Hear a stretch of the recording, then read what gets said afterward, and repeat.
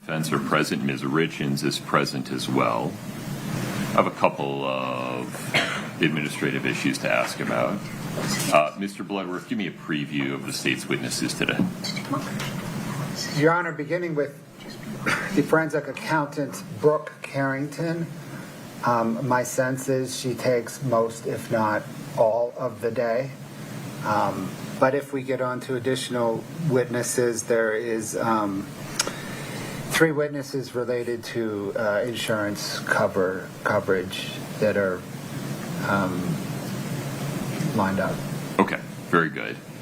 With respect to Ms. Carrington, we'll need to have a plan for a 404B instruction or instructions. I'd like to do that in an efficient way, Ms. Nestor. Have you given any thought about that? Well, I have, and my initial thought was to do just a continuing objection to everything, but the reality is there's definitely things she's going to testify to that we agree are appropriate for this trial. And there's a whole bunch of things she's going to testify to that we don't think belong in this trial. So my thought, what I was planning to do, is when she got into an area that we believe falls under our original motion in limine, and I would just stand up and say we object to 401, 403, 404B, and just make the record right then, no speaking objection, and then you can just rule, and I've made a contemporaneous objection at the time, and we don't have to stop and have arguments. I mean, I feel like we veered into defendant preserving her record for appeal, and that's different than my question, but we can start there and then go back to my question. Well, I mean, the 403 issue, put that aside. I recognize that it's possible that Ms. Carrington's testimony would get to the point where defendant would want to make a 403 objection based not on unfair prejudice, but on cumulative evidence, wasting time, things like that. And you won't know that till you see it come in. So put that aside. I've already ruled on the unfair prejudice piece. I've already ruled on the 404B issue. I need to give the jury a contemporaneous instruction, though, rather than do it every 15, 20 minutes. I thought it might be better just to do it up front at some point. And it's how to do that in a way that's fair to both sides that I'm asking about. well, my concern about that would be that it would, if there's just a blanket instruction, they're not going to know which parts of her testimony that relates to. Well, in the written jury instructions, I think we're going to have to tell them. We talked about this during the motions in limine hearing, that I think the 404B instruction will need to have some specificity about qualitatively this transaction or that transaction or this part of this transaction or this conduct in that transaction cannot be considered for, but can be considered for.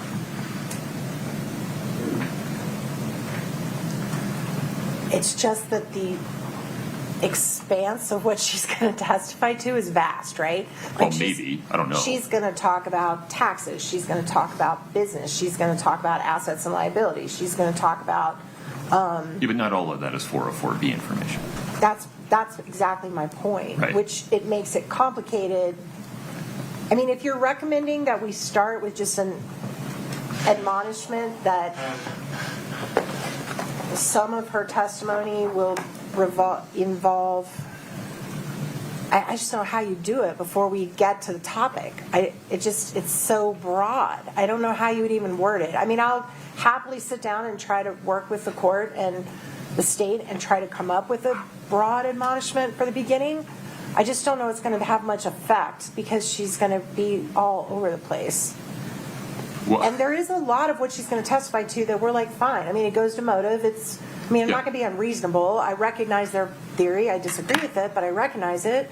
And if they're trying to establish, her financial condition at the time of death, I think that's going to come in. I'm not unrealistic about that.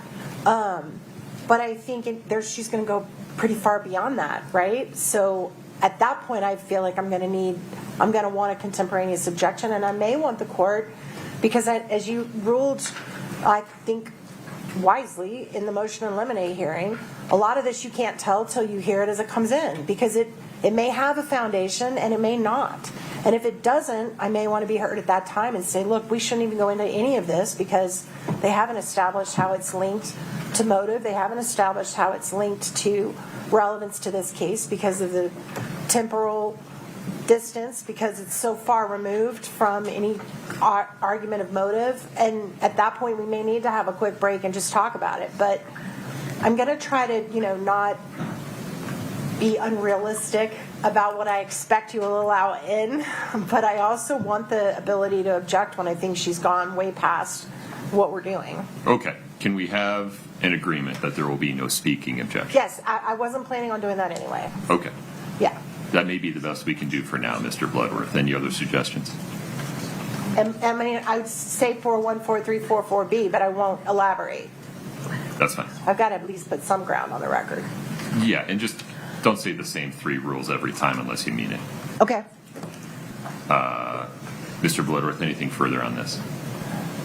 The hope was to try and not unnecessarily slow down the presentation of evidence, but it just may not be possible to do what I am suggesting.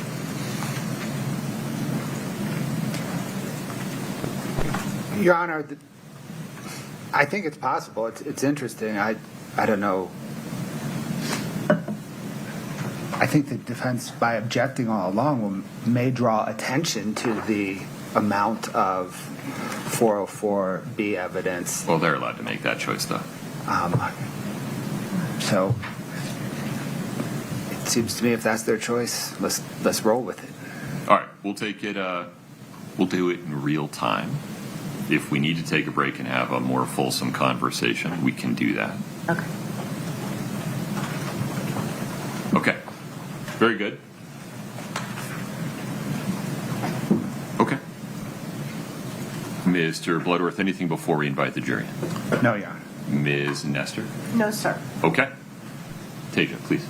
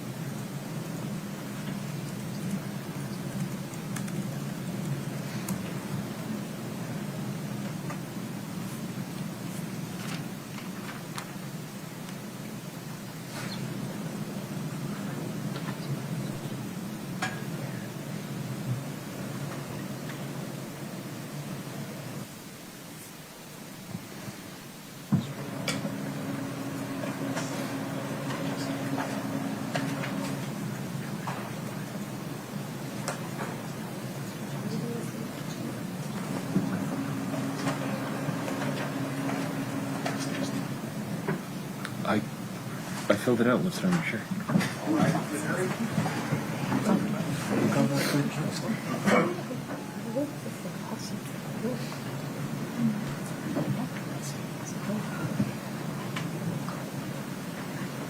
Have a seat as you come in, please.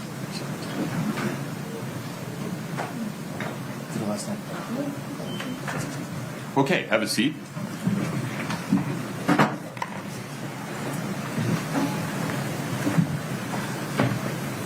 Folks, a quick scheduling note. Tomorrow morning, we'll begin at 9:30. On Friday, no trial this week. So to the extent you want to make plans for tomorrow morning or for Friday, you have a little bit of unexpected time. All right, we will proceed with additional witnesses in the state's case in chief. Mr. Bloodworth. Thank you, Your Honor. The state calls Brooke Carrington.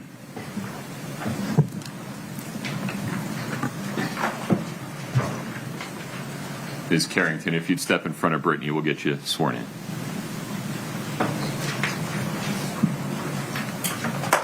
Do you solemnly swear the testimony you're about to give in the matter before the court to be the truth, the whole truth, and nothing but the truth, subject to the pains and penalties of perjury? Yes. Thank you. Have a seat.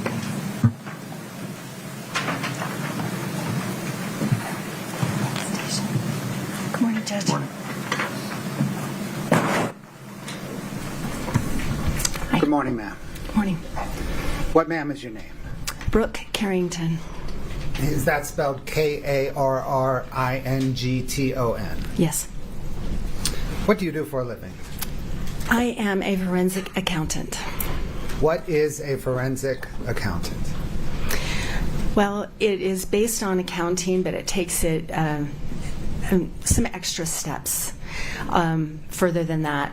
I look for a lot of the source of funds, the disposition of funds, what the transactions really mean, more than just the balancing of transactions and getting to a black and white number at the bottom. I try to understand more of the landscape and more of why things make sense and why they don't in the financial documentation that I look at. More of a narrative? Yes. What, ma'am, is your education and training in forensic accounting? I've been at this for 38 years, and I have a bachelor's in English, I have an MBA, and I have several certifications that support that. Who's your employer? I have a firm. It's a small firm. We're based in Salt Lake City. Do you teach or present as it relates to forensic accounting? Yes, I've presented many times over the years to Masters of Accounting students, mostly quite often at the business school at the University of Utah. And I am the adjunct professor of the fraud examination and forensic accounting course at the University of Utah's Business School. Did you also have a hand in developing the curriculum for that course? I did. I created it from scratch. I got no help. You had two hands. Two hands. Ma'am, have you testified as an expert before? Yes, I have. Have you testified in state cases? State cases, yes. Federal cases? Federal cases, yes. Have you testified on behalf of both plaintiffs and plaintiffs and defendants? That's correct, yes. And both the state and the defense? Yes. About how many times? Hundreds. I don't know how many. When did you begin testifying? I think the first time I testified for real was probably in 1991 or 2, something like that. And consistently since then? Yeah, fairly consistently, yes. Did the state engage you to forensically examine Kouri Richins' finances and related business practices leading up to and shortly after Eric Richins' death? Yes. And to value Eric Richins' estate at the time of his death? Yes, that's right. Did the state put any restrictions whatsoever on the scope of your forensic examination? None. Did the state restrict the time frame? No.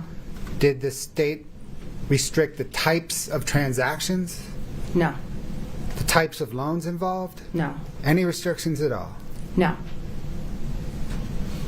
Did the state engage you on May the 31st, 2023? Yes. Is Summit County paying you for your time? Yes, they are. Are they paying you at your customary rate? Yes, that's right. Prior to the state engaging you, did you perform forensic accounting work for the estate of Eric Richins? Yes, I did. What accounting work did you perform for the estate of Eric Richins? As I recall, most of the focus at that time was the use by Kouri Richins of the estates, the family money, and particularly the home equity line of credit that she had taken out against the home where the family lived.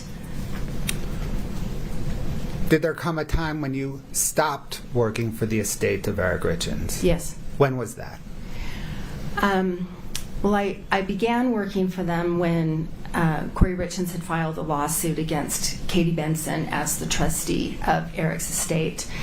And so that was the very end of April into May of 2022. And then I worked throughout that summer. And then at some point, the estate got new attorneys.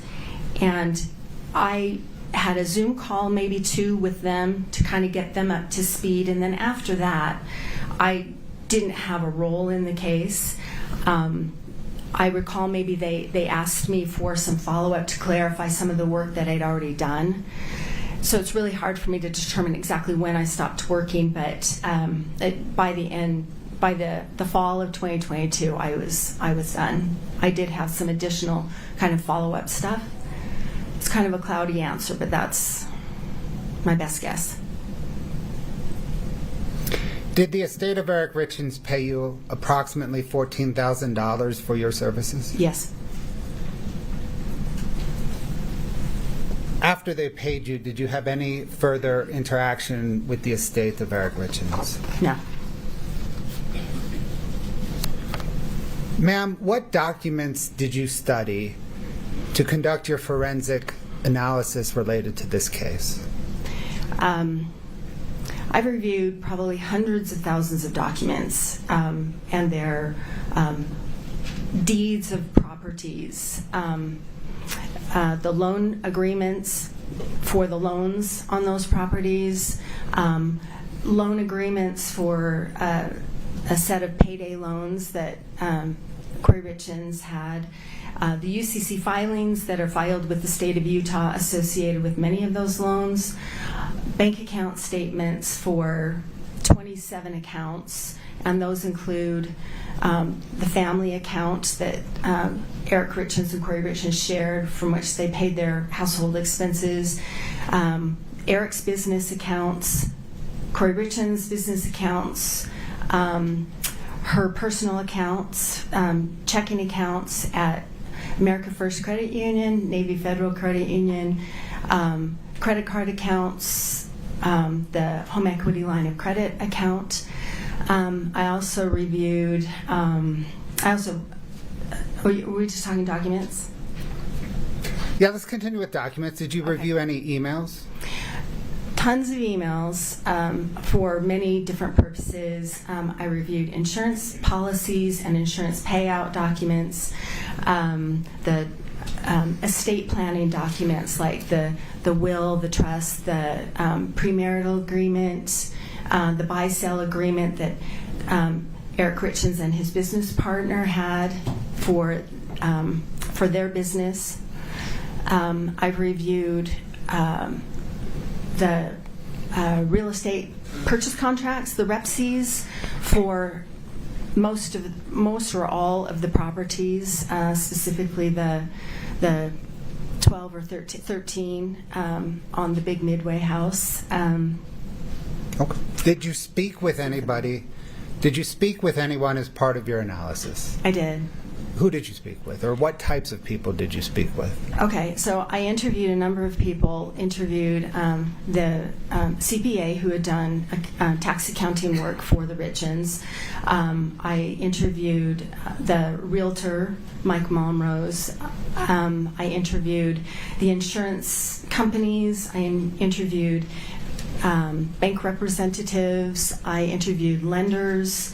I interviewed the prior owner of the big Midway house, the current owners of the Midway house, the building department of Wasatch County, that's the permitting entity for the big Midway house. I feel like I'm missing somebody, but Did you interview any representatives from insurance companies? yes, I did. Your Honor, can we approach for just a moment?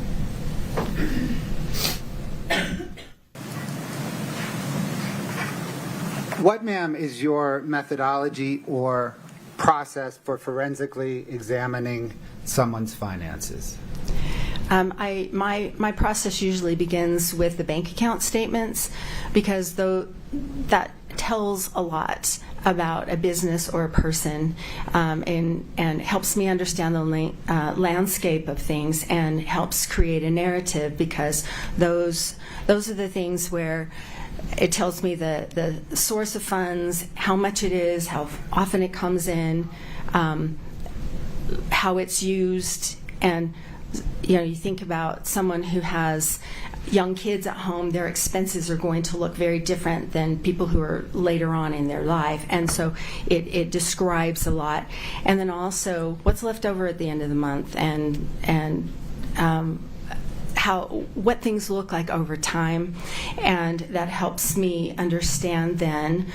I get to know an account specifically, and I get to know what's typical in that account, and then therefore it helps me understand what is atypical, so what's not typical. And it also helps me understand the different points along a chronology about what happened when, and that is also very informative. Does that inform the narrative that you referenced? Yes, it does. Let's please now step through how you applied your methodology in this case, okay? Okay. Did you apply your methodology in this case by first analyzing Kouri Richins' bank accounts? That was my beginning point, yes. What bank accounts did she have? She had her business account for K. Richins Realty, and that's at America First Credit Union. And we refer to the the bank account number by the last four digits, just for brevity, 6577. And then she had a personal checking account at America First Credit Union that's technically a joint checking account. It was opened about the time that Eric and Kouri Richins got married. Over time, I can't see any indication that Eric ever even used that account. So that's what I refer to as Kouri's personal account, 5244. Her Navy Federal Credit Union account, there's a line of credit there and a checking account. The checking account especially is one that becomes important. The family account at America First Credit Union, that's where the household expenses were paid. It's a joint account. 2204 is that one. And then I know you asked me about Kouri's accounts, but I also looked at Eric's business accounts, 7664, and then he also had a personal account.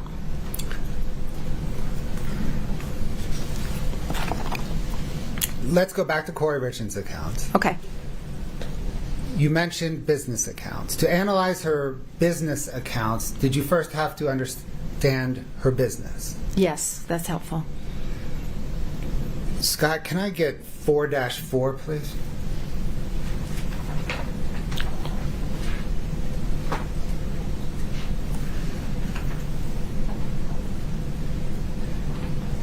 Can you see 4-4? I'm sorry, I'm locked out here. Yes, I can. It requires a password, Your Honor. No problem.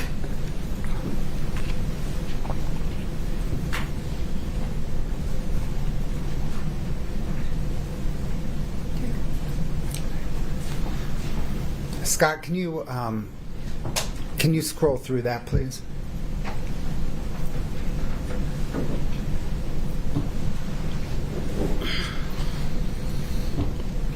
Ma'am, do you recognize this document? Yes, I do. Yes, I do. And what is it? This is the business registration that Kouri Richins Realty filed with the state of Utah, and this was returned in response to a subpoena that the prosecution sent to the state. Your Honor, the state moves 4-4 into evidence. No objection. States 4-4 is admitted. Your Honor, can the court publish it, please? There you go. Okay, ma'am. What, beginning with the header, does this document tell us? It tells us the registration number, which is a number the state gives it. The business name is Kouri Richins Realty, LLC. It's a limited liability company. It was registered April 26th of 2019.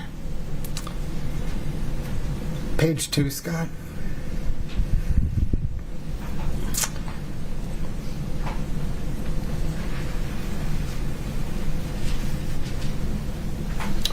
What, ma'am, does this page tell us? Well, it repeats the name of the business, Kouri Richins Realty. Article 2 shows that it's in the business of selling and buying real estate. Did you investigate kind of what part of the selling and buying of real estate business Kouri Richins was involved in? Yes. What part?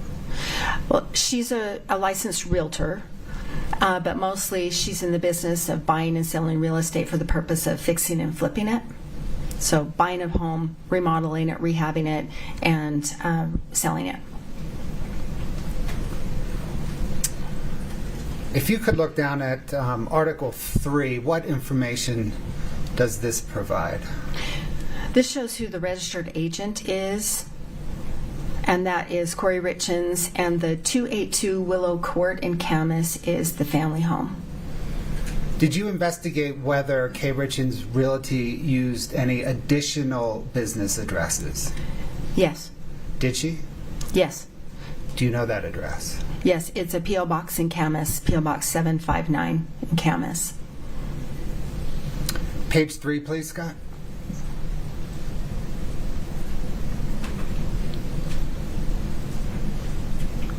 What does Article 4 tell us?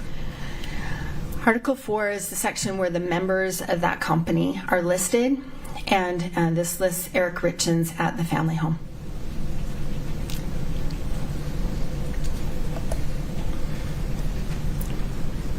Can we go back down, Scott?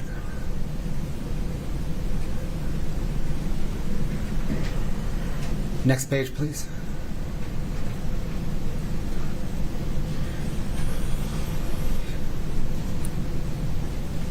What, ma'am, does this tell us?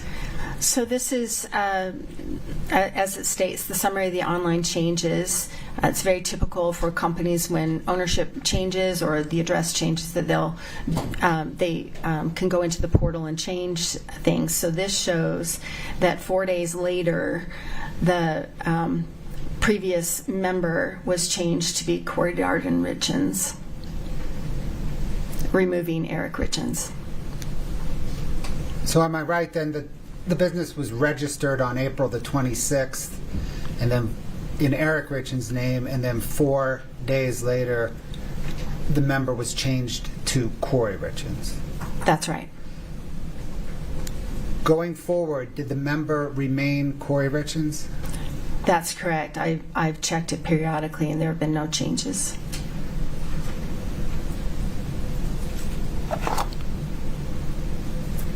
Thanks, Scott.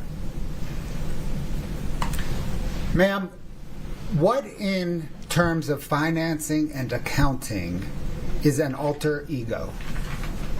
An alter ego is where there are a couple of businesses or a business and a person that are so related that they're indistinguishable. And that can be the commingling of funds, or one relies so heavily on the other for capitalization. There's such a sameness that there's no distinguishing one from the other. Did you analyze the relationship between Kouri Richins and K. Richins Realty to determine whether there are any indicators that they are alter egos of each other? I did. Are there any indicators? There are many, yes. And what are they? The use of funds, the transfer of funds between the business and the person assist each other. There is a sameness, the same addresses are used, the same accounts are used. The business account is primarily for business, but there are many personal expenses that do appear there. And so, and the capitalization for the business squarely comes from the acts of Kouri Richins. When analyzing Kouri Richins' business and personal accounts, what first struck you? Well, I usually take a first pass and just to try and absorb things. And when I got to October of 2021, there are many transactions that didn't clear the bank. Either they didn't clear the bank without a fee. Some of them were overdrafted and paid by the bank, and some were just returned non-sufficient funds. Most of us know that as NSF. And the account was perpetually in the hole. Even though there was money coming in, it was going out at a very exhaustive pace. And then let me stop you there. We'll unpack this bit by bit. Okay. Scott, can I get 5-106 Delta, please? Ma'am, do you recognize this document? Can't see it. My apologies. Yes, I do. Did you prepare this document? I did. What material did you use to prepare it? This is drawn directly from the K. Richins Realty account 6577 at America First Credit Union.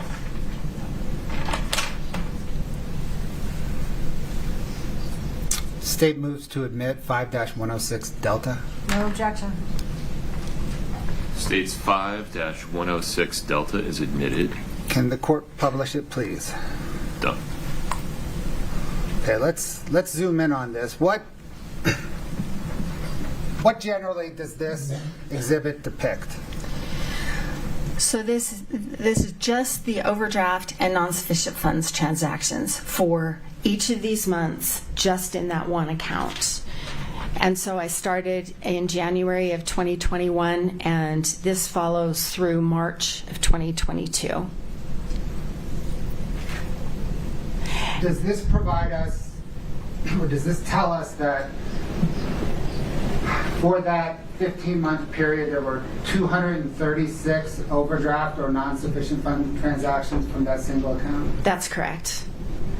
And that the amount of transactions that tried to pass but didn't was $360,000? That's right.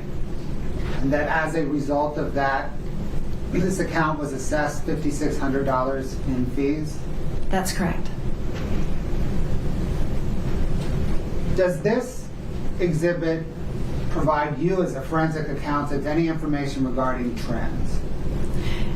Yes. As I mentioned before, I try to understand the chronology of things, and so understand kind of what is typical for an account. So when things change, I can understand that a little bit more, or at least seek to find an understanding of it. So if you go down the number of transactions column, what I did is just count up the number of transactions in a particular month, and you can see that for most of the year 2021, it's minimal, de minimis, not really that big of a deal, relatively speaking. And then in October through the end of March, this is a drastic increase in funds that did not clear the bank, or transactions that didn't clear the bank without a fee. And then if you go over to the amount column, that represents the amount. I just added up the transactions, the value of each transaction in each of those months. So in November and December, those are separate buckets of transactions that she tried to pay without a fee, and that didn't happen. So $91,000 in each of those months. So let me just pick an example. December.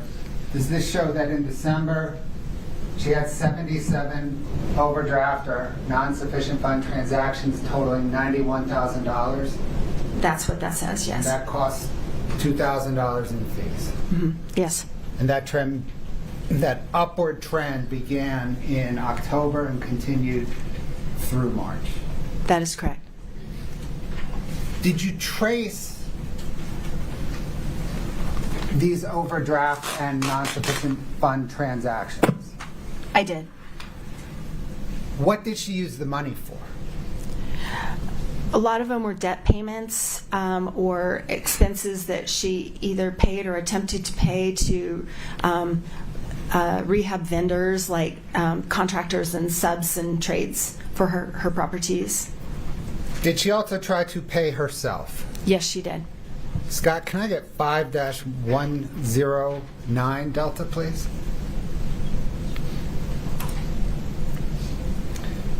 Ma'am, do you recognize this document? Yes, I do. Did you prepare it? I did. What material did you use to prepare it?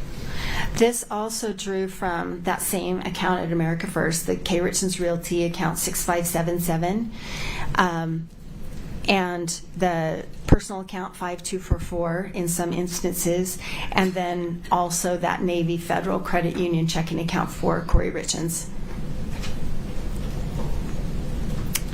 The state moves to admit 5-109 Delta. No objection. 5-109D is admitted. Okay, can we go in, Scott, please zoom on that, that kind of left-hand block. Perfect. What, ma'am, does this depict? They are pairs. And so on the left hand, these are the checks that Kouri Richins wrote from her Navy Federal Credit Union account to herself and deposited them into the America First Credit Union accounts. And they were returned unpaid. They bounced. So does this show that Kouri Richins wrote approximately $60,000 in checks to herself beginning in August of 2021 through May of 2022 that bounced? That's correct. And she wrote them from a checking account that had a balance of either that had a balance that ranged between negative $51 and $29? That's right. So taking the December 23rd, 2021 line as an example, does this show that on December the 23rd, Kouri Richins wrote a check from her Navy Federal account for $10,000, deposited that in her America First Credit Union account at a time that she was $51 in the hole on her Navy account? That's correct. She wrote two of those checks, the one for $10,000 and then the next one for $4,000. Got it. Then there was another $10,000 the next day, right? That's right. Thanks, Scott.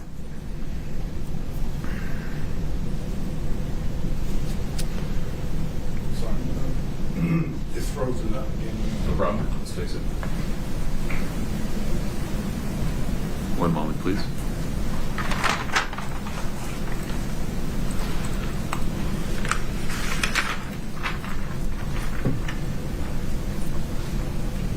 Scott, if you'd unplug and plug back in.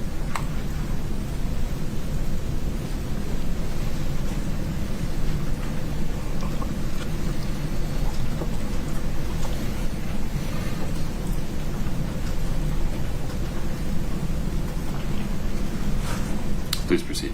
Thank you, Your Honor. Okay, ma'am, you mentioned how in analyzing the non-sufficient and overdraft fund transactions, that beginning in October there was an increase in the number of overdraft and NSF transactions. Did that cause you to then drill down into the October through March bank statements? I did, yes. Scott, can I please get 5-29 Delta?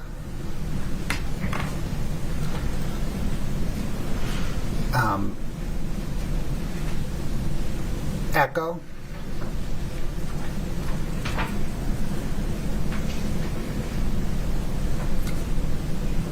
Foxtrot. Golf. Hotel. Ma'am, do you recognize Exhibit 5-29D through H? Yes, I do. Generally, what are they? They are the America First Credit Union bank account statements for the Kouri Richins Realty account 6577 from October 21 to February 22 that America First Credit Union responded pursuant to a subpoena from the prosecution. Your Honor, the state moves Exhibits 529D through H into evidence. No objection. 5-29D through H are admitted. Scott, can we bring up, please, 529D to publish?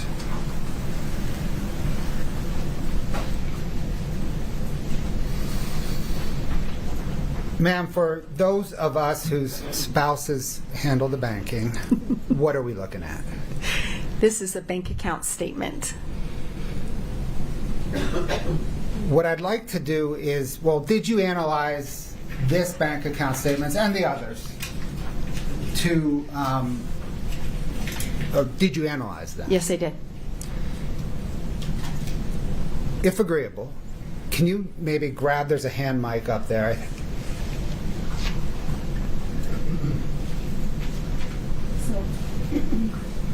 That's okay.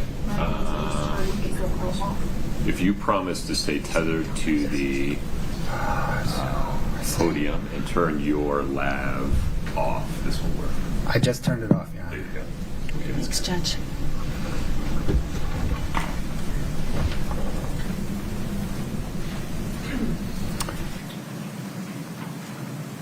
Ms. Carrington, what I'd like you to do, please, is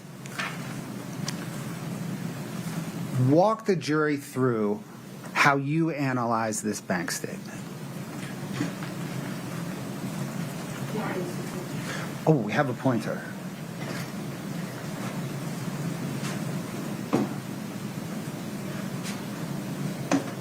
There it is. Alexis and I don't really agree. And please ask Scott to blow it up, highlight it. Okay. This is where, Scott, would you please, let's start with the header. I don't know. Okay, so this is the header that shows. Scott, am I doing this right? Yeah. Okay. This is the header. So this will show the owner of the account. This is Kouri Richins Realty LLC. This is that P.O. Box 759 in Camas that we talked about. And then this is the account statement for October 31st of 2021. Here's the account number 6577. And then this section below is the summary account, the summary of the account. So there's a share savings that is reported on this bank account statement along with the checking account. And it shows at the end of the month, these two accounts were in the negative $1,684.75. So this is that same month that we've just been talking about. And so then I would start to look at the transactions. So Scott, can we do the body, please? Maybe just the checking is fine. Okay, so what happens here is we have the posted date. The effective date is like the date of that the transaction came through, and then the posted date is when it is posted to the account. So you can see in the body here under the description, some of them are very descriptive, and you can tell who the payee is. That's the entity who receives the money on this transaction. Some do not. They say bank-to-bank transfer, and we'll go back to that in a little bit. And then you go over here to the transaction amount. I'm just going to skip it. Excuse me.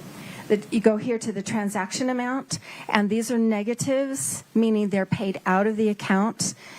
And if they do not have a negative here, that's a deposit into the account. And then on the far right is the running total balance of the account. Sorry. I have it. Did you? Oh, thank you. Okay, Scott, can we go to the next page, please? So, I'm sorry. Can we back up a little bit? Back to the first page, transactions. Sorry. Okay, so this part here, down here, these automatic withdrawals. Chemical Bank is the payment on the HELOC. It's usually more than $100, but that's what that is. And then the Delta Bridge, Blue Bridge, Fairmont, and Zahava are going to become familiar names. Those four I could see posting on October 1st. And then, Scott, could we please go to the second page? And then you can see that those, we'll get to those in a second. She also has Boomerang ×3 and Fund Fi. And so the Boomerang ones we can describe in a minute are property payments that are monthly. And this Fund Fi is $3,107 that she obligated to pay every single week. Can we go down to the bottom, please? Okay, stop. A little bit up, please. Okay, right there is good. Okay, so remember those names from before. We can get to here. Remember these four names, Delta Bridge, Blue Bridge, Fairmont, and Zahava. Those were paid on October 1st. They're also paid on October 4th, down here on October 5th, and then on October 6th. These are four payday lenders. They're accounts receivable loans where she's committed to pay every single day these amounts over here. So $2,100 a day plus the other ones that we've noted. And so... Sure. Are you also, well, scroll down and if you could also, what if anything are you seeing about, I got to be tethered. What if anything are you seeing about the balance history as you're looking at this? So I'm looking here. Let's see if I can get this to go over to the running total over here on the side. You can see at the top of where we're looking here, she gets down to about $2,600 in the account, and then here comes $16,800 into the account, bumps it back up, and then there's those daily payments that she has to pay, and then she gets another bump of $18,900, and then down here at the bottom you see this $39,000 coming in. That's a deposit from Merchant Capital. So those are representing incoming funds to the account, and so that caused me to look at where those are coming from, especially these that say just the bank-to-bank transfer up here. I'm sorry, this is not working. This bank-to-bank transfer here, this bank-to-bank transfer here. So where did those come from? And so that caused me then to look at the UCC filings.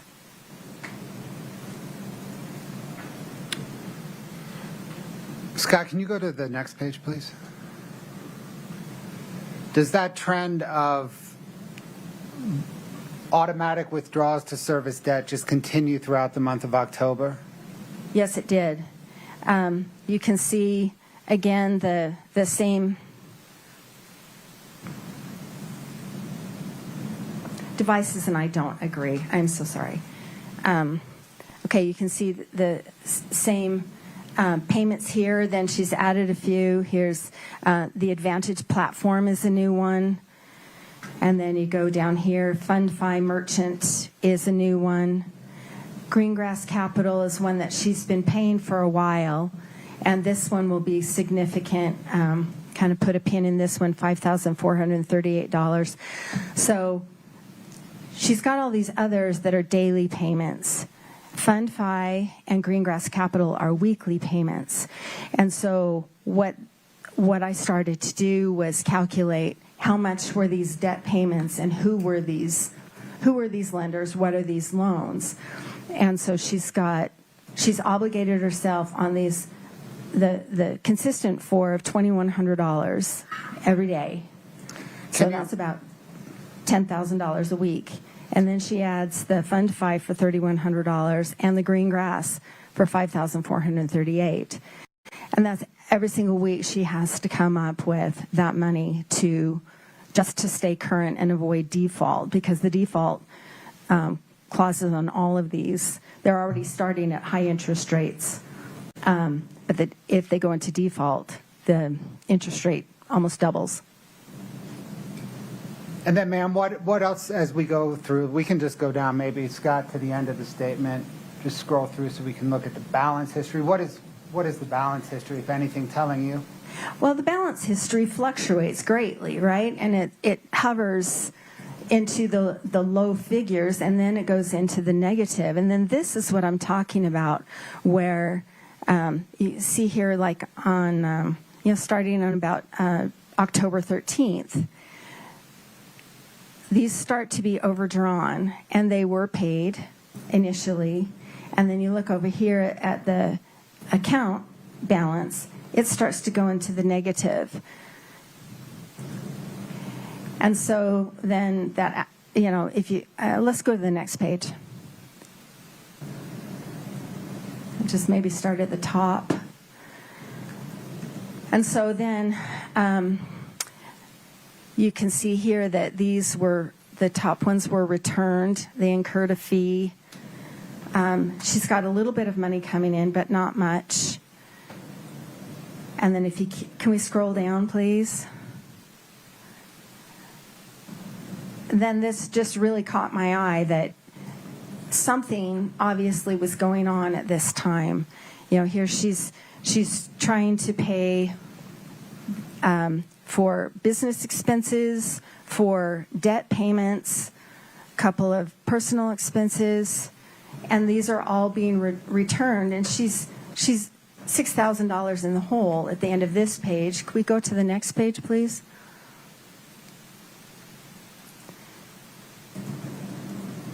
Here she has a new deposit from a new lender, One Main Financial, on October 20th for $31,680, and then she used that money. As you can see, you just pay attention to the balance on the right-hand side. She used that to pay debt, and then you can also see here on the 20th, she's got CashNet USA, which is a new one. Can we scroll down a little bit more, please? Oh, let's stop here. Right here on October 22nd, this bank-to-bank transfer, she's got $77,000 that comes in here. This is where she's sold one of her properties. So in addition to selling her properties, and she's got the accounts receivable loans, the payday loans, she has money coming in, but then I started to look at the velocity, how quickly, how long did that money last? And so if we keep scrolling down, you can see, and can we continue, please? Next page.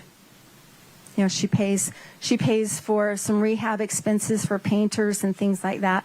She's managing the business using some of her revenues from her sales of properties, but then she's also incurring more and more debt because it's not enough. And you can see here on October 27th, she's got a new one for QSF Capital.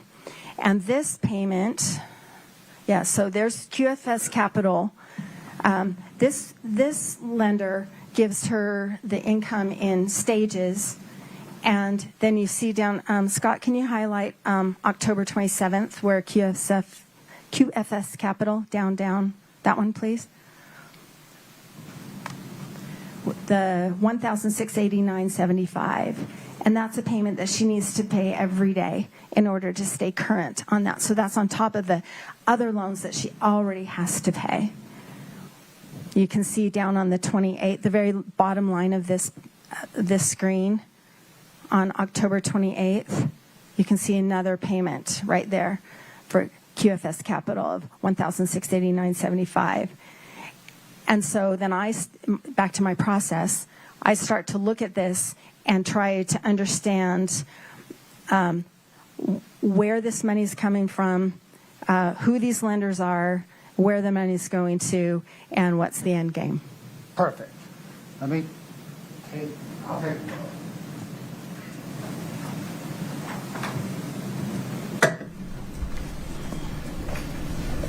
Thank you. Okay, ma'am, that was the October statement, correct? Excuse me, yes. My fault. Fine. We're not going to go through November, December, January, February, but let me ask you, do those months present the same as October? Yeah, in the fundamental nature, yes. And by fundamental nature, do you show that, or do you mean that she had similar debt service throughout that time period? Similar, yes. I mean, there are changes, of course, but yes, the same fluctuations in the bank account, the same adding new lenders consistently, and using a lot of the new money to pay for debt. Do those other statements present the same low balance history? Yes. Does she deplete, whenever she receives funds into the account, does she deplete them with similar velocity? Object to leading. Overruled. Yes. So you just said that analyzing this statement caused you to caused you to next analyze her debt. Is that right? That's right. Let's turn there, please. Scott, can I get 5-13 Delta? And I think there are 4 pages. If you could scroll through them, please. 113. 5-113.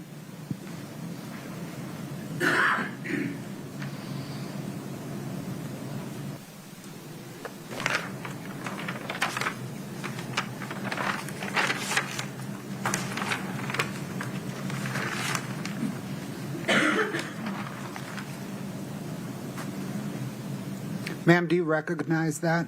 I do. Did you prepare it? I did. What material did you review to prepare it? So this was a combination of the bank account statements, the loan documents for the accounts receivable payday loans, the credit card accounts, her lines of credit at different banks, and the home equity line of credit. Your Honor, the state moves to admit 5-113 Delta. No objection. 5-113D is admitted. Can we please publish the first page?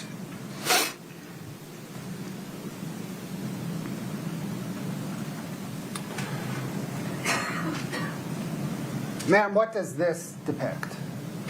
So in that same time period as before, starting in January of 2021 through March of 2022, the total debt she owed on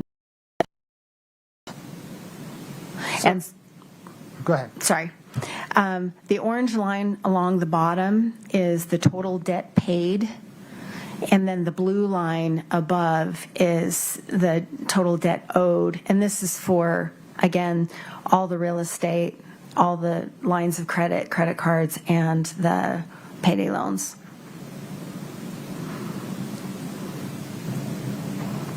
Does this exhibit show that between January 21 and March of 22, her debt was generally increasing except for a dip between, call it, August and February? That's correct. And that whole time, the amount she was paying to service that debt remained generally the same except for a blip in April of 2021? That's right. Scott, can I get page 2 of this exhibit, please?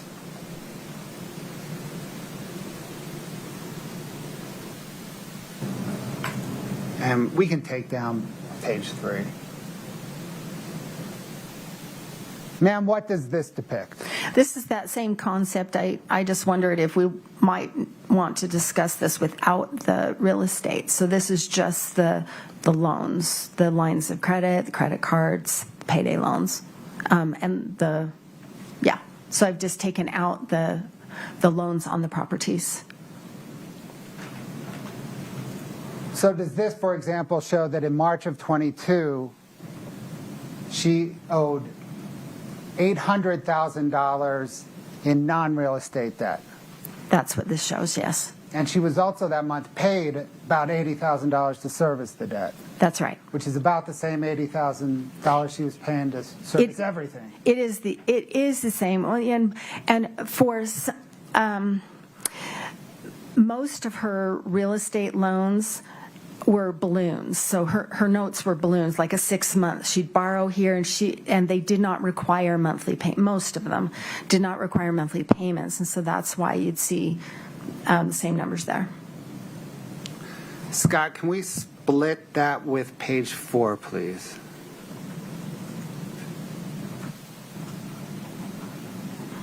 Is this again then the graph of what's on the left-hand side? That's right. So the same concept, just without the loans on the real estate. The total debt owed seems to flatline about October 2021. Yes, it pretty much does, yeah. Why? There are a lot of reasons why. I don't know all of them. It looks to me like she's just exhausted her funding sources, and there are very few new funding sources that kind of come in after that first period. You know, we talked a lot about some of the new ones. Kind of after that, there weren't a lot of new ones. And so that's the explanation I believe is correct. Thank you, Scott.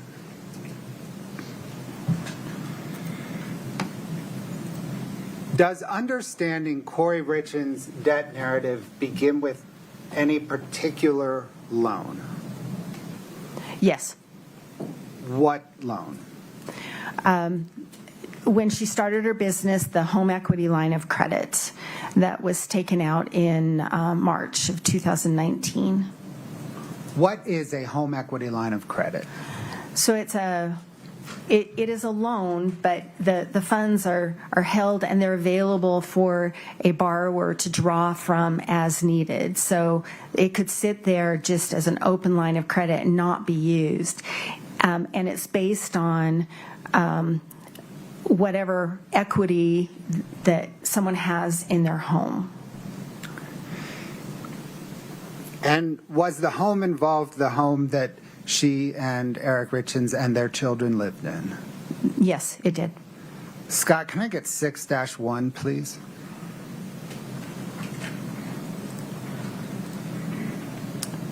Ma'am, do you recognize this agreement? Yes, I do. What is it? This is the warranty deed from November of 2012, in which Eric Richins took ownership of the property that he bought from Clint and Katie Benson. This is the Willow Court home. Your Honor, the state moves 6-1 into evidence. No objection. State 6-1 is admitted. Scott, if you could zoom in on kind of the top half.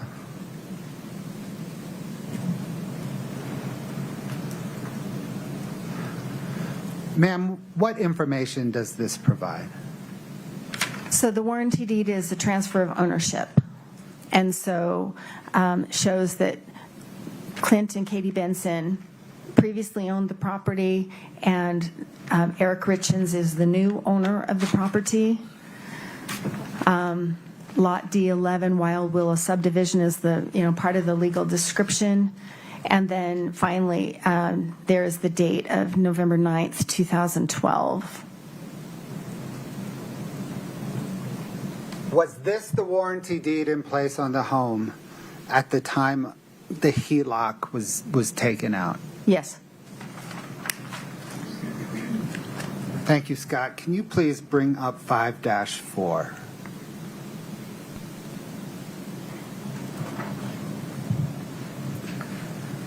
Your Honor, we would, at this point, lodge a 404B objection to this document and all the testimony that flows from it. Would you approach, please?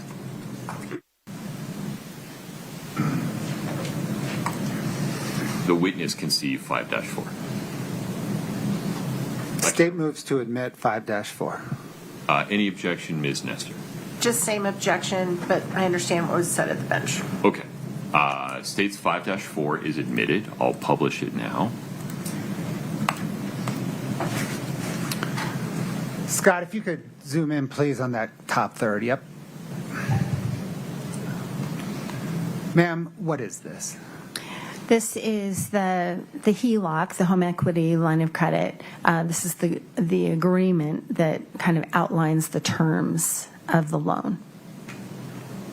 And who does it identify as the borrower? Eric Richins. And what does it identify as the credit limit on the loan? $250,000.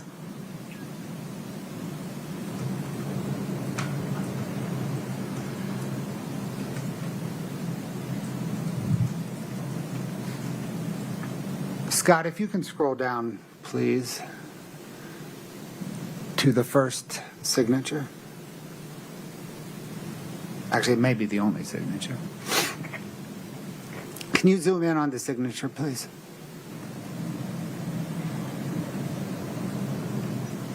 Ma'am, who does this show signed as the borrower?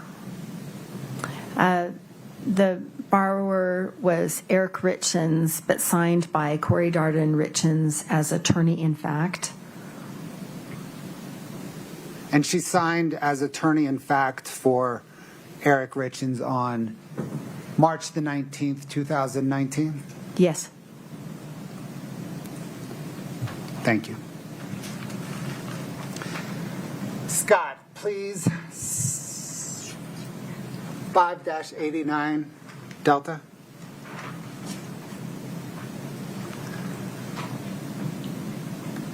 Ma'am, do you recognize this document? I do. Did you prepare it? I did. What material did you use to prepare it? I used the HELOC statements from TCF Bank / Huntington Bank. Your Honor, the state moves to admit 5-89 Delta. No objection. 5-89D is admitted. Ma'am, what does this depict?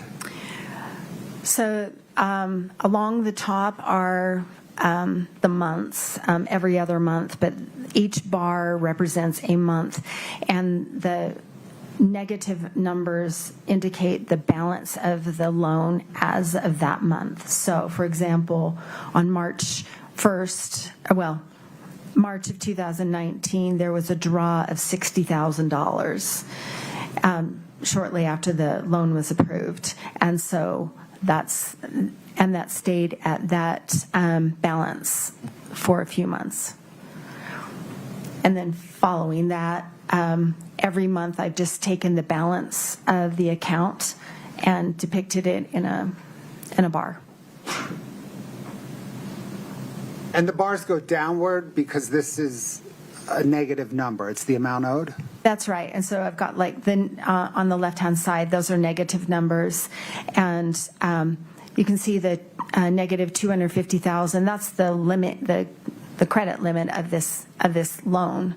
And so you can see relative to the credit limit where the balance was in any given month.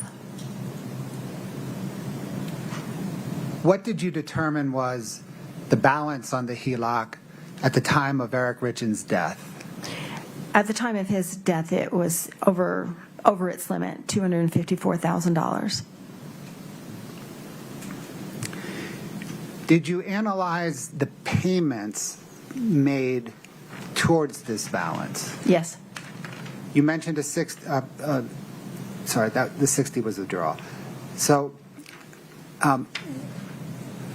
what did your analysis show regarding payments? With the exception of one, the payments were interest-only payments, so the minimum payment. And then you can see in October of 2020, there's a rise in the balance. There was a $50,000 payment made in October 2020. And so that's why the balance is different there. And then by the June and July of 2021, it was at its balance or exceeding. So am I right then that but for the one $50,000 payment in October 2020, the only payments were minimum monthly interest payments? That's correct. Were you able to trace the HELOC draws to see where the money went? Yes. What did you determine? They were by and large for rehab expenses related to Kouri Richins projects.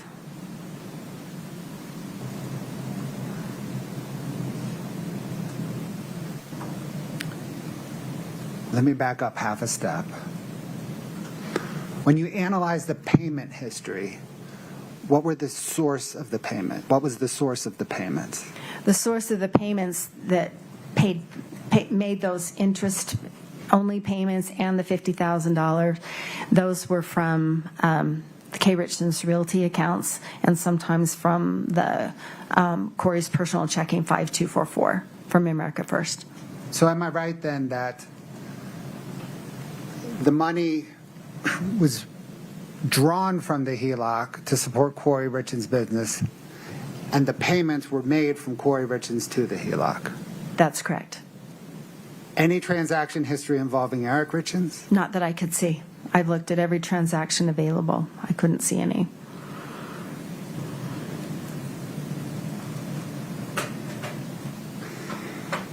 Thank you, Scott. Can I get 5-6, please?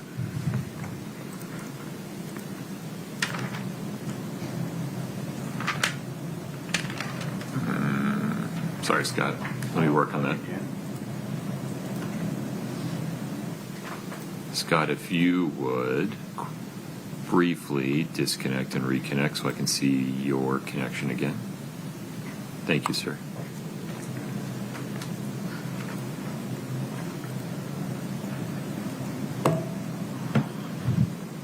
And there you go, Mr. Bloodworth.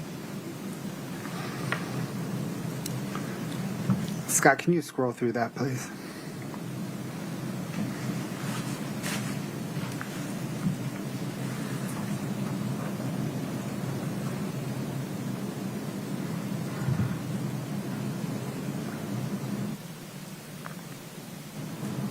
Would you scroll through this one more time for me, Scott? Hey, can you stop there for just a minute?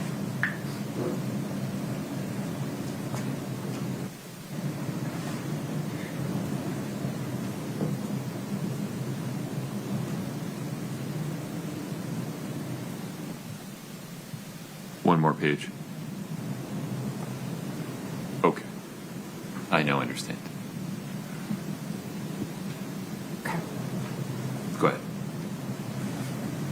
Ma'am, do you recognize this document? I do. What is it? This is the original draw of $60,000, a copy of that. And this was from TCF National Bank / Huntington Bank in response to a prosecution subpoena. Your Honor, the state moves to admit 5-6. No objection. 5-6 is admitted. Scott, if you could zoom in on the check. Ma'am, who's the check made out to? It's payable to Kouri Richins. And do you know why? Object to speculation. You lay a little foundation.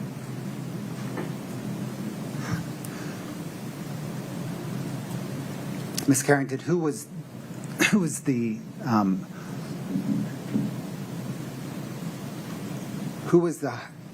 home equity line of credit? Who was the borrower for the home equity line of credit? Kouri Richins. Is it typical for the borrower to be the named payee on draws of an account? Yes. Did you trace where the $60,000 went? Yes. Thank you. Scott, can I get 5-7?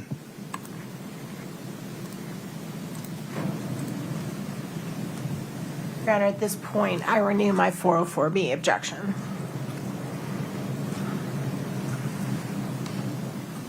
Would you folks approach for a second?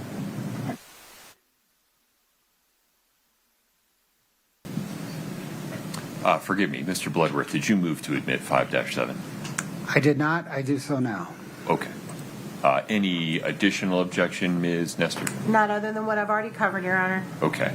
5-7 is admitted. There you go.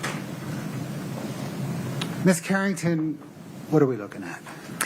This is the bank account statement from America First Credit Union for Kouri Richins. This is that personal checking account 5244 for April of 2019, which would have covered the March of 2019 transactions. And did you trace that $60,000 draw that we just looked at into this account? I did. Can you please show us where it lands in this account? Yes, I think it's the second. If you can see on March 29th, there's a deposit of $60,000 into the account. Did you then trace the funds from that account? I did. Where did the funds go? Basically for rehab expenses and debt payments. Well, yeah. Thank you. Thanks, Scott.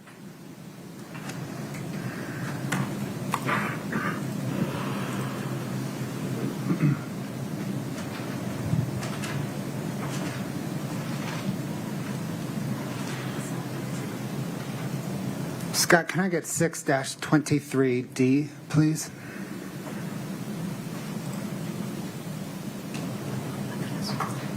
Ma'am, do you recognize this document? I do. Did you prepare it? I did. What material did you use to prepare it? I used the loan documents for the different properties, the deeds, the warranty deeds and trust deeds for the properties, the bank account statements for Kouri Richins Realty and Kouri Richins. I think that's it. Your Honor, the state moves to admit 6-23 Delta.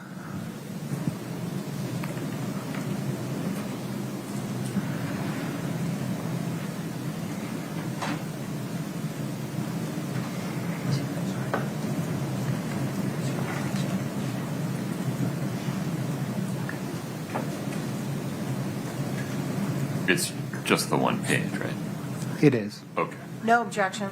6-23 Delta is admitted. Ms. Carrington, what does this depict?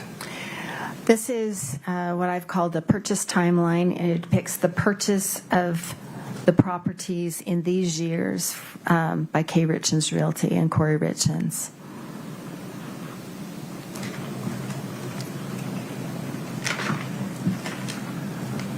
What trend information, if any, does this depiction provide?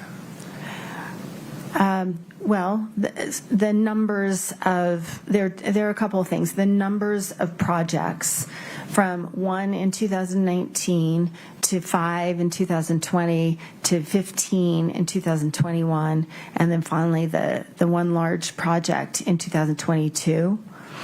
And then also the aggregate amount. So this is based on the purchase price.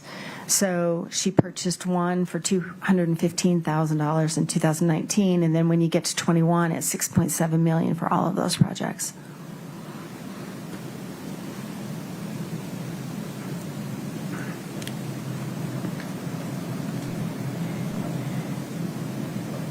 What does your teaching and training tell you about, if anything, about rapid growth in a business? I look at a lot of businesses, and it doesn't matter what kind of industry or what kind of business or what kind of solvency they have. Managing growth is really challenging, and managing this kind of exponential growth is challenging for any kind of a business. And so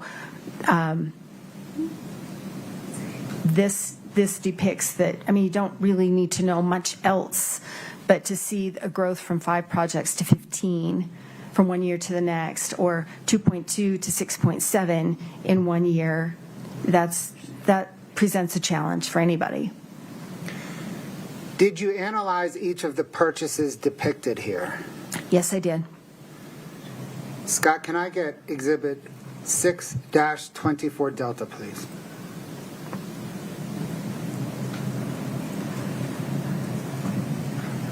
Ma'am, do you recognize this? I do. Did you prepare it? I did. What material did you use to prepare it? A lot of those same documents, a lot of the deeds, the warranty deeds, trust deeds. The trust deeds show or reflected of the loans. So all the loan documents, the primary lender, all the second, third, and fourth lender, position lenders that I call rehab lenders. The settlement statements for the purchase, the settlement statements for the sale, and then what the rehab expenses were. And for that, I've used what Kouri Richins reported to her tax preparer, and then I did an analysis of every transaction in her accounts to understand what the expenses were. We'll get there in a minute. Thank you. Okay. I want to admit it first. Sorry.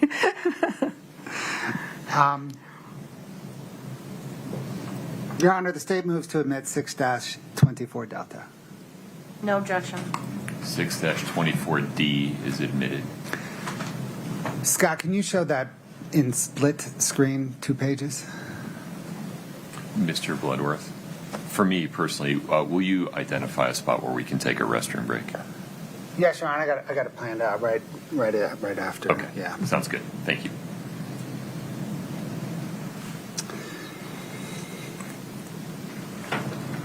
Okay. Do each of these columns, and we're going to drill down in some here in a minute, but do each of these columns vertically depict one of those transactions, one of those property transactions? Yes, each column is one property. Scott, let's zoom in on the far left column and the first property. Can you please explain to the jury what that far left column, purchase, sale, rehab expenses, depicts? Yes. So at the top, it's the 550 house. The address is 550 and 550, and it's in Heber. So I call it the 550 house. It was $215,000 to purchase. I'm sorry, ma'am. Let me stop you. I mean, interrupt. I'm one column to the left. Oh, sorry. Okay. The first section is the purchase. So that's the purchase, what she borrowed to buy it, and there were other funds that she borrowed, and then the closing costs. And so the equity in the property at the time of the purchase. Okay. And then what's the next column? The next section, the sales section?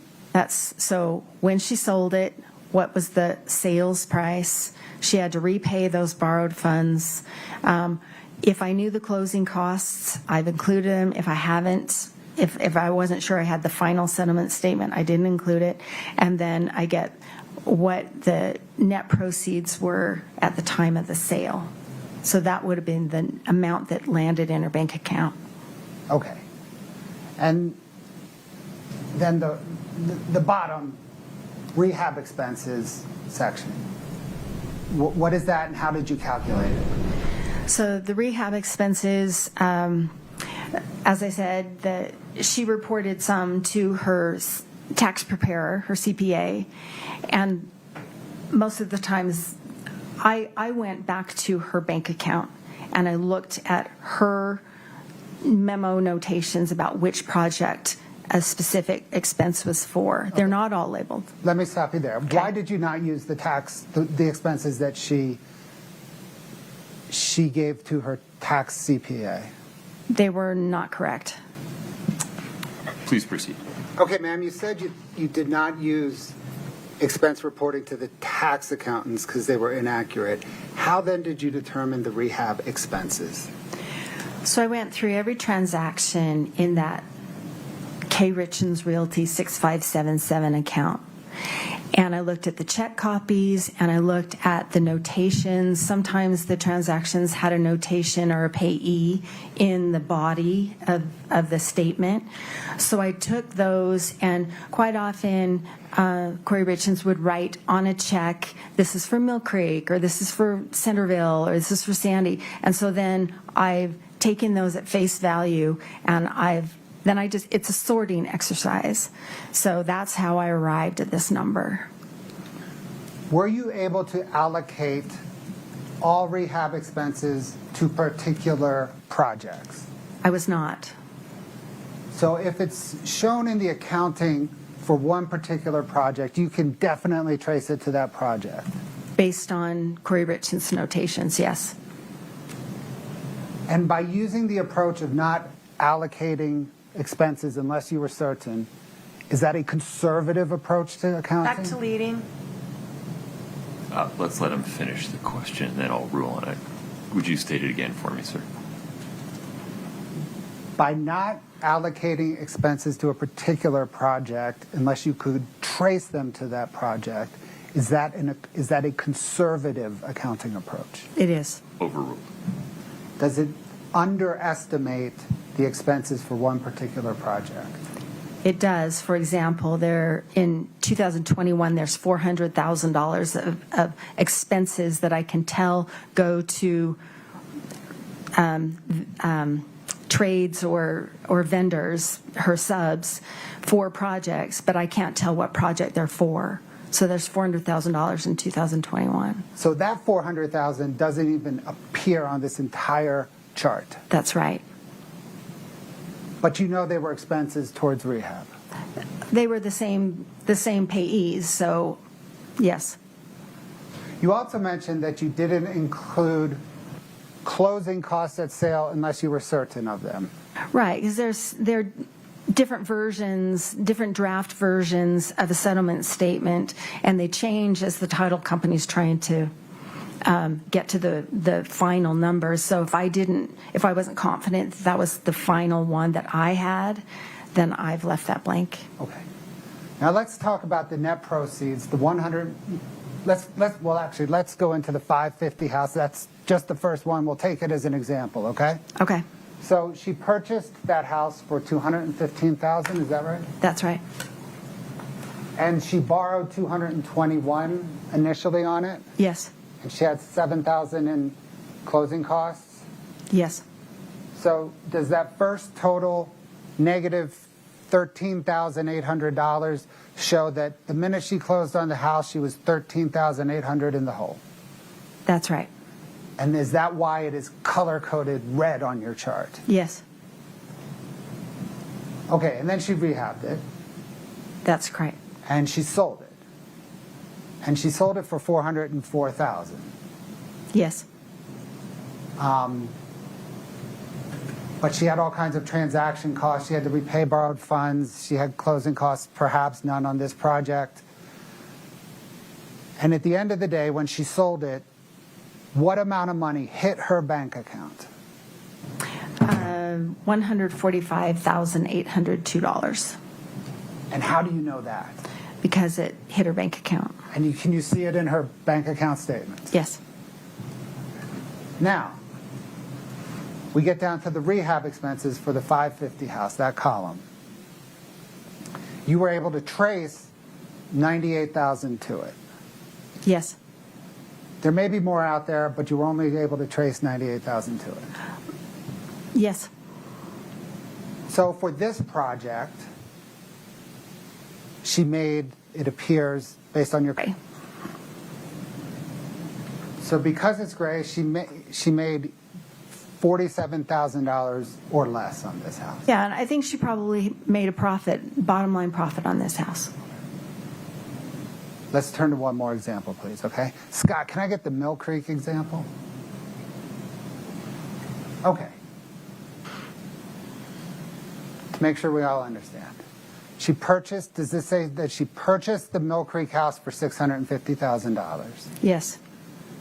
And that she borrowed 3 times right away, $721,115 and $41.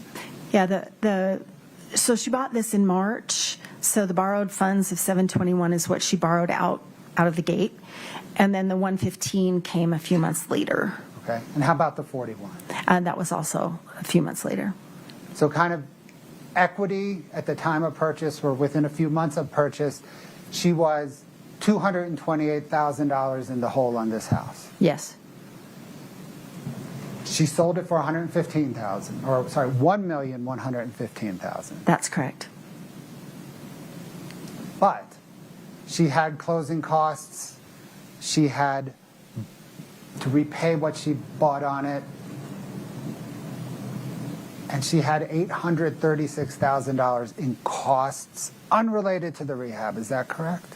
Right, that's just the loan, and you'll notice that the repayment of borrowed funds is the same amount as the borrowed funds above. Right. So I'm sorry, I can't remember exactly why I did that, but that is the interest should be on top of that. So that's a conservative amount. There should be interest payment or interest costs.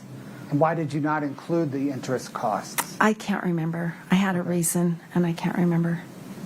But your reason at bottom was it was conservative to not include them? It was. She had to repay at least what she borrowed. Okay. So. But at the end of this transaction, when it closed, how much money hit her bank account? $32,467.43. And were you able to trace rehab expenses to this project? Yes. How much did you trace to this project? $188,000. But there could be more that you were unable to trace. There could be more. Yeah. There could be more out of that pot of $400,000. This was a big project, and yes. So at the end of the day, 32 minus the 188 left her losing $155,000 on this project? At least that, yes. Maybe more? Yes. Okay, Scott, let's back out of the whole shebang and go to the far right column.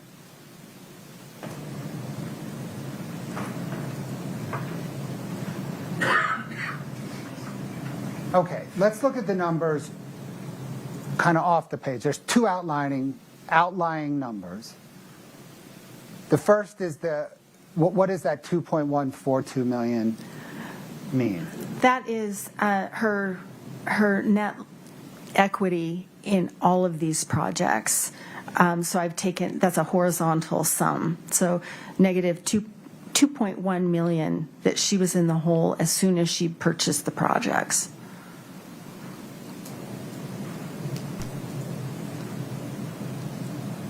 Then we go down to that negative $469,000. What does that number mean? That means again, that's a horizontal sum across all properties. What I estimate her net loss was on all those properties. Yes, net loss on all those properties. So she lost $469,000 based on this accounting. Right, and that doesn't include the $400,000 in additional expenses. Actually, it's $460,000 for all of the projects. So add that together, and then it also, there's no net loss that I've included in this number for the properties that were lost in foreclosure. Okay. Because they weren't sold. So this is only properties that were sold. She lost $469,000 plus another $460,000 that you were unable to directly trace to a project. So just on properties that were sold, forgetting about properties that were foreclosed, she lost over $900,000. That's correct. Scott, can you go to the Barney column?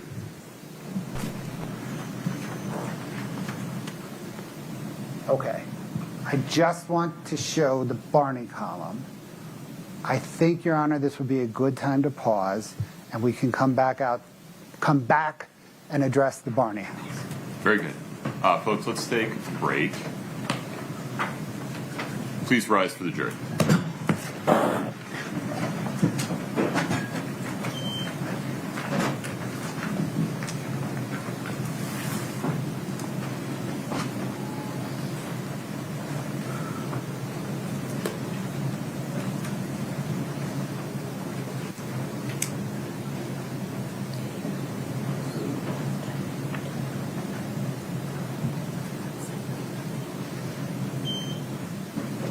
Ms. Carrington, you are welcome to take a walk, use the restroom. Please do not speak to anyone during the break. 20 of 11, is that agreeable, counsel? Yes, sir. Ms. Nestor? Yes, Okay, sir. we'll be in recess until 10:40. Thank you. 139.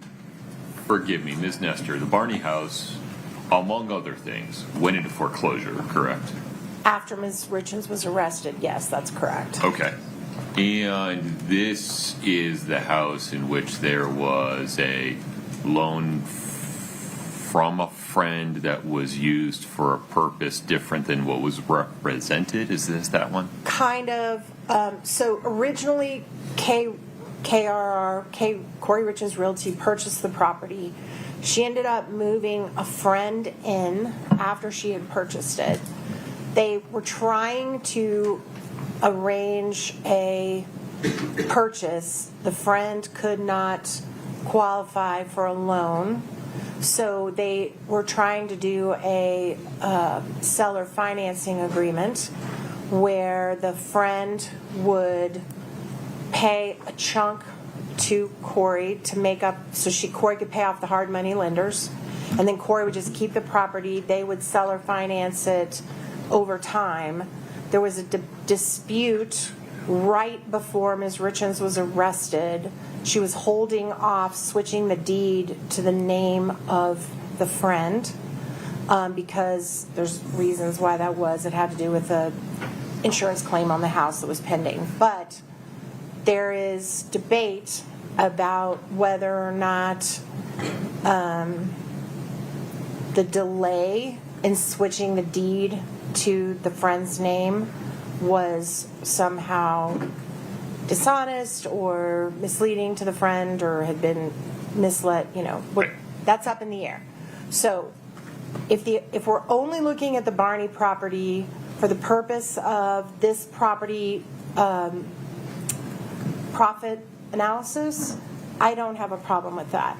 If we're going to get into all of the representations that were made about the property, whether or not there was, I don't even think they're saying there was fraud, but whether there was dishonesty or any of that, then I want to have a 404B analysis. So I guess I'm just alerting everybody that this was one of the issues in my motion in limine. This was one of the issues the court said you probably have to hear foundation for at trial. No, I ruled on this one specifically, but that's fine. We can raise it again. Right.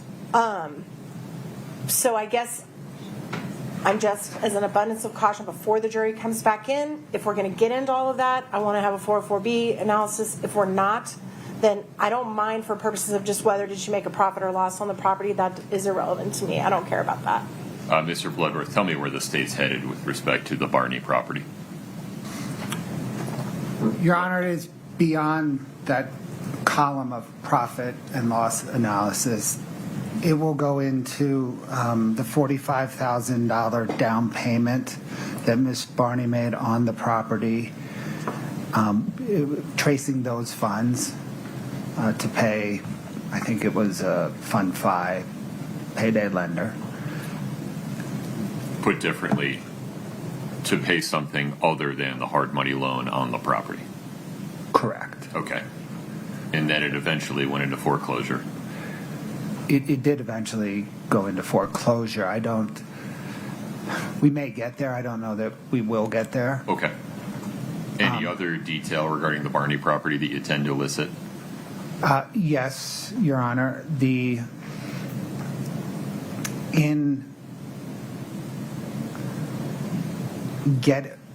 So initially the Barney property was financed by a more traditional mortgage lender. In getting financing on the Barney property in June of 2021,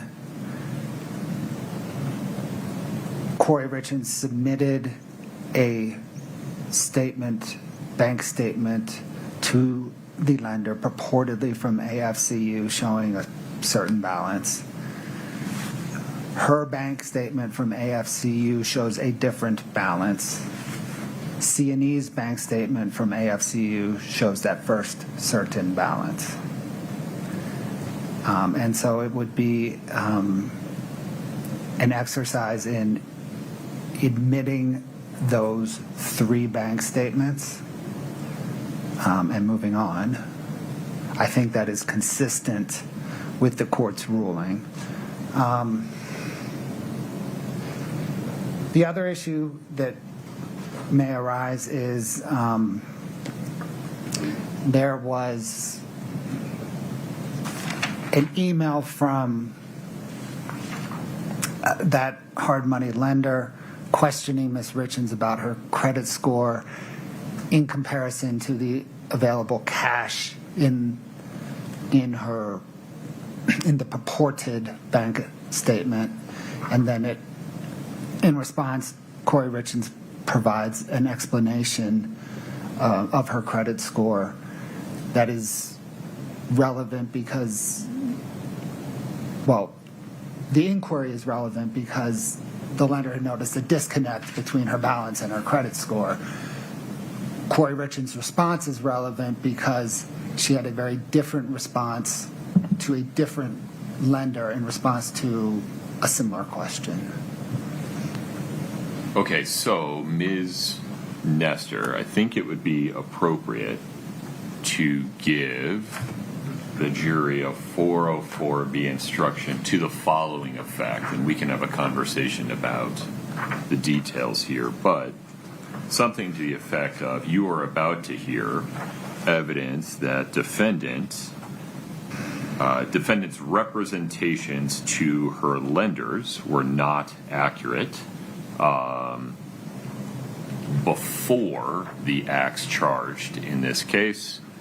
This evidence is not admitted to prove a character trait of the defendant or to show that she acted in a manner consistent with that trait. You may consider this evidence, if at all, for the limited purpose of determining a non-character issue such as motive. Keep in mind that the defendant is on trial for the crimes charged in this case only.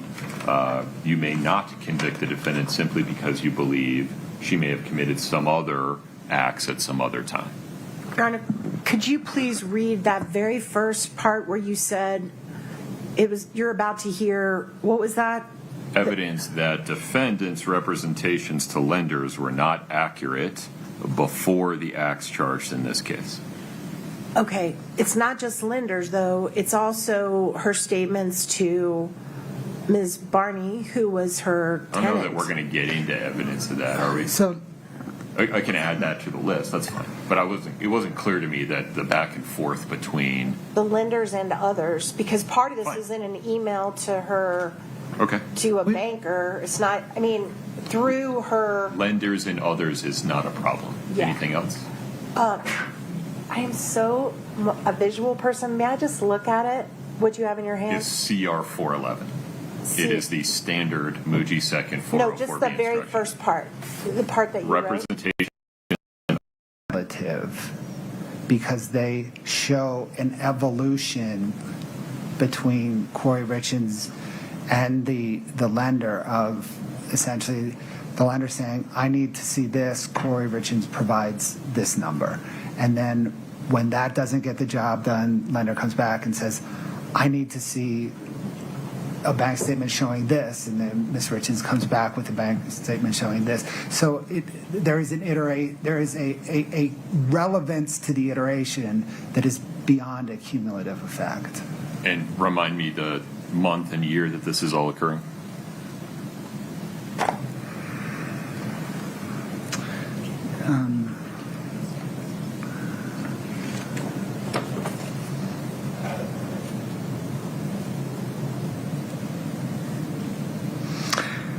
So, Your Honor, it begins in the summer of, kind of late summer, early fall 2021 into January 2022. Okay. So Ms. Nestor.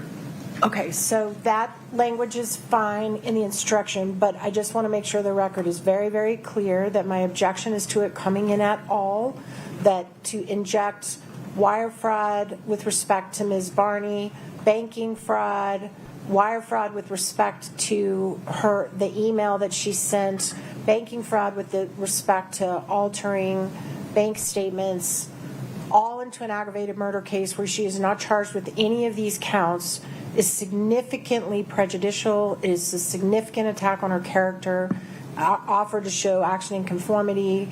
It is irrelevant. It is 404B, and just to make sure I've made the record, 401, 403, 404B, as to all of that coming in, period. Okay.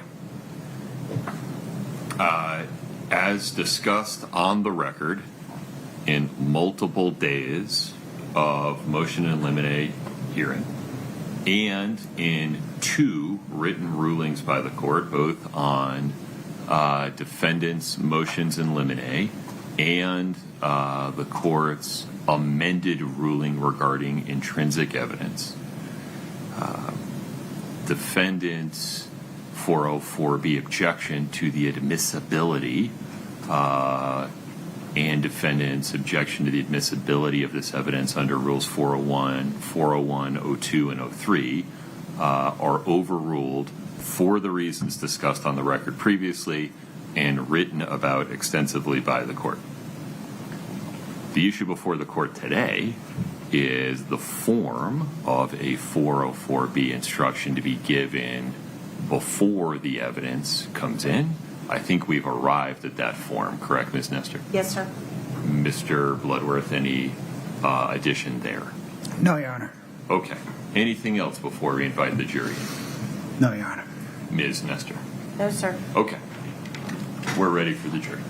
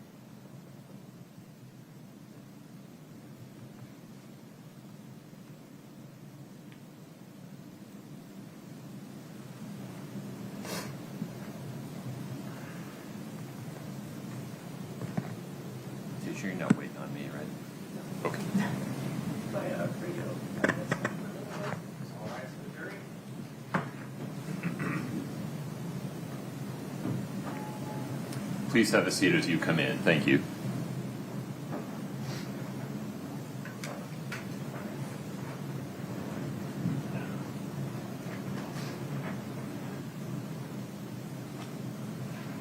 Please have a seat.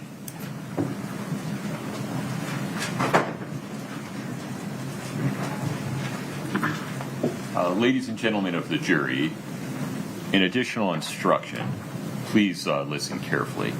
You are about to hear evidence that defendants' representations to lenders and other individuals and entities were not accurate during the time before the acts charged in this case.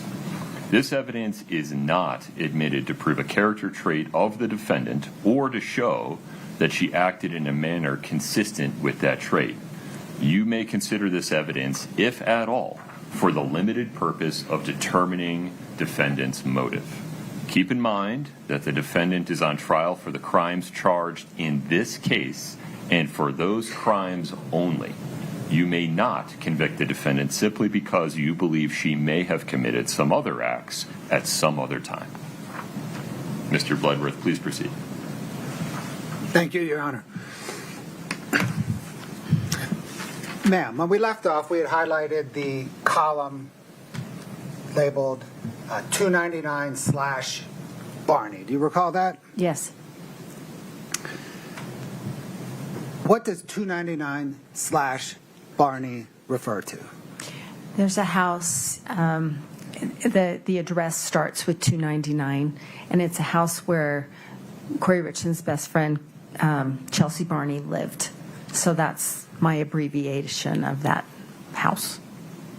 And did you analyze that purchase transaction? I did. Are you familiar with Iron Bridge Financial? Yes. What is Iron Bridge? They are a hard money lender, and they are the lender that Kouri Richins engaged for this particular property purchase. What, ma'am, is a hard money lender? Hard money lenders are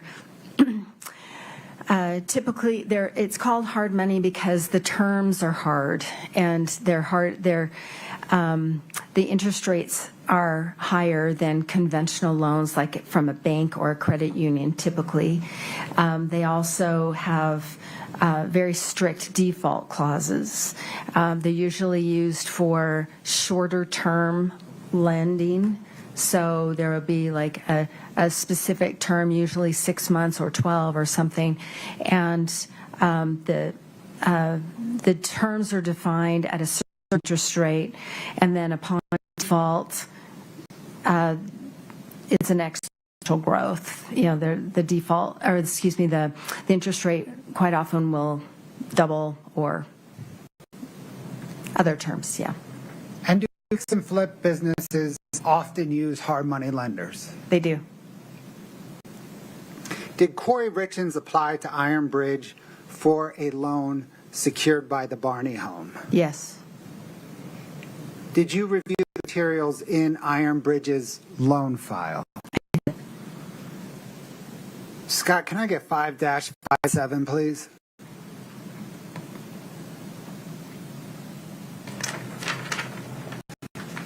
Ma'am, do you recognize this document? I do. What is it?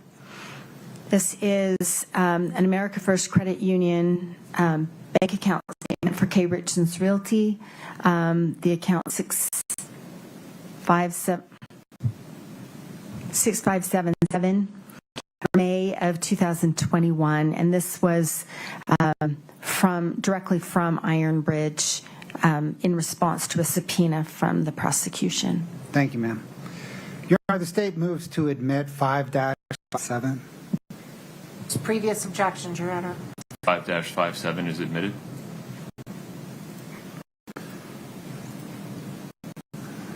Scott, if you could kind of zoom in on the top portion. Yep. Ms. Carrington, what information does this provide? So, as I said, there's the header, Kouri Richins Realty, LLC. The account account number is 6577, and the statement of May 2021. And then, Oh, sorry. Go ahead. sorry. And then in the summary section, you can see that there's 3 different accounts that are reported on this statement, and collectively at month end, the balance was $210,898. Did you attempt to verify this bank statement? I did. Scott, can I have 5-29 alpha?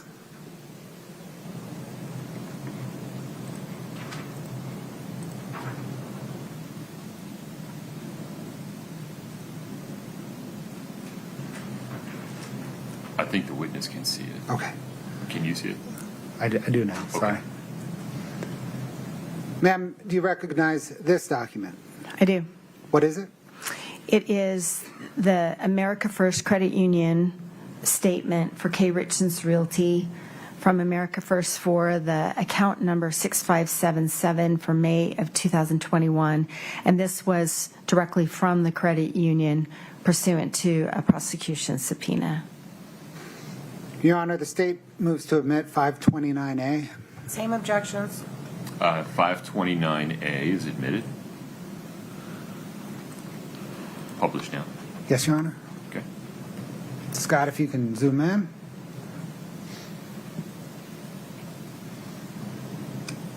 Ma'am, what does this present? This shows in the header, the Kouri Richins Realty LLC. This time it's using that P.O. Box 759 in Camas. This is for the account number 6577, and this is the May of 2021 statement. And what does it show as the balance? It shows 2 accounts, not 3, and the total at month end is $15,609.93. Thank you, Scott. If you can swoop to 5-32B.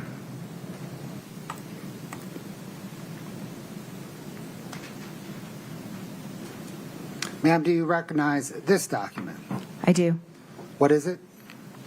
This is the America First Credit Union statement for C&D Stone Masonry, which is Eric Richins' account company, and this is the May of 2021 statement that came directly from the credit union in response to a prosecution subpoena.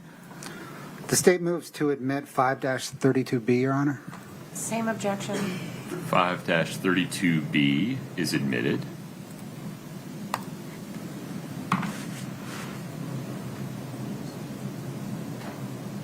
And what, ma'am, does this present? So in the header, we can see the company is C&E Stone Masonry LLC, which is Eric Richins and his business partner's company, and their account is 7664, and this is the account statement for May of 2021. And what is the ending balance? The ending balance of those 3 accounts is $210,898.61. Is it accurate then that the statement provided by the lender Ironbridge contained the header of Kouri Richins Realty and the account summary for C&E Stone Masonry? That's right, and also the body of the transactions. Scott, can I get Exhibit 2-6, please?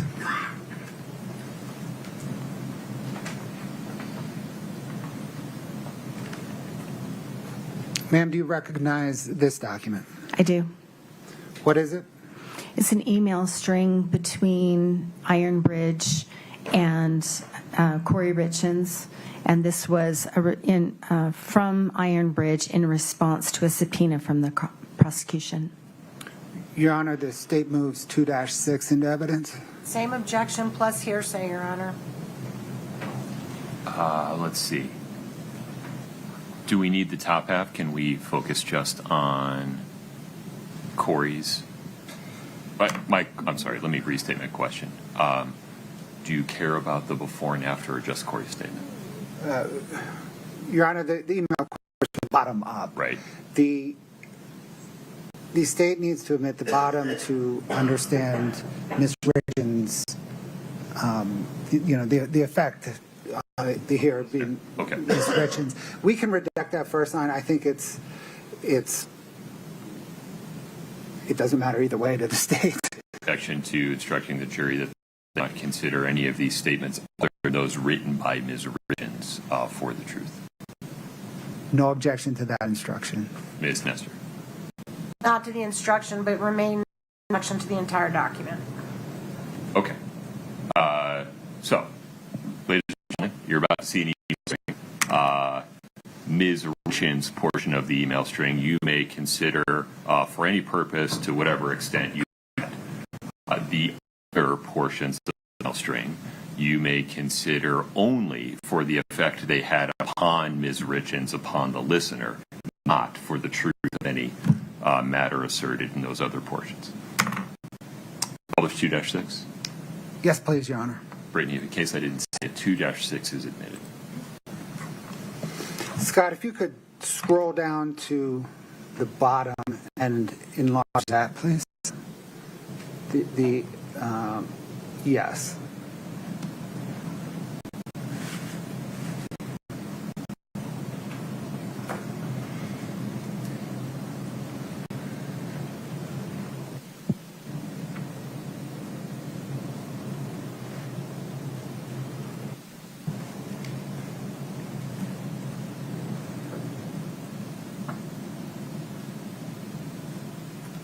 And then, Scott, if you can scroll up to Ms. Richins' reply, please.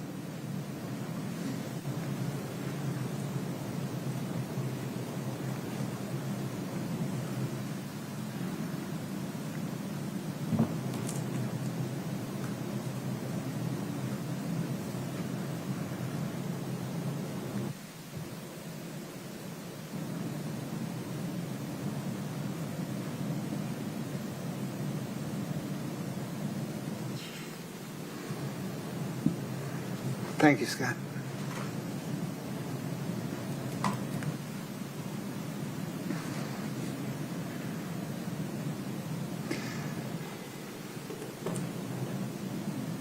Ms. Carrington, did you analyze whether all of Kouri Richins' credit card delinquencies were paid off in July of 2021? I did. Were they? No.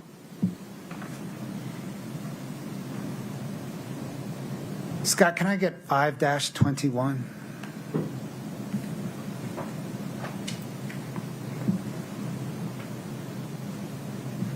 Ma'am, do you recognize this document?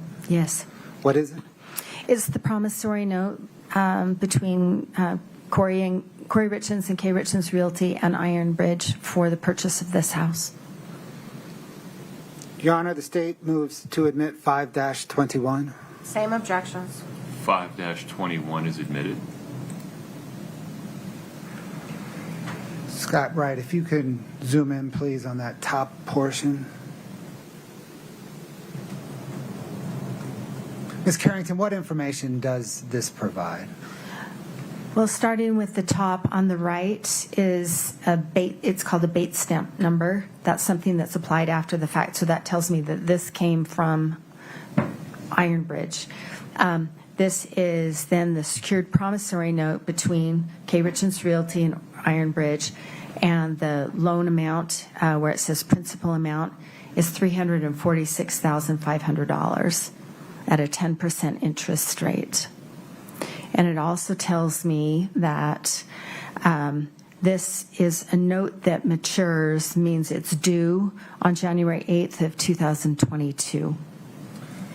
For context, ma'am, what at this time were traditional mortgage interest rates? They were at those historic lows, 2.5%, 3.5% for a 30-year mortgage. And did this loan involve a balloon payment? It did. So am I right then that for the 6 months term of the 6-month term of the loan, Kouri Richins did not owe any money? This one, it was a balloon, but this one did require monthly payments. Okay. but then everything was due on January the 8th, 2022. That's correct. So it was started in the summer, and she had the monthly payments on it, and then she had to either refinance or pay it off by January 8th of 2022. Thank you, Scott. Did Kouri Richins endeavor to refinance? Yes, she did. And did she use Excel Financial Services to try to refinance that loan? Yes, she did. Scott, can I get Exhibit 5-60, please?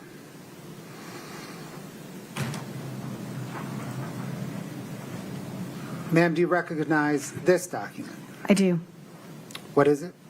It's the America First bank account statement for Kouri Richins, her personal checking 5244 for July of 2021. And this is from Excel Financial and its principal, David Ige, in response to a prosecution subpoena. The state, Your Honor, moves 5-60 into evidence. Same objections. 5-60 is admitted.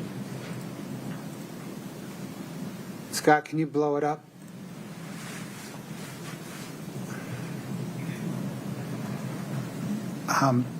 Real quick, Ms. Carrington, we're going to go through this a few times, but real Okay. quick. This is America First bank account statement for Kouri Richins, her personal account 5244, July of 2021. And then the three accounts in the summary section shows that she had $694,730.15 at the month end. Did you attempt to verify this bank statement? I did. 5-35A, please, Scott.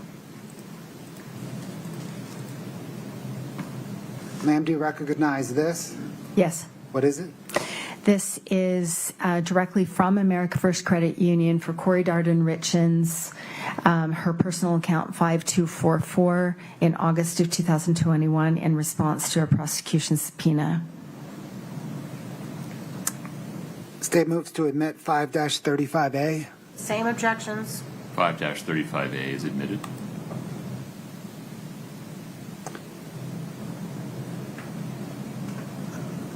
Scott, if you could enlarge it, please. It's enlarged. Oh. Doubly enlarged. Ma'am, what does this present? That this is Kouri Richins' account using that P.O. Box 759, the account number 5244, which is that personal checking account, August of 2021, and the total of the two accounts is $1,893.94 at the end of the month. Scott, can you bring up 5-32A, please?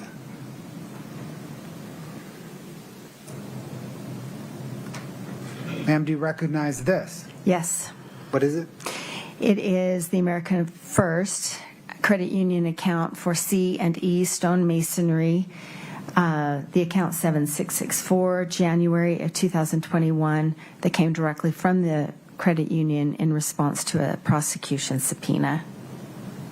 Your Honor, the state moves 532A into evidence. Same objections. 5-32A is admitted.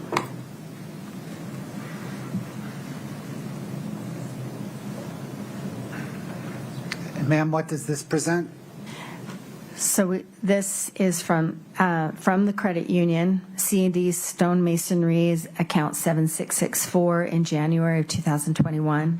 And there are three accounts collectively at month end, $694,730.15.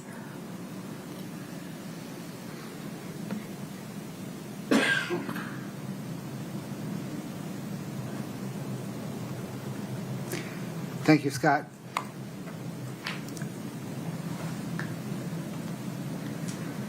Can you please bring up Exhibit 2-7, please?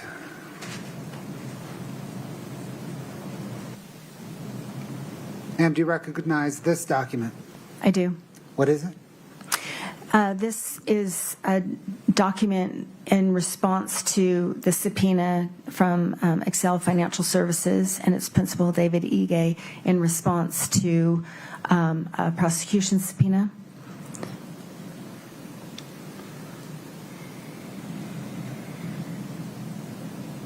Your Honor, the state moves Exhibit 2-7 into evidence. Same objections, Your Honor.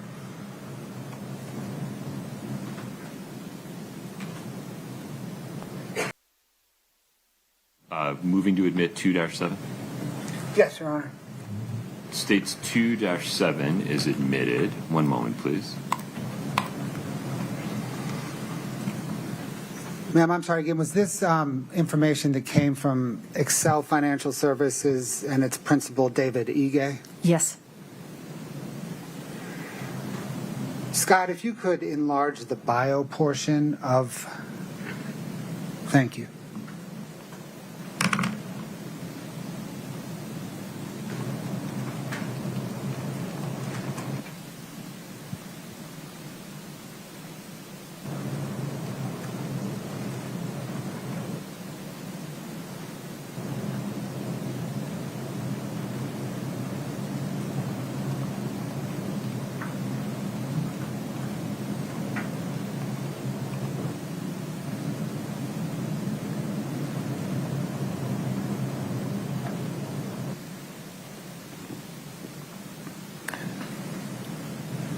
Ms.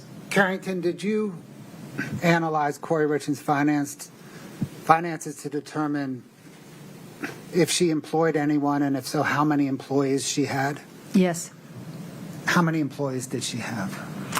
I don't know how many employees, but the payroll expenses that appear in her bank account statements are in the neighborhood of like $1,500 or $2,500. They're not consistent.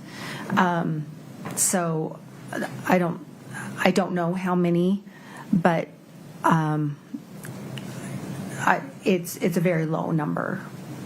When you say her payroll expenses are, what did you say, $1,500? Some of them are $1,500 or in the neighborhood of $2,000 or $2,500. They're not consistent. Okay.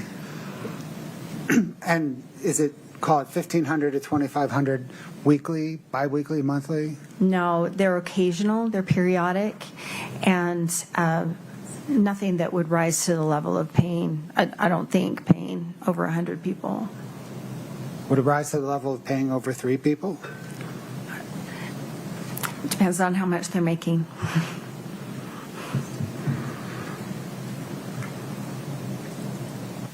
In your analysis, did you find any evidence that Kouri Richins profited $1 million on any 5 of her deals combined?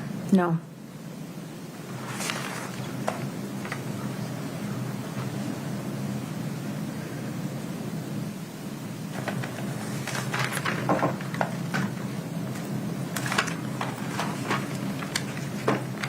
Thank you, Scott. Can we get, please, Exhibit 4-5?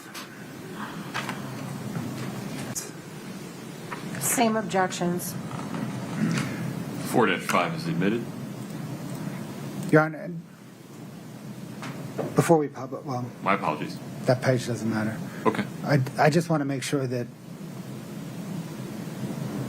Scott, can you scroll down 1 page? 2 pages? 3 pages? 4 pages? Your Honor, stop there. Article 4 is.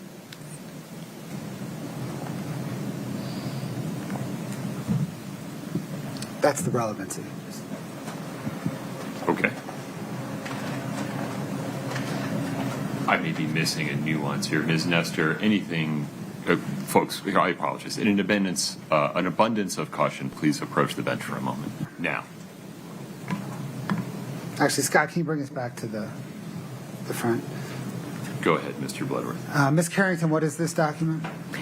This is the operating agreement of Kouri Richins Realty, dated June 7th of 2021, and this was provided by Excel Financial and David Ige in response to a prosecution subpoena.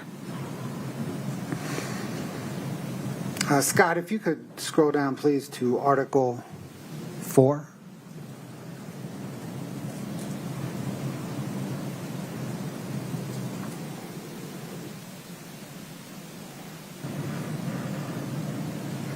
Thank you.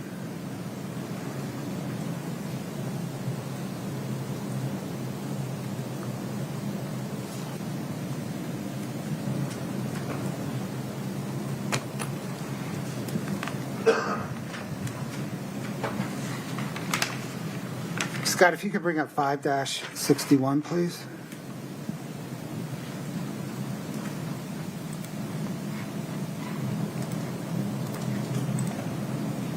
Ma'am, do you recognize this document? Yes. What is it?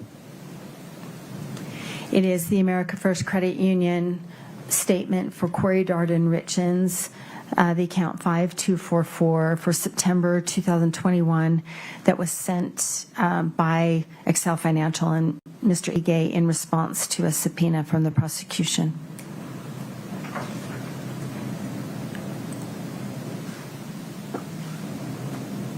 Your Honor, the state moves to admit 5-61. Same objections. 5-61 is admitted.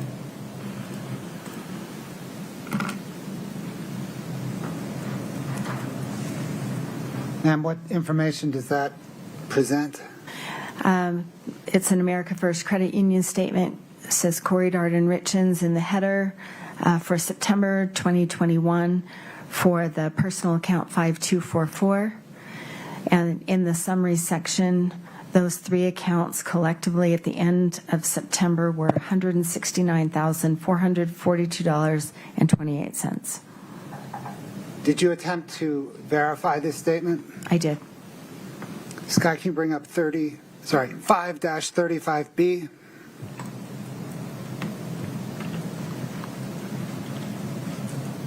Ma'am, do you recognize this document? Yes.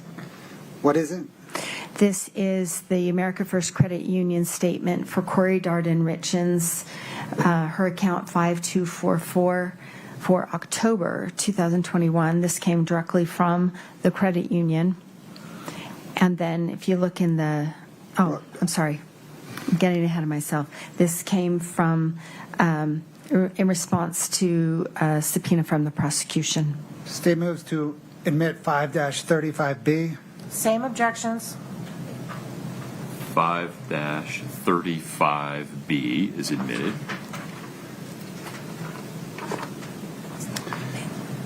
Scott, 5-32D.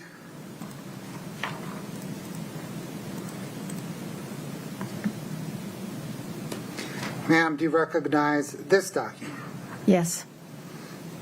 What is it? This is the America First Credit Union statement from the credit union of C&E Stonemasonry, account 7664 in September 2001, directly from the credit union in response to a prosecution subpoena. State moves to admit 5-32D. Same objections. 5-32D is admitted. Scott, if you could zoom in. Ma'am, what does this present? That for the account for C&E Stonemasonry, the account 7664 in September 2021, the three accounts collectively were $169,442.28. Thank you.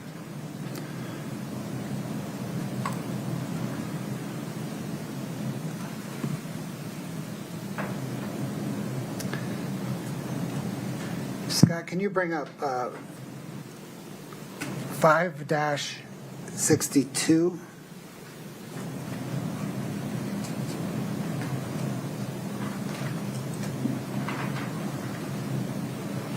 Scott, can you bring up 5 on a, can you take 562 down? Can you bring up 5-29D, split screened with 5-29C?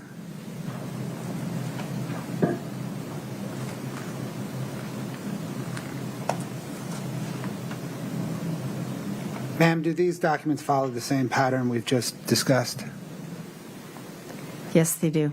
Your Honor, the state moves 562D, 529D, and 529C into evidence. Wait, I'm sorry. Was it 562 or 562D? I don't know what. It's just 562. Would I you don't like know. to see that again, Ms. Nestor? Yes, so same objections to 529C and 529D. I don't remember seeing 562, so if we could just put that up for a second. Sure. Same objections. Okay. 5-62 and 5-29D and -29C are admitted. Okay, Your Honor, we're not going to publish them. I Understood. think everybody understands. Okay. I'm going to bring up another set of three. Scott, if you could start with 524. Would you pause for 1 second? Do you need a moment? Do you need any clarification?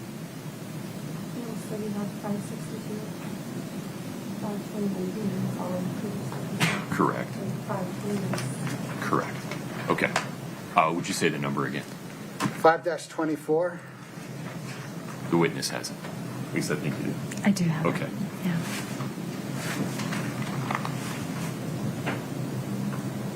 I'm tracking wrong.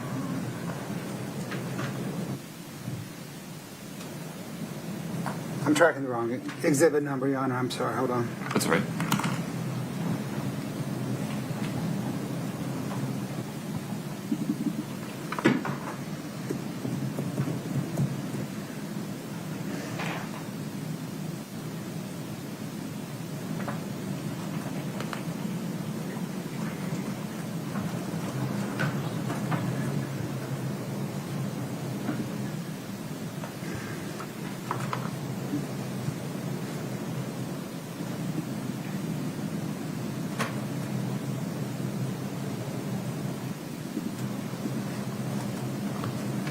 Give me that one.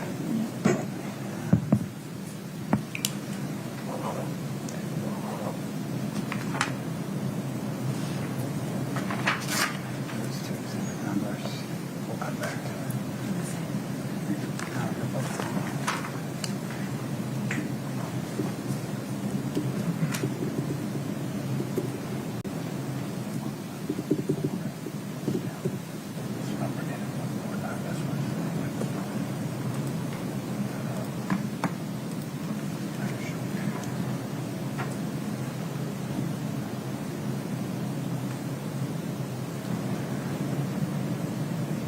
That's not what's on my. Okay. Hold on. I had a screen problem. Do we need to do something to help you? No, I think we're good now. Okay.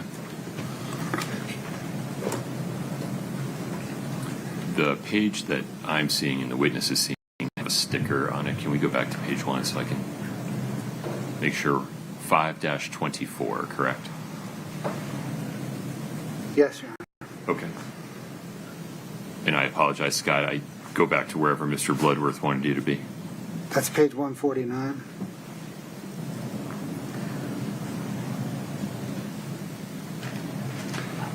So, Scott, can you please bring up 5-29E?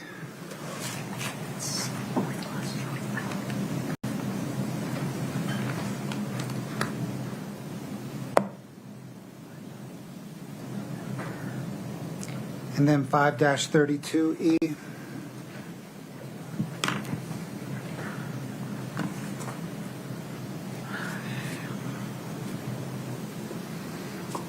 Ma'am, do those documents follow the same pattern you've just testified to? They do. Your Honor, the state moves 524, 529E, and 532E into evidence. Same objections. 524, 529E, and 532E are admitted. The Bates number I'm interested, that's that number at the top for the 524s. The Bates number ending in 149.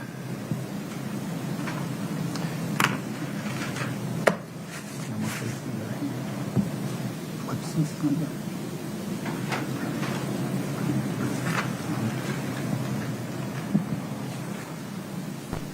Scott, can you bring up 5-29F?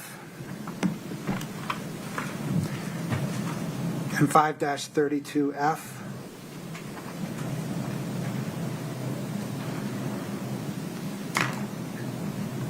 Ma'am, do those two documents, along with 524 at page 152, follow the same pattern that you've just testified to? They do. I'm sorry, I didn't understand the last thing. 529F, 532F, and what? Exhibit 5-24 that we just admitted, but page 152. Same objections. Okay, 5-29F and 532F are admitted.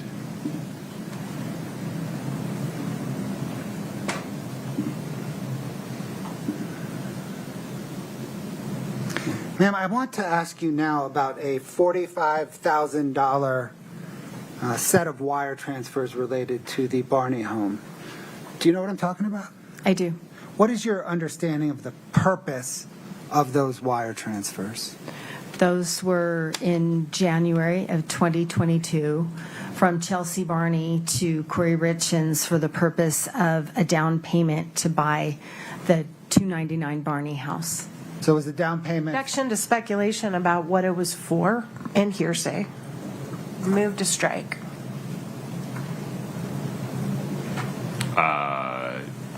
Sustained. Lay some foundation, Mr. Bloodworth.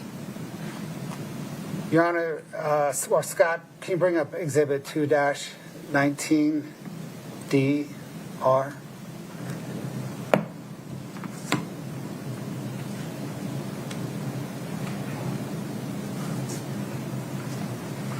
Would you mind blowing it up, Scott? I can't read the text.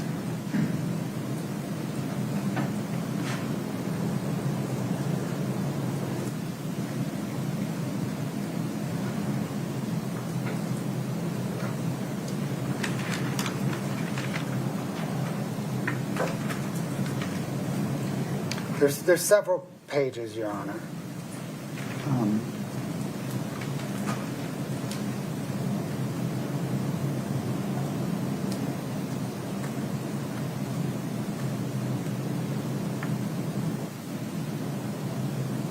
And just so the court knows where I'm going, I'll just move to admit it.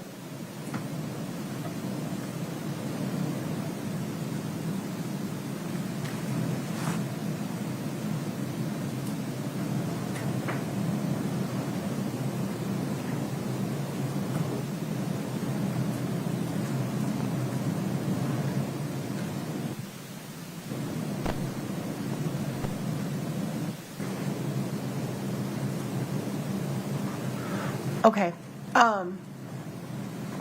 Same objection to this exhibit, Your Honor, that we've already, same objections. 403 and 404B? Yes, sir. Okay, those objections are respectfully overruled. Forgive me, this was a long number. Would you go back to page 1? Yes. States Exhibit 2-19D-R is admitted. Did this witness see this document? Yes, she did, Your Honor. Okay, take it from there. And just, I think the court is aware, but the labeling 2-19 is the exhibit number. D means it's a demonstrative. R means it's redacted.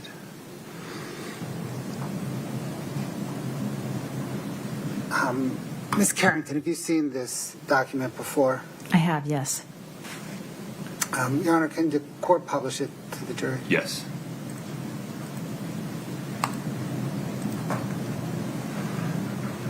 Scott, if you could just slowly, please walk the jury down the text string.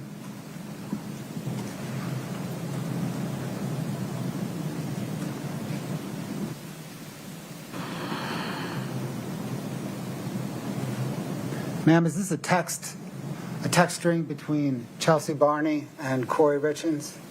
That's my understanding, yes.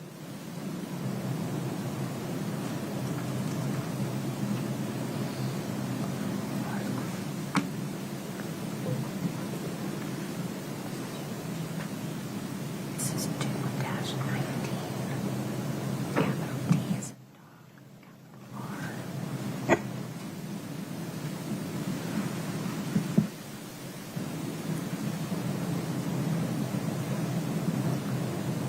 And Kouri Richins is in blue, right, at the 1987 number? I believe so, yes.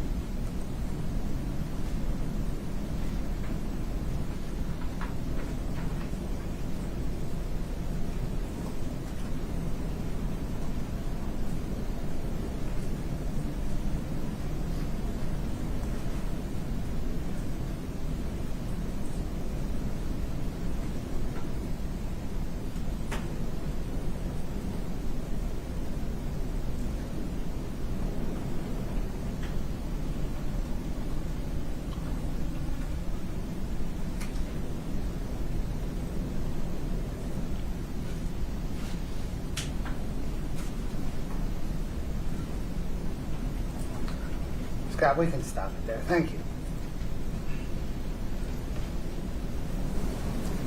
That text exchange mentioned a $45,000 down payment. Did you trace those two wires? Yes, I did. Scott, if you could bring up 5-29G at Bates 794.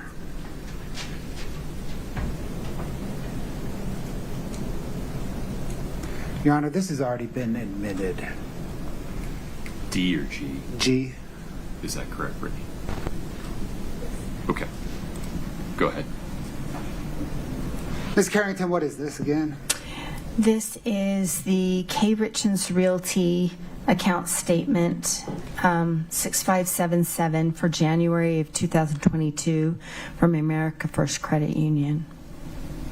And when you trace those two wires totaling $45,000, did they land in this account? Yes, they did. Can you please show us where? Sure. Scott, can we do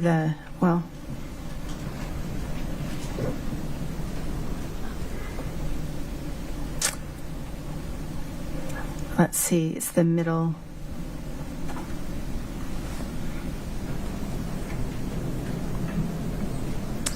We need to go down a little bit to like the 11th.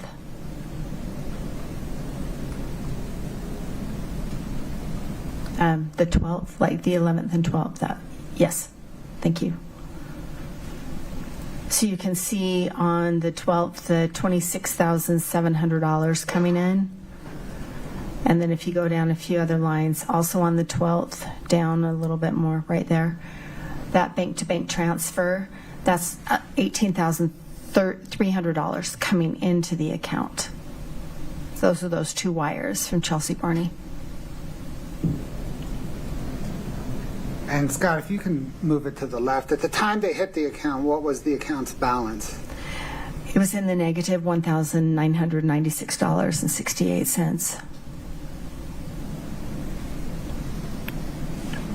Did you then trace the funds from this account?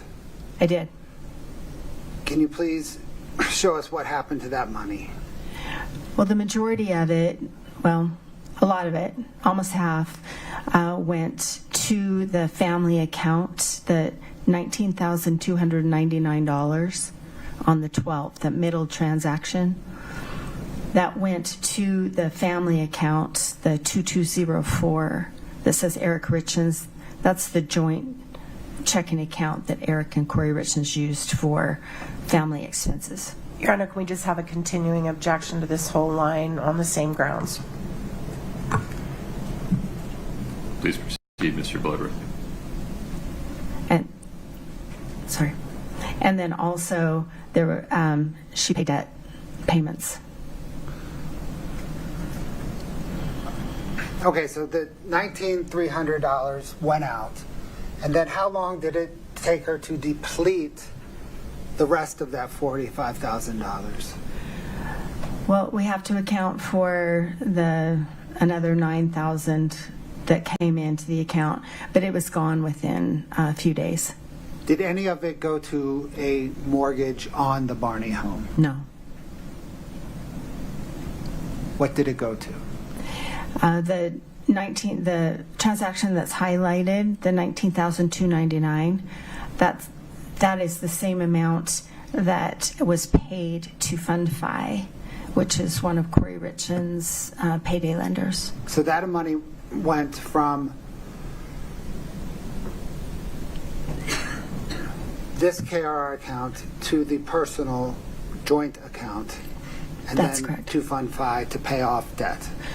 The part of that's true. So this amount on January 12th went to the family account. And if we go to the family account, you can see right before this payment had been made. So this money going back to the family account replenishes that exact amount. Let's do that. Let's go to 5-33A.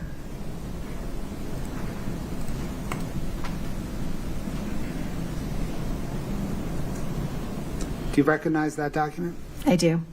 What is that?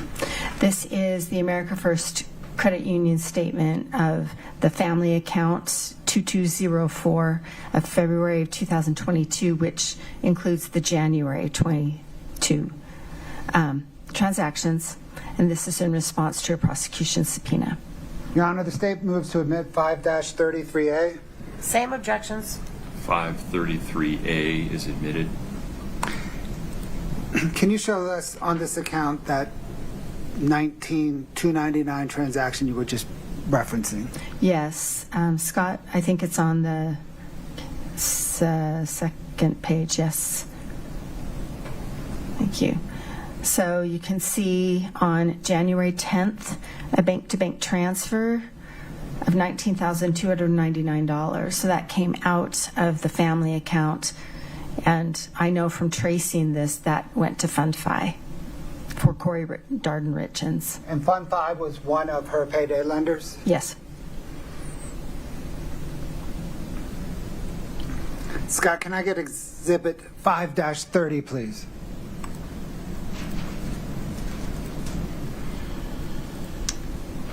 Do you recognize this document? I do. What is it? This is the information from America First Credit Union that details the incoming wire or the outgoing wire, and it was returned in response to a prosecution subpoena. Your Honor, the state moves to admit 5-30. Same objections. 5-30 is admitted.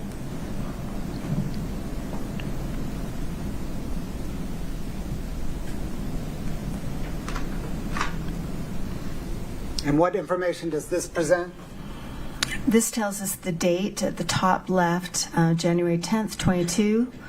It tells us the amount that is $19,299 there on the left.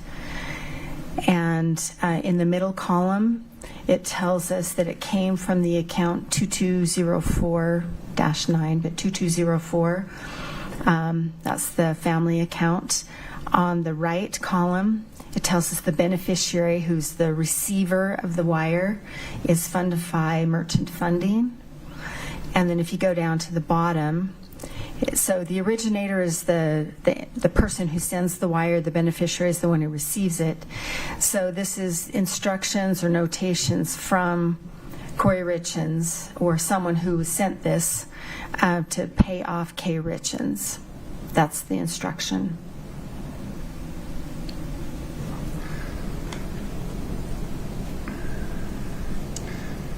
Let's go back to the loans for a minute.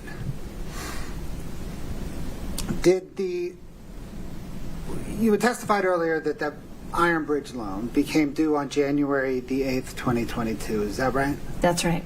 Did Ms. Richins make that balloon payment to satisfy that loan on January the 8th? No, she did not. What happened? She extended that loan for 2 weeks, 3 weeks. She extended the loan, giving her more time to pay it. And during that time, was she trying to get a new loan from Excel Financial? That's true, yes. Why did she submit so many bank statements to Excel Financial? Check to speculation. Did you review her correspondence with Excel Financial? I did. Did that correspondence explain why she submitted so many bank statements to Excel Financial? Yes. Why did she submit so many bank statements to Excel Financial?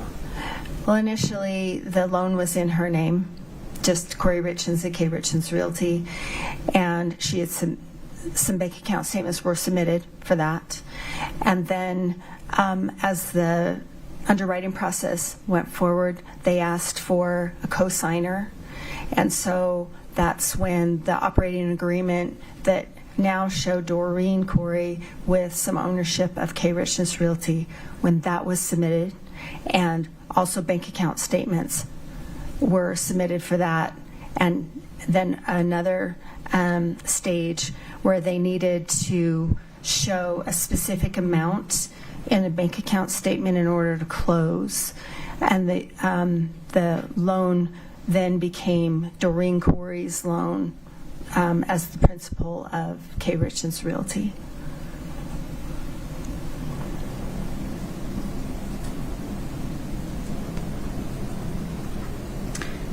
Did Kouri Richins Realty ever enter into a financing agreement with Excel? No. What then happened with the Ironbridge loan once it was extended once?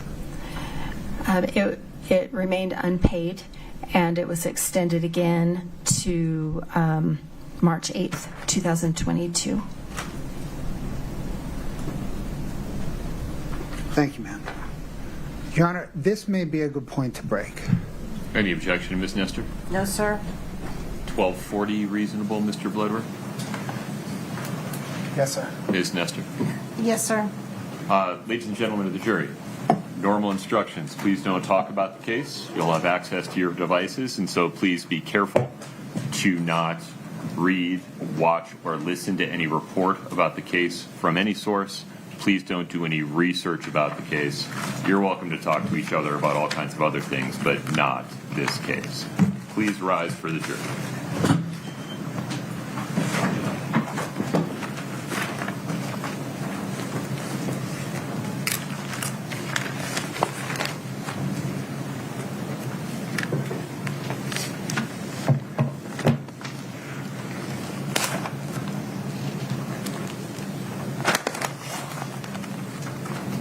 Have a seat, folks. Thank you. Mr. Bloodworth, anything else on the record before we break for lunch? No, Your Honor. Ms. Nestor. No, sir. Ms. Carrington, please don't consult with anyone regarding your testimony during the lunch break. Okay. Thank you. Yes, sir. We'll be back at 12:40. Court's in recess. Thank you.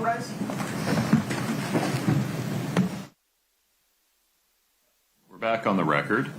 Mr. Bloodworth, anything before we invite the jury back in? No, Your Honor. Ms. Nestor. No, sir. Okay. Tasia, we're ready for the jury.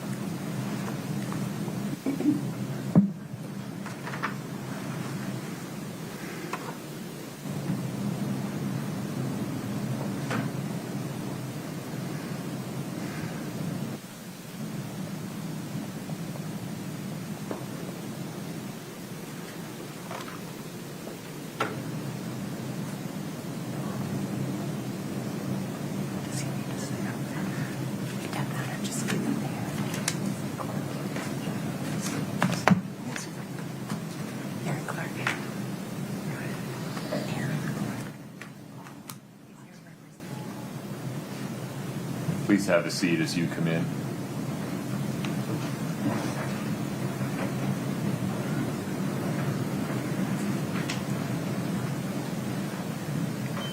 All right, folks, have a seat, please.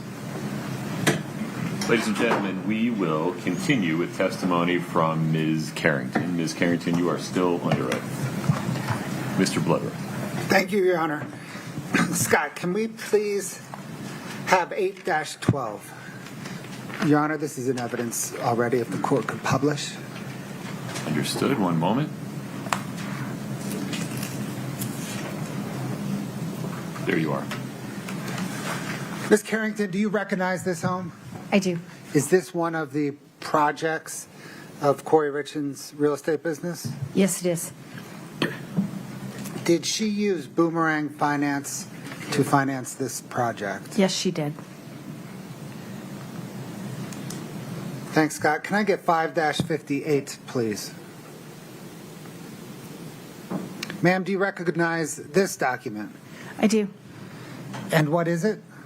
This is an America First bank account statement for Kouri Richins Realty, K. Richins Realty, account 6577 from June of 2021. This is sent directly from Boomerang in response to a prosecution subpoena. Your Honor, the state moves to admit 5-58. Same objection. 5-58 is admitted. Scott, if you could zoom in. Ma'am, what, again, does this information or does this statement present? This is like the others. This is K. Richins Realty, the account 6577 for June 2021. And you can tell at the top this came from Boomerang. And then the summary section says, calculates the three accounts. The total is $702,831.96 at the end of June. Did you attempt to verify this bank statement? Yes, I did. Scott, can I get 5-29B, please?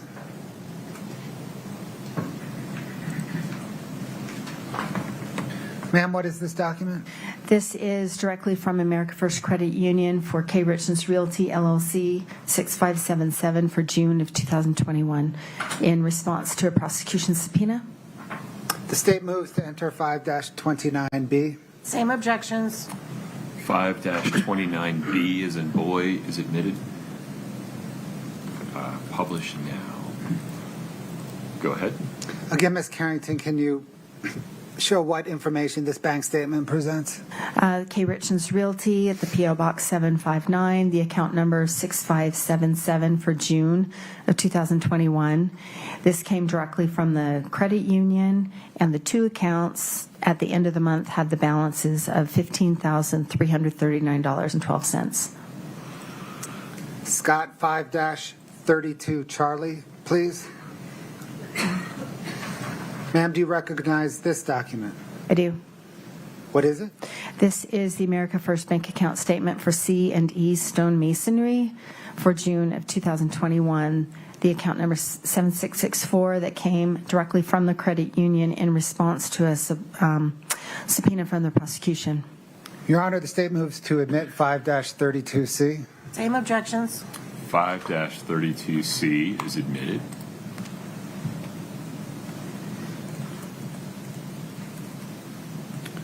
One more time, ma'am. Okay. This is the America First bank account statement for C&E Stone Masonry, the account 7664 from June of 2021. This one came directly from the credit union, and you can see in the summary section the three accounts totaling $702,831.96. Thank you. I want to switch gears a little bit now. You've used the term funding sources a couple of times. We're going to talk about funding sources, okay? Okay. Scott, can I get 5-93 Delta 2? Ma'am, did you recognize this document? I do. Did you prepare this document? Yes. What material did you use to prepare this document? This is based on the lender documents, the loan documents from the lenders for each of the properties, the home equity line of credit, the bank account statements, settlement statements for the purchase and the sale, and the deeds, the trust deeds that were recorded with the different county recorder offices. The state moves to admit 5-93D2. No objection. 5-93D2 is admitted.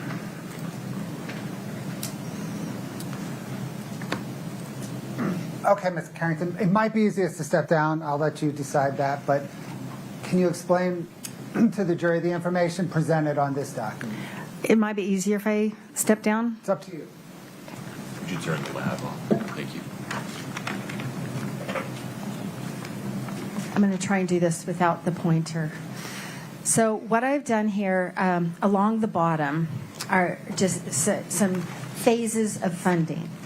And as far as the phases of funding, it's not a very hard and fast scientific analysis, but as I looked at all the transactions, they kind of fall into kind of different phases. And so what I've said is, she started her business in 2019. She had the one project early on, and then she had some other projects. And in the beginning, she used a primary lender, Sierra West and Matt Strong, and that's a name that I think you're going to hear over and over. So he's her primary lender for almost all of her, not all of them, but almost all of her projects, a significant number.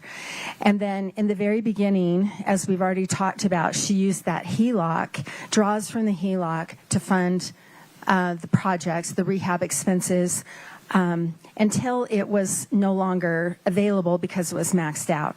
And in the very beginning, she had a little bit of cash. There's like a $10,000 or $15,000 that I can see coming from her own sources to pay for projects, and she had a seller financing project. And I should stop and say too, I'm sorry, I'm getting long-winded, but she had prior projects that she'd done in South Carolina, and those seemed to be fairly successful. They were smaller projects, and they were before Utah, before she registered her business, so I've kind of left those off. But I do feel like to complete the picture, we need to talk about that. And then Cockerhands and Blackwell, those are two of her lenders so Matt Strong would be her primary lender, so she'd acquire the house with his funds, and then these would be what I'm terming, it's my term, rehab lenders. These are funds that she borrowed to give her money to fix up the house. So I have put these, what I'm trying to depict here, that as time went on, the proportions changed a little bit. And then as time went on, the funding sources changed. So no longer was she using her own cash. That was only in the very beginning.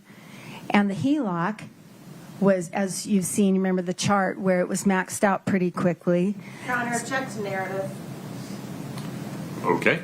Mr. Bloodworth, ask a question. I'll ask a question, Your Honor. What changes from the first column to the second column? Okay, from the first column, there's the HELOC and the seller financing and cash. Those don't appear in the second column because those are no longer available. What changes from the second column to the third column? The third column, you can see that the proportions change here. This is where we've talked about Iron Bridge and Boomerang. And Doreen Kouri, as you've heard, comes in. My understanding is that is Kouri Richins' aunt. The accounts receivable loans, those are those payday loans. We've talked a little bit about those. And then Cockerhands and Blackwell are still part of her lenders here. How does Doreen Kouri contribute as a funding source? As far as actual funds coming in, I have not been able to locate any funds that came in from her, but her name during this time period is used. She's on that operating agreement that's dated in June of 2021 that gets submitted in the fall of 2021. Her credit is used for the Excel financing and the David E. Gay potential refinances. So she's part of that process. And she's also used for a lot of these payday loan applications. Doreen had a cleaning company, and I understand. And her name individually she's a guarantor on a lot of these payday loans. So is it right then to summarize that she's a funding source because her name and credit is used, but she's not a funding source in terms of a source of cash? I don't believe she's a funding source as a source of cash. I haven't been able to track any of that coming in from her. There might be some, but I've tried my best to identify every transaction. There's some that I still don't know, but definitely her credit and her name are used. So what then changes from the third column to the fourth column? What I attempt to show here is the growth during the fall and winter of 2021, the growth of the accounts receivable loans and during this is a time of intense activity in the fall. We've talked about October, November, December into the new year, and that's what that's supposed to show. Blackwell's dropped off until later. Those are the significant changes there. And then what is the change from the fourth column to the final column? So in early 2021, she had sold, Kouri Richins had sold the last significant project that she was going to sell for a while. And so there's not a whole lot of new funding activity except for what I've called the Legacy Way house. Some others are referring to it as the Midway Mansion. That's that big house that she buys and signs on the day after Eric Richins died. And what's different from this column to this column, you see this is all blue. Matt Strong is her primary lender on that house. But then also she uses Cockerhands and Blackwells and the Burns and then these other Lieb, Soto, and Sills, all to come together. She uses all of those lenders just to acquire the property. So as opposed to somewhere over here, for example, where she uses Matt Strong to acquire the property and then she uses these lenders for rehab funds, over here she uses all of those lenders just to acquire it, leaving nothing left over for rehab expenses. Okay, thank you, ma'am. We can trade mics now. Thank you. It's off. You can turn it back on if you'd like.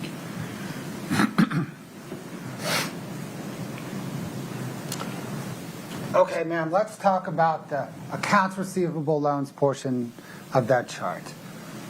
What are accounts receivable loans? Accounts receivables are future revenues that have been earned but haven't come in yet. They're coming in later. And pardon me, this is, you can call these factor loans or future receivables loans, but also payday loans. Like, in exchange for $60,000 today, I'll pay you $87,000 down the road. That's what someone might say.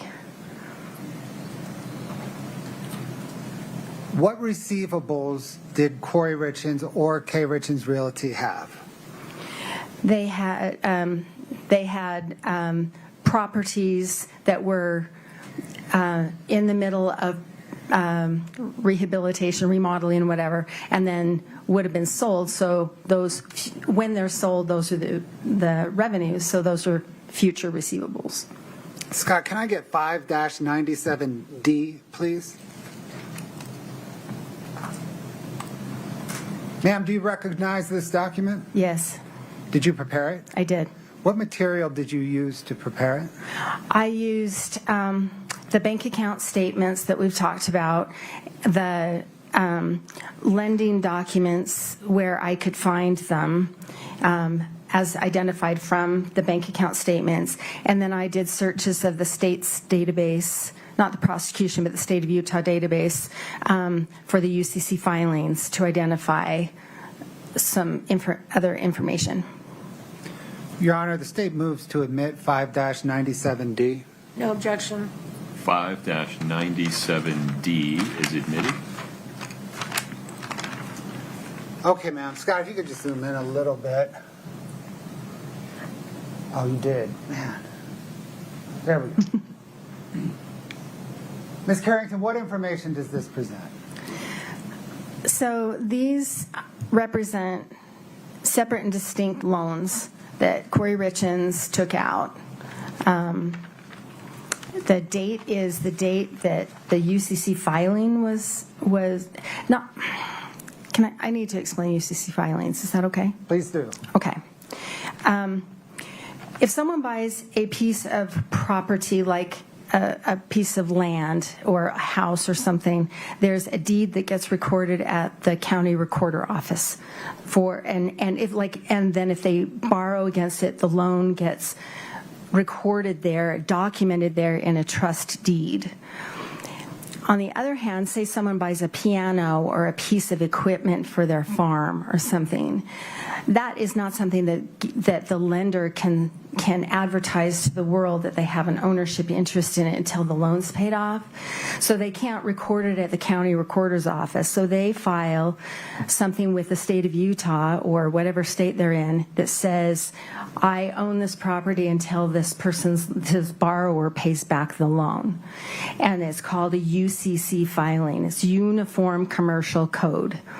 And that's with the Department of Commerce at the state. So what I did is all public record. So I pulled up whatever UCC filings I could find under Kouri Richins, K. Richins Realty, Doreen Kouri, any of those. And I was able to piece together a lot of information. And this is the result. So does this present that she borrowed $645,000 of payday loans that she received? Well, that's the amount she owed, right? And then she received $474,000 of that? Yeah, and I can see how I can make this a little bit better, but so then the column that starts with net funds, that's the amount that hit her bank account. And you can see that I've got some gray shaded areas. I can tell from her bank account that she's paying this loan. But there's sometimes that I can't tell which funds came in. Like it says just bank to bank transfer, and I don't know which one applies to, for example, on June 5th of 2021, the funded.com. I can see how she starts to pay $149 monthly to funded.com. But I haven't been able to figure out, and they didn't file a UCC filing, so I don't know how much she borrowed. So I'm not going to make an assumption and put a value in there and calculate a number that I can't support. So the net funds column, she got at least $474,000 into her bank account. And she owed then at least $645,000. That's right. So the receivables purchased, so in my example they gave you a minute ago, she took out a loan. Okay, let's look down here. 9/30/2021, the Green Grass Holdings. So she committed $87,000 of her future receivables to get $60,000 today. And by the time origination fees were taken out, she got $54,000 that landed in her bank account. And in exchange for that, they filed a UCC filing later, actually.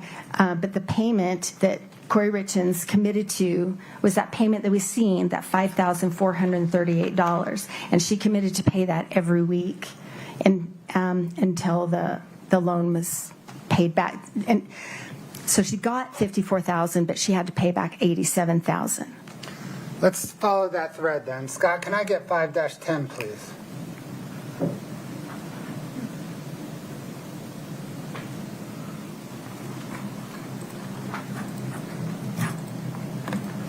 Do you recognize that document? Yes, I do. Is that the Green Grass Funding Revenue Purchase Agreement that you just referenced and you showed the line item? Yes, it is. Your Honor, the state moves 5-10 into evidence.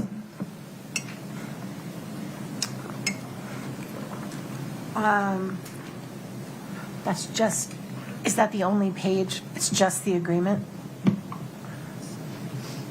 Just 2 pages? Keep going.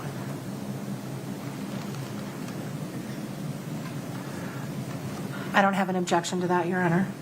States 5-10 is admitted.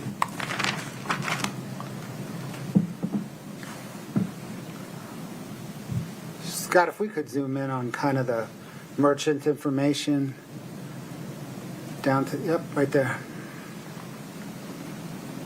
Okay, Ms. Carrington, what does this tell us? So this is the agreement between Kouri Richins Realty and other companies with Greengrass as of September 30th, 2021. Did you investigate those other companies listed under the merchant's legal name? Yes, I did. What did you determine? Some of these are related to Kouri Richins, like where she holds her contractor license or something else. And then the LTD's personal cleaning, I believe, is related to Doreen Kouri. Other than the one related to Doreen Kouri. And is that, by the way, what you meant by Doreen Kouri as a funding source in part? Your Yes. Honor, based on that, this line of questioning, I would object this line of questioning, continuing objection on our prior objections. Overruled. Please proceed. Except for the LTD personal cleaning, did any of the other companies connected with Kouri Richins have revenues? I don't believe so, no. It's possible the WCA Enterprises, she's got a couple of projects where the buyer is Kouri Richins Realty LLC doing business as WCA, but as a standalone enterprise, I had requested the state subpoena documents, bank accounts, or anything that would support the fact that they had revenues, and I'm not aware of any bank accounts that they have.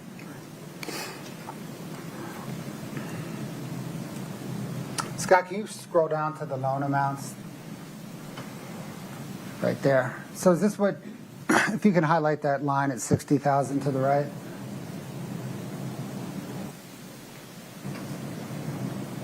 I think you already did, but just to be super clear, can you please explain that line? Okay, so this is the, someone might say, if I could have $60,000 today, I'll pay you $87,000 down the road, and that's what happened here. It was purchased at 15%. The payment frequency is weekly, and there's that $5,438 payment requirement. And did we see some of those payments being withdrawn from her bank account in that October statement that we reviewed early on? That's true, yes. Did Kouri Richins continue to pay on that loan throughout the end of 2021 and into early 2022? She did not. Why not? What happened?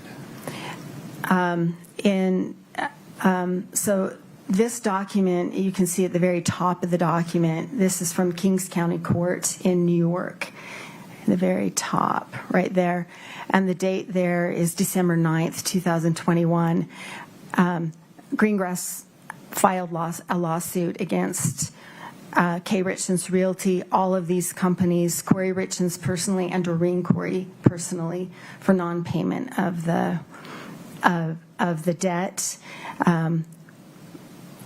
I can identify a small set of payments, and after that, payments were not made from the bank account, and that is also what the complaint says. Objection to this whole line of questioning based on our former objections, Your Honor. Overruled. Scott, can I get 4-17, please?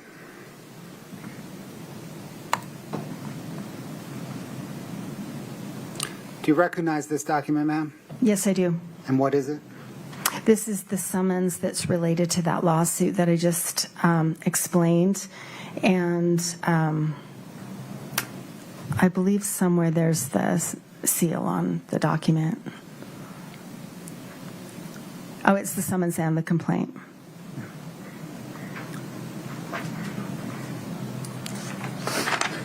The state moves 4-17 into evidence. Same objection plus hearsay. I'm not sure this is. Would you approach? We're going to move on from that one, okay? Okay. Can we please turn to tax analysis? Yes. Did you analyze Kouri Richins and Eric Richins' tax returns? Yes, I did. What types of returns did you analyze? The married filing joint returns for 1920, 21, the business returns for C&E, and a separate tax return for that Kouri Richins self-prepared for 2019.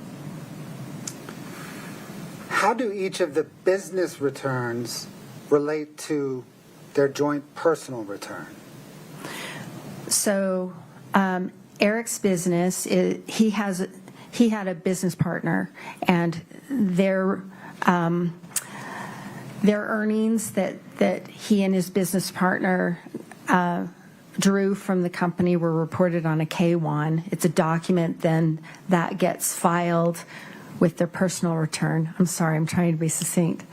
And Kouri Richins, having it be a one-person entity, all of her income, whether or not it was reported on K-1, would just flow through to the personal return, usually on a Schedule C. So one way or another, each of their business income or business loss would flow to their joint personal return. That's right.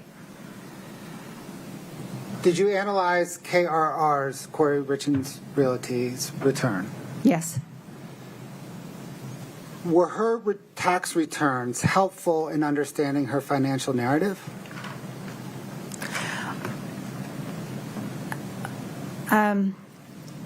If I answered that yes or no, it would require some explanation. Let's start by yes or no. Okay. Yes, it did help explain the lack of continuity and lack of reliable accounting, and no, because of that the things that she reported to her tax preparer. Objections, same objections we raised previously.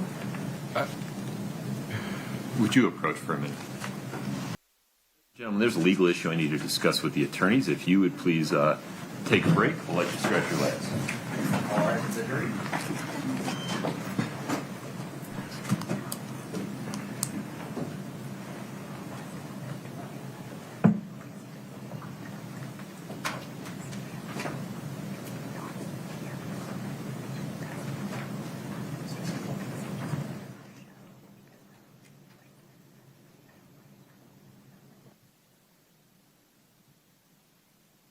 All right, folks, have a seat. Mr. Bloodworth, to help me rule on defendant's objection, would you please proffer for me where we're headed regarding the tax returns? Yes, Your Honor. I think in response to that question and maybe the next one, Ms. Carrington will testify that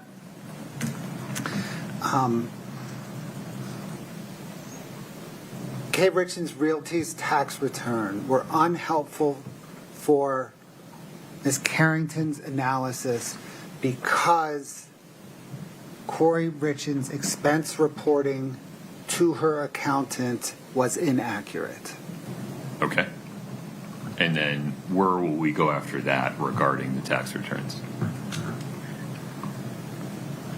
The implication of the inaccurate expense reporting was that her tax returns showed a profit. Then there will be questioning on if the expenses were reported accurately, would they have shown a loss?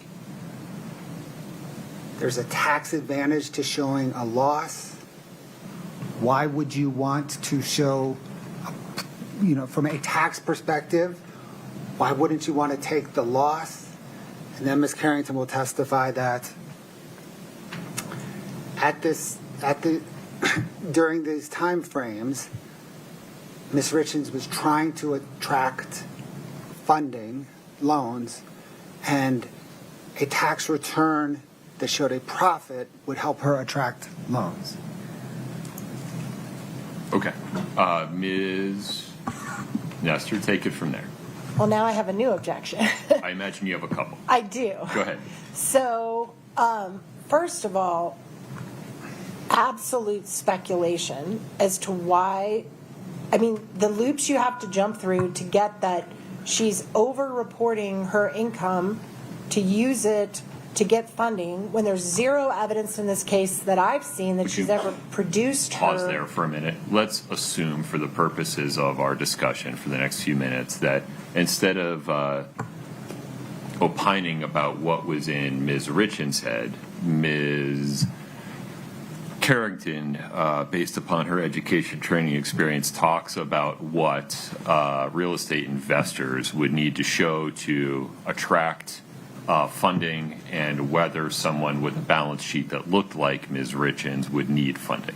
So more general rather than specific. Except that in this particular case, I know we have 10 terabytes of information that was produced, but I don't recall ever seeing any evidence that she produced her tax returns to any lenders, ever. And if she has seen that, please correct me, but I've not seen it. So if there's no evidence in the case to support this speculation, then it is speculation, it is prejudicial, it's harmful, and it shouldn't come in. But I also think if she's, to whatever extent, for whatever reason, if she's filing false tax returns, that's a crime. And that's another crime, wrong, or bad act under 404B. And again, has zero relevance to whether or not Ms. Richins killed her husband. And so I object on all those grounds. Okay. One step at a time. Addressing these issues in the order that they were raised by defendant. Mr. Bloodworth asked the questions in a way that does not require or invite Ms. Carrington to speculate about what was going on in Ms. Richins' head, but speaks more broadly or generally based upon her education, training, and experience about why real estate investors in Ms. Richins' circumstances might benefit from making their tax returns look a certain way versus another. Any clarification on that? No, yeah. Okay. That resolves the speculation objection. Next, moving to the 404B issue, the court determines that evidence regarding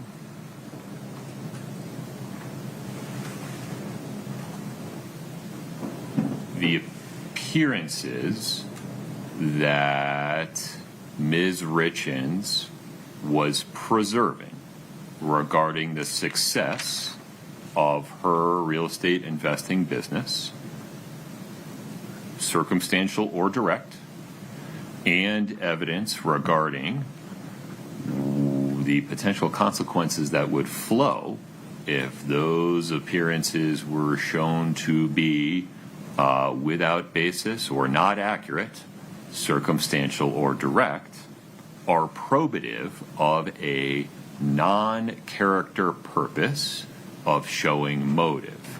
That is, that she, put bluntly, needed money to maintain appearances and to prevent the financial calamity that would show that these appearances were not accurate and the personal consequences that would flow from that. In so ruling, the court is summarizing the reasoning that it has already put forth in much more detail with citation to Utah law in its ruling on defendant's motions in limine and in its ruling on the state's motion for additional findings and conclusions regarding the intrinsic evidence issue. And the court incorporates by reference that reasoning and those authorities. However, to make sure that the jury does not inadvertently and improperly revert to a propensity-based drawing of inferences, Ms. Nestor, do you want me to make another instruction that makes specific reference to the taxes? Yes. Okay, so may we agree that the court will give an additional instruction to the effect of, you are about to hear evidence that defendant's representations related to the tax returns of her business were not accurate, and then the standard form language after that. Yes, sir. Any objection, Mr. Bloodworth? No, Your Honor. Okay. Ms. Nestor, anything further on that issue? No, sir. All right. And then, can we just take a look together at Rule 103B?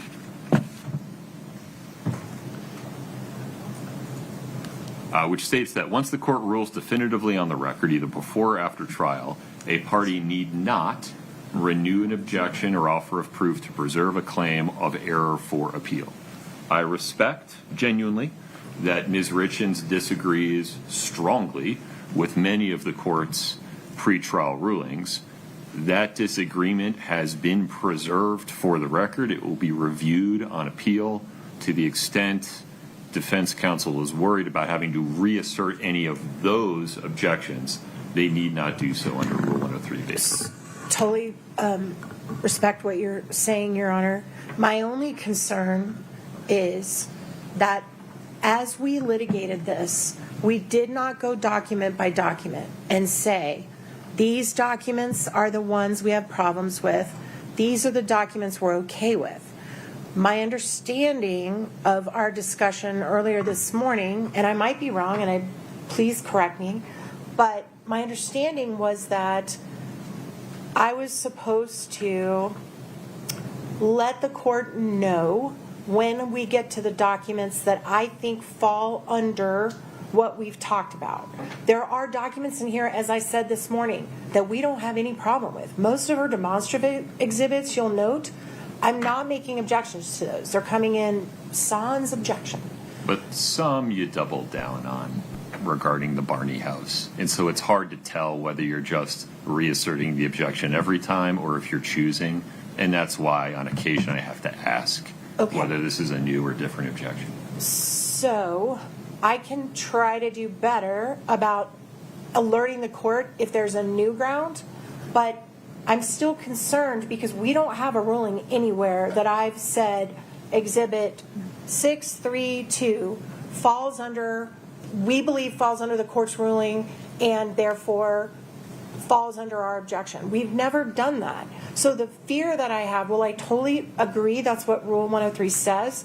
I understand I can have a continuing objection, but the problem with that is we've never in any of our litigation said this set of documents. Well, your motion in limine certainly did. It listed about 20 documents, and then I denied it. So you know that those 20 are not a problem. But nonetheless, we are where we are. Right. So feel free to proceed as you are, but to the extent you want another specific ruling because you feel like we haven't discussed it before, you have to say more. Otherwise, Understood. I won't know what you're talking about. Absolutely understood. So my intention, for the record, is to try to comply with the court's ruling not to have a speaking objection. When I say previous objections, I'm saying this document we believe falls under what you've already ruled on. If I have something that's new that I don't think you've ruled on at all, I will let the court know that. I appreciate that. Thank you. Okay. Anybody need a break before we invite the jury back in? Mr. Bloodworth? No, Your Honor. Ms. Nestor? No, Your Okay. Tasia, we're ready for the jury.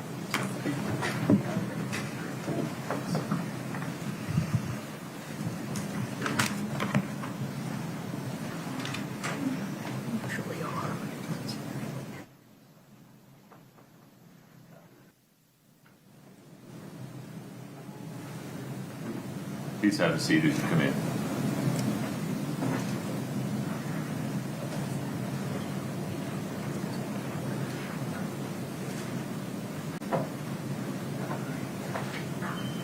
Okay, please have a seat. Ladies and gentlemen of the jury, an additional instruction. You are about to hear evidence that defendant's representations related to her business's tax returns were not accurate. During the period of time before the acts charged in this case. This evidence is not admitted to prove a character trait of the defendant or to show that she acted in a manner consistent with that trait. You may consider this evidence, if at all, for the limited purpose of determining whether defendant had any particular motive. Please keep in mind that the defendant is on trial for the crimes charged in this case and for those crimes only. You may not convict the defendant simply because you believe she may have committed some other acts at some other time. Please proceed. Thank you, Your Honor. Ms. Carrington, let me pick up with that last question. Maybe we'll just answer it again to get back on track. Were Kouri Richins Realty tax returns helpful in your understanding Kouri Richins' financial narrative? And I answered yes and no, or yes or no. Yes, they were helpful to understand the fact that everything didn't match.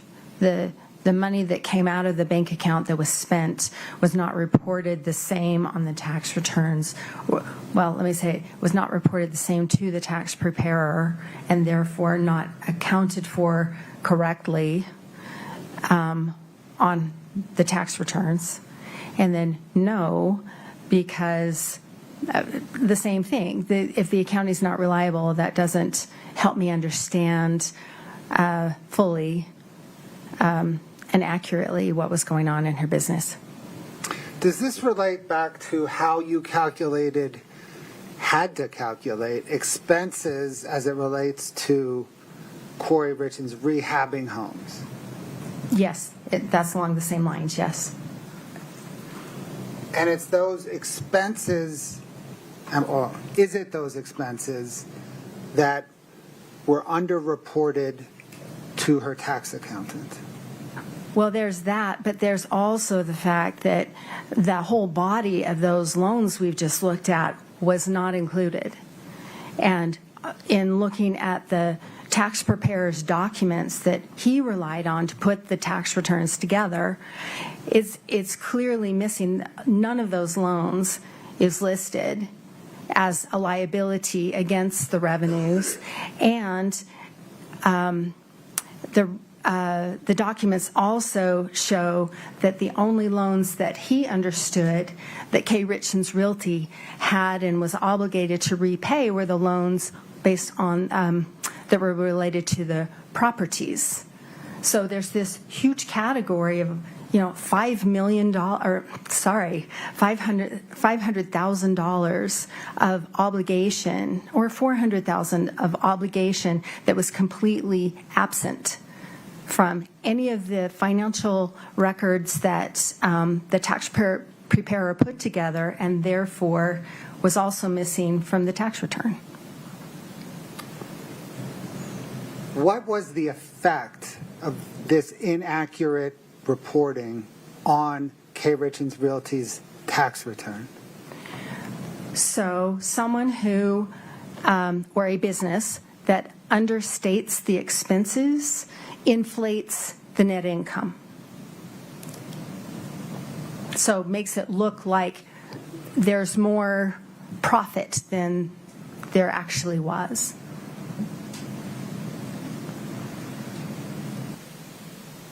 Wouldn't there be a tax advantage to having a business loss? Yes, or having a lower net income, yes. Setting Kouri Richins aside for a moment, based on your training and experience as a forensic accountant, why would a business person want to inaccurately, from a tax perspective, want to inaccurately report their expenses and end up paying more tax? Most, I don't know. Most,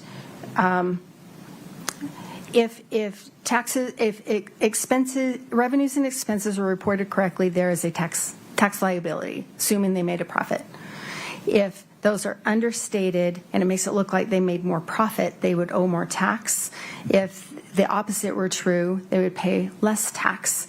And so it depends on what that person's or business's objectives were. What would a business objective be to want to pay more taxes? Back to speculation. Overruled. To avoid showing a loss so that the business appeared more successful. Why would a business similar to Kouri Richins, a business with a financial position similar to Kouri Richins' financial position, want to appear more successful? Well, if things had been reported accurately, she was operating at a loss. And so that would have been reflected, especially for 2021. That would have been reflected in an accurate tax return, would have shown a loss there. And during the time, especially the tax return that was prepared in the fall of 2021 that wasn't accurate, that's a time when she was actively seeking funding for, she acquired 3 new properties in November, and she, Back to speculation. Overruled. factually speaking, she acquired 3 new properties in November of 2021, adding $1.1 million to her debt. She didn't pay anything toward those acquisitions, so she borrowed everything to acquire those properties. And in December is when she put the offer in on that big house. And so these are months that coincide with the inaccurate tax returns in which new projects were being acquired or contemplated, and funding was being sought for those. Did you investigate whether Kouri and Eric Richins had any tax liabilities? Yes. Did they? Yes. Do you know about how much? I know at least number. What is the at least number? Let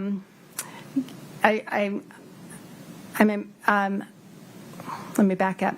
State tax liabilities, tax liens were about $70,000.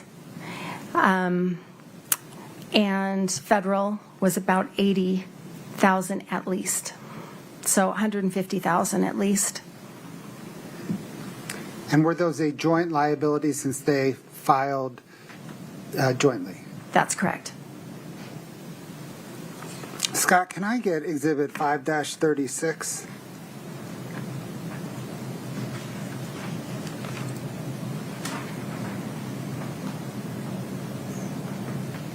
Are we frozen? It's possible. Let me fix that. My apologies. Or maybe it's a scroll down problem.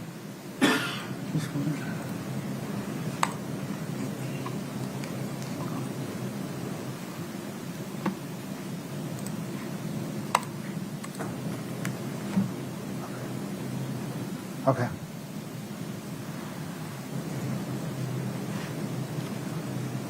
Ma'am, do you recognize that document?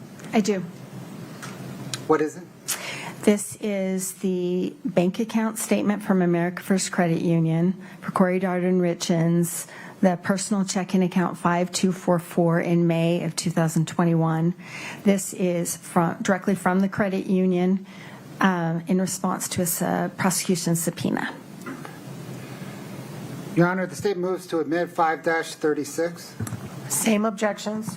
5-36 is admitted. Scott, if you could scroll down to the check.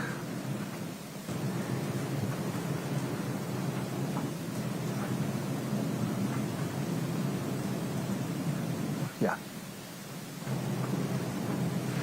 Ms. Carrington, what is this? This is a check from the C&E Stonemasonry account, and it's payable to Eric Richins, dated April 29th, 2021, for $36,000. And the memo on it indicates taxes TC-546, and that tells me that's a Utah State Tax Commission payment. And based on your analysis, did C&E provide Eric and his business partner, Kouri, for that matter, distributions in order to pay their taxes? Check to hearsay. I don't understand the hearsay objection there. That's how she knows. They told her. Why does lay some foundation for how she knows? Did in reviewing the C&E accounting materials show that C&E distributed to both Kouri and Eric Richins estimated tax payments? Yes, no one has told me that, but I can see from reviewing all the bank accounts that there are pairs of transactions, and they are for Eric Richins and his business partner habitually over several years, and they are for different tax liabilities. One moment. The hearsay objection is overruled. Please proceed. Thank you, Your Honor. Ma'am, did you trace this check? I did. If we can go back to the main document, Scott. Can you show your tracing of this check? Sure. Scott, if you can scroll down. Okay. Right there. So mid-screen, you see April 30th, the deposited check item for $36,000 to go over there. And so that's that check. And they're included in this exhibit is the deposit slip, so I can match that up, plus the check copy came with this, so I know this is the same $36,000. And then Sorry. sorry, At the time that was deposited, what was the account balance? 83 cents. Okay. Can you pick up the tracing from there, please? Yes. So in doing a tracing, I look at the balance at the time a specific transaction is made. And so then I have to match up, but for certain funds, other transactions would not clear the bank. So the following transaction is April 30th, that bank-to-bank transfer of $25,000 could not have been made but for the deposit of that $36,000. So I know those have to tie together. So then I'm looking for what other information will tell me that deduction of $25,000. And where did that $25,000 land? It's a wire out that goes to Stewart Title's Bank of Nevada, I believe. Scott, can you go back to the main document and scroll down, please? No, I'm sorry, down a page. No. Keep going to the wire. This one, please. Sorry. Ms. Carrington, what information does this provide? So this, you can see in the upper left-hand corner, it's a domestic outbound. So this is a wire that is going out of the account. If you go down the left-hand column, it shows you $25,000. If you go to the middle column, it's from Kouri Richins. Right above her name is the account number 5244. And over on the right, it says it goes to Stewart Title Company. And then go down to the bottom left, and it says earnest money, Kouri Richins. Earnest money being kind of a deposit on a purchase of a property. Thank you, Scott. Can we turn now, please, to a property that you referenced as Legacy Way that others have referenced as the Midway Mansion? Yes. Are you familiar with the property? I am. How so? I have been by it several times over the last 3 years, and I have researched the recorder's documents, the deeds affiliated with that. I have submitted Grandma request, which is a request for government records so that I could understand all the Wasatch County building permit the inspection records over the years, the life of that property. I have interviewed the prior owner before Kouri Richins bought it. I've interviewed the current owners. I've traced all the, after Kouri Richins bought it, tried to sell it, I have reviewed each of those 13 offers to purchase the property. And I've also looked at the bank accounts and the loan documents for her purchase.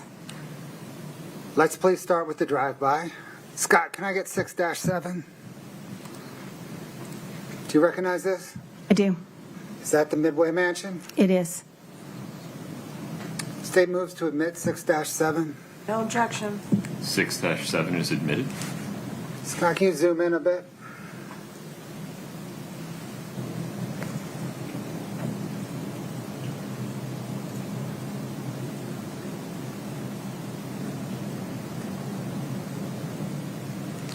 Scott, can I get 6-8, please?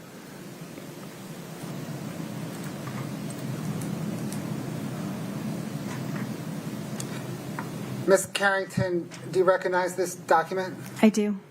What is it? This is the real estate purchase contract, commonly known as a REPC, that K. Richins Realty submitted to as her offer to buy the property in December of 2021. The state moves to admit 6-8. No objection. 6-8 is admitted. Scott, if you could zoom in, please, on that first kind of top section. Ms. Carrington, what information does this provide? So this tells us in the far upper corner, this is Sierra, and that's the bait stamp that identifies that this came from Sierra West Capital, Matt Strong being the primary lender. It gives, and then if you go first line kind of over on the left, 2/23/2021 is the date. K. Richins Realty is the buyer. Douglas Roy Lance is the seller.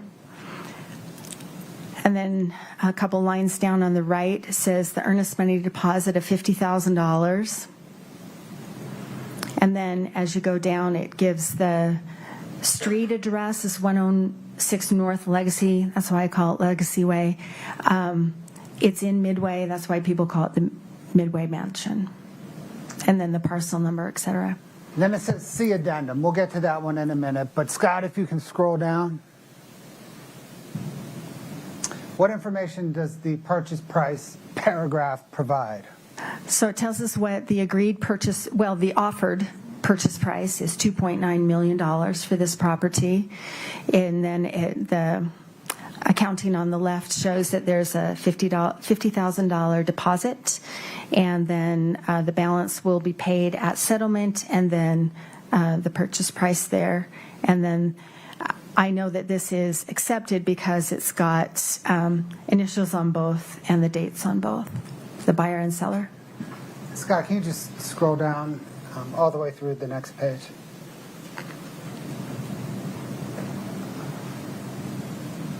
Keep scrolling. Keep scrolling. Keep scrolling. Let's stop there. Thank you. Let's zoom in on the contract deadlines through the signature. Yep. Thank you.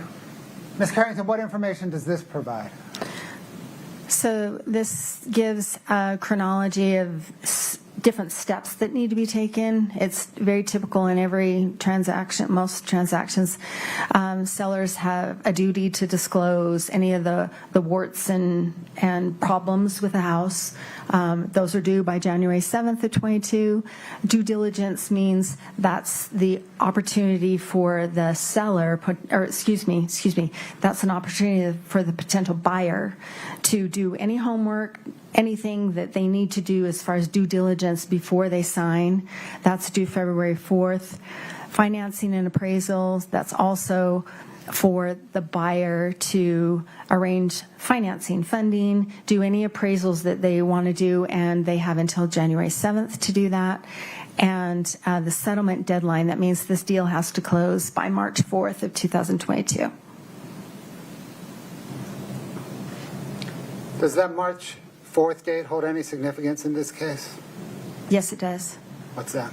That's the day that this property deal closed, and Kouri Richins purchased this house. Did she purchase it on March 4th or March 5th? I'm sorry, March 5th. March 4th is the date that Eric Richins died. Thank you. Let's discuss the warts and problems, please. Scott, if we can go down to just keep it up, zoomed out, right there. Is that the addendum that was referred to earlier? Yes, it is. Addendum 1. Okay, I'm going to walk up and present you with a printed copy of 6-8. And this is the addendum, am I right, that discloses all the warts and problems? Yes. I've circled a few of the paragraphs on that disclosure, that addendum. Can you please read those paragraphs aloud to the jury? Okay. Bear with me. This is paragraph 2. Buyer is to acknowledge and affirm and agrees that these parcels, parcel 1, parcel 2, are sold as is. Buyer acknowledges, affirms, and agrees that both building structures have extensive vandalism, theft, as well as flooring and other structural concerns that may need or will require replacement or repair. Due to delays in construction and the permitting/approval process, the structures have been idle, exposed to the elements, and are not habitable, and are also suitable in many ways for continued construction. Damage has occurred because of the idle status of the projects. Buyer affirms buyer's intent in moving forward with the building project or abandon the project altogether based on buyer's own investigation of said structures in their state of idleness, disrepair, unfinished, and uninhabitable quality. Additionally, animals may have taken up residence in the ventilation systems for which there may be additional damage. Buyer acknowledges and affirms that buyer accepts the property in its unfinished, disassembled, unrepaired, damaged state and agrees to confirm through buyer's own due diligence which repairs and remediation efforts are necessary. Buyer acknowledges and affirms buyer's own actual or potential costs of repair, remediation, demolition, remodel, restart, reconstruction, and or completion in moving forward with the building projects. Buyer agrees to purchase and accept the parcels, buildings, structures, and all aspects of the purchase of said parcels on an as-is basis and waives and releases any and all claims against seller or any deficiency, unexpected outcome, or unknown condition, cost, delay, failure, or liability. Paragraph 3. Buyer acknowledges, understands, and affirms that sale of said property is sold without all or necessary or desired permits, certificates, or allowances to build or complete the building process from Wasatch County or other governmental agencies, and buyer is and buyer is to be solely responsible for obtaining any required building permits from Wasatch County or any other necessary government entity. Buyer acknowledges, understands, and affirms that seller's building process was halted by the governmental permitting or allowance process, and as such, buyer intends to purchase these parcels as is, with full understanding that buyer may also face challenges and costs in obtaining necessary or desired permitting allowances to build, rebuild, or complete the building and occupancy process. Buyer acknowledges, understands, and affirms that the structures do not have certificates of occupancy, necessary approvals through all required inspections, and other indicators of structural habitability.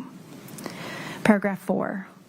Buyer acknowledges that seller has been working with the Army Corps of Engineers over a lengthy period of time and that this entity is currently requiring additional wetlands evaluation of various materials, including water, environmental, etc. The Army Corps of Engineers may require other tests, requirements, and certifications, etc., that are to be completed to their satisfaction. Buyer acknowledges, understands, and affirms that the Army Corps is an independent government entity separate of Wasatch County, and that the Army Corps may require its own permitting, which Wasatch County may also require in order to obtain building permits. Buyer acknowledges, understands, and affirms that the Army Corps of Engineers does not monitor or collaborate with Wasatch County in any way. Wasatch County may or may not issue building permits independent of the Army Corps of Engineers. Buyer acknowledges, understands, and affirms that buyer, not seller, is responsible for moving forward with the Army Corps of Engineers and all other governmental organizations that may have oversight or control of the parcels and building projects and occupancy certification processes. Buyer acknowledges, understands, and affirms that the process of moving forward could take considerable time, present costs, delays, hardships, and burdens to buyer. Buyer acknowledges, understands, and affirms that buyer does not require any contribution from or assistance of seller with regard to obtaining all necessary permits, certificates, allowances, or approvals to restart the building process or complete said process and obtain all necessary inspections, approvals, certificates, permits, or allowances. Paragraph 5. Buyer acknowledges, understands, and affirms that the parcels have sewer rights, but that the sewer is not yet hooked up, is below grade, and will have to be pumped. Buyer acknowledges, understands, and affirms all necessary steps to obtain sewer function is the responsibility of the buyer and may be required to be on site on the subject parcels. Paragraph 6. Buyer acknowledges, understands, and affirms that additional or dedicated open space, i.e. wetlands, or other required remediation or mitigation may or will be required by the Army Corps of Engineers, and that to achieve mitigation or remediation, additional properties may be required for such. Thus, a potential off-site property may be obtained by the buyer. And if not on an additional off-site property, then remediation or mitigation may or will be on-site the subject parcels. There is a mitigation process that will need to be coordinated with the Army Corps of Engineers. Buyer acknowledges, understands, and affirms that there may or will be costs related to preparing lands to offset any disturbed wetlands. An outside consultant with BioWest has collected data and submitted data and recommendations to the Army Corps of Engineers. The Army Corps of Engineers still need to make its final decisions and will determine a mitigation plan with permits in cooperation with buyer.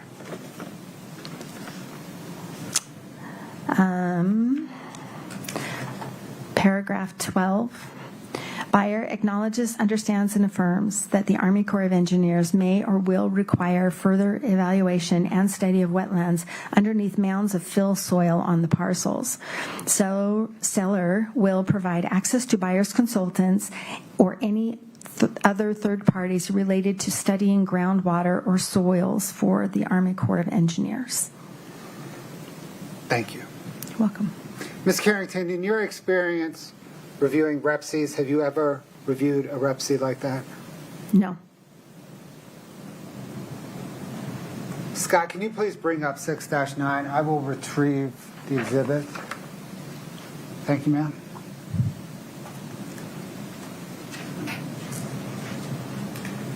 Ms. Carrington, do you recognize exhibit 6-9?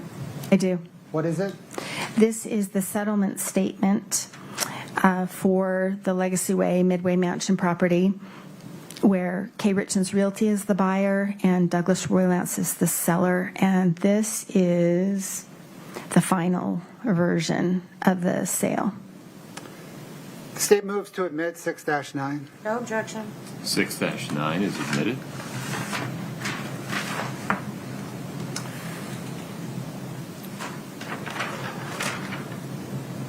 Ms. Carrington, what information does this present? And if it's easier to step down, please do it. I don't know what's easiest. It might be, since I don't have a... Thank you.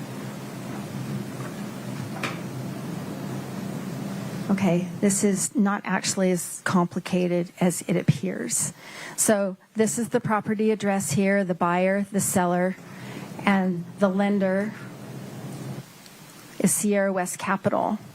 So that's the Sierra West Matt Strong stuff. So now over here shows the settlement date and the disbursement date as March 4th of 22. And then this is the internal file number at the title company. This shows the sale price.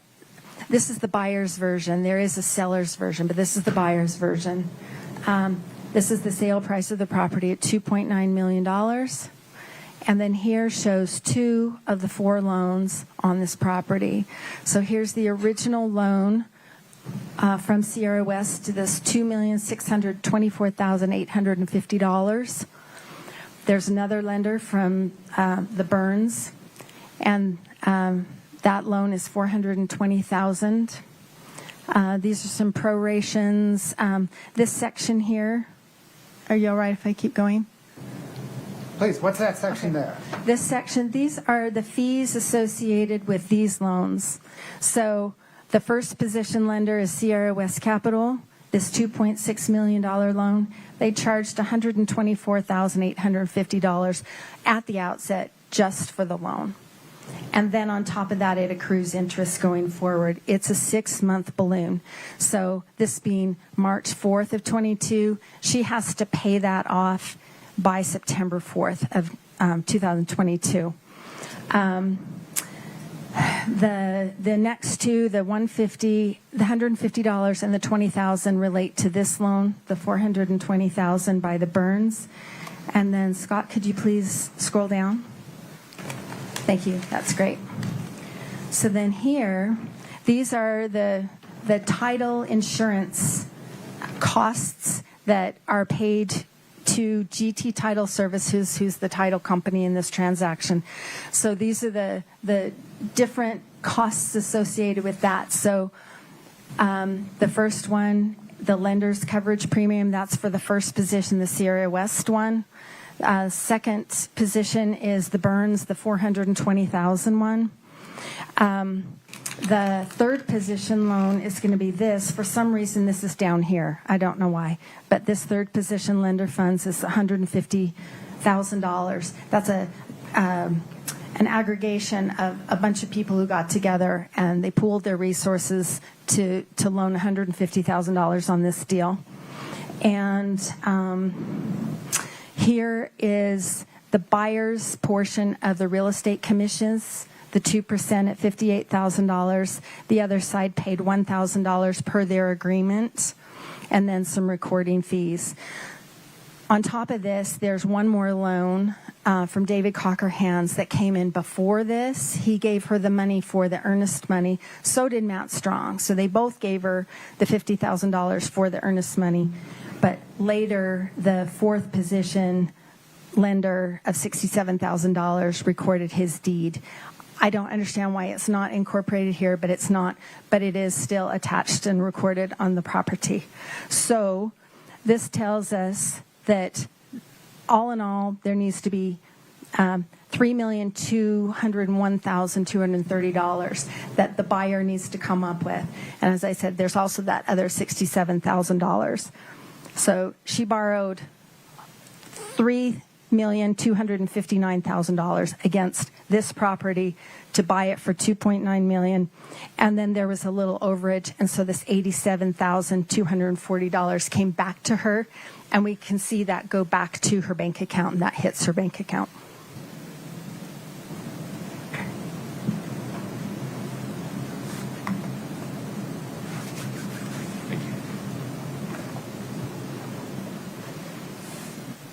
So does this show that she borrowed $3.2 million from other people to close on a $2.9 million house, and at closing she walked away with $80,000? $87,000, yes. On the day that the Midway Mansion closed, how much was it worth? $2.9 million, because that's what she paid for it. That was the agreed price on that for that transaction. Is the real estate market like other markets in that the value of something, whether it's gold, oil, real estate, the true value on any given day is what a willing buyer and willing seller agree to? Yes, and so in addition to the fact that that's what the market dictates, the IRS rules also say that a transaction is valued between a willing seller and a willing buyer, and industries function like that all the time. Business valuation, a forensic accountant who conducts a business valuation of a business will use that same concept. Did you use that same concept in valuing all the properties involved in this case? I did, because that's what she paid for them.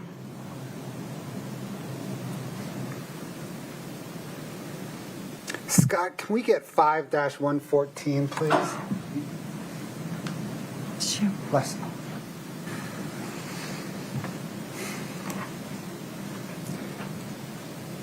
Ma'am, do you recognize this agreement? I do. What is it?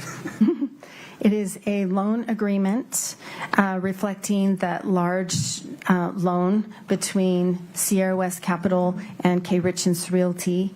And this was a response from the title company, Griffith & Turner Title, in response to a prosecution subpoena. Your Honor, the state moves 5-114 into evidence. No objection. 5-114 is admitted. And just, Scott, yeah, perfect. So this is, am I right, is this the loan agreement between Kouri Richins Realty and Sierra West for the Midway Mansion? It is. And Sierra West was the biggest lender at $2.6 million. That's right, yes.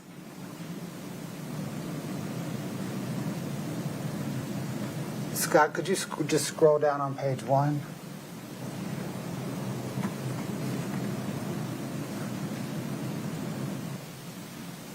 Scott, could you go to page 12, please? And is this part of what is, are we looking at what is known generally as a closing packet? Yes, that would be consistent, yes. These are the closing documents on the Midway Mansion, at least this, the closing documents for the largest funder on the Midway Mansion. That's right, yes. And is this the signature page? Yes, it is. And is that signature notarized on the 5th of March? Yes, that's correct. Scott, can you go to page 21, please?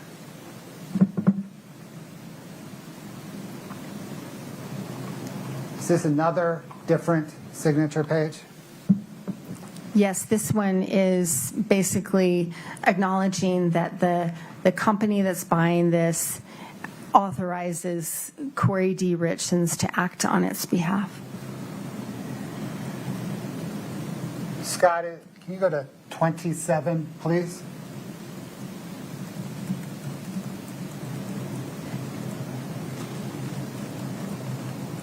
Is this yet another signature page in the closing documents? Yes. Can you go to 32, Scott? I'm sorry, let's just go to 32. 32. Is that yet another signature page in the closing documents? Yes. And 33, Scott?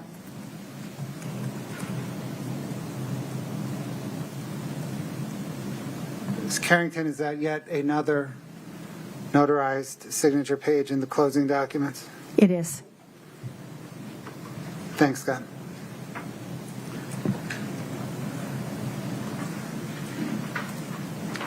Ms. Carrington, based on your analysis, did Ms. Richins have the ability to service the $3.2 million in debt when it came due in 6 months from closing? She did not. Scott, can I get 2-14, please?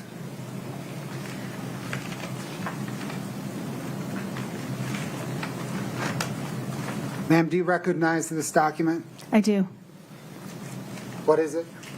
It's an email string between Matt Strong and Kouri Richins that was returned pursuant to a prosecution subpoena from Sierra West Capital and Matt Strong. And does this email string in part discuss how much money Kouri Richins estimated would be required to finish the Midway Mansion? We can scroll through it.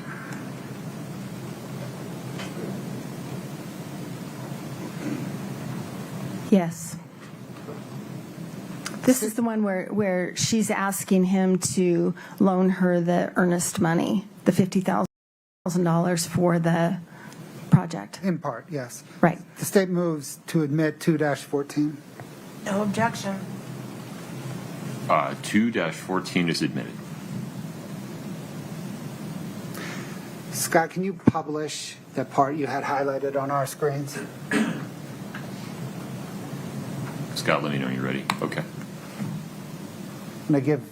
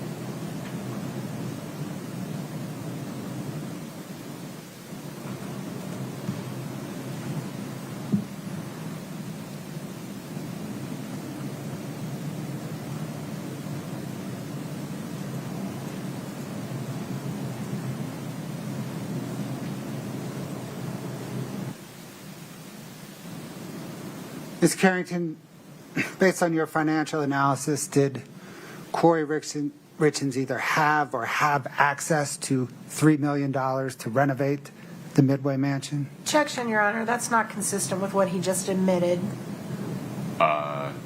It's a different question. Can you please restate it? Make sure we're listening to the question that he asked. If you'd say it again. Ms. Carrington, based upon your financial analysis, did Ms. Richins have or have access to $3 million for renovations of the Midway Mansion? It's not that I... Hold on. What was your objection? Same objection, Your Honor. He's misstating what's in front of him as far as the evidence. His question does not relate to this. Any other objections? No, sir. Overruled. Go ahead. Not that I'm aware of. Thanks, Scott. Ms. Carrington, did you investigate or try to trace any money flowing to the Midway Mansion project once Kouri Richins closed on it? I did look, yes. Did you find any money flowing to that project? I did not find any money flowing to that project. There's one that is a maybe, Okay. but no, nothing significant. What's the maybe?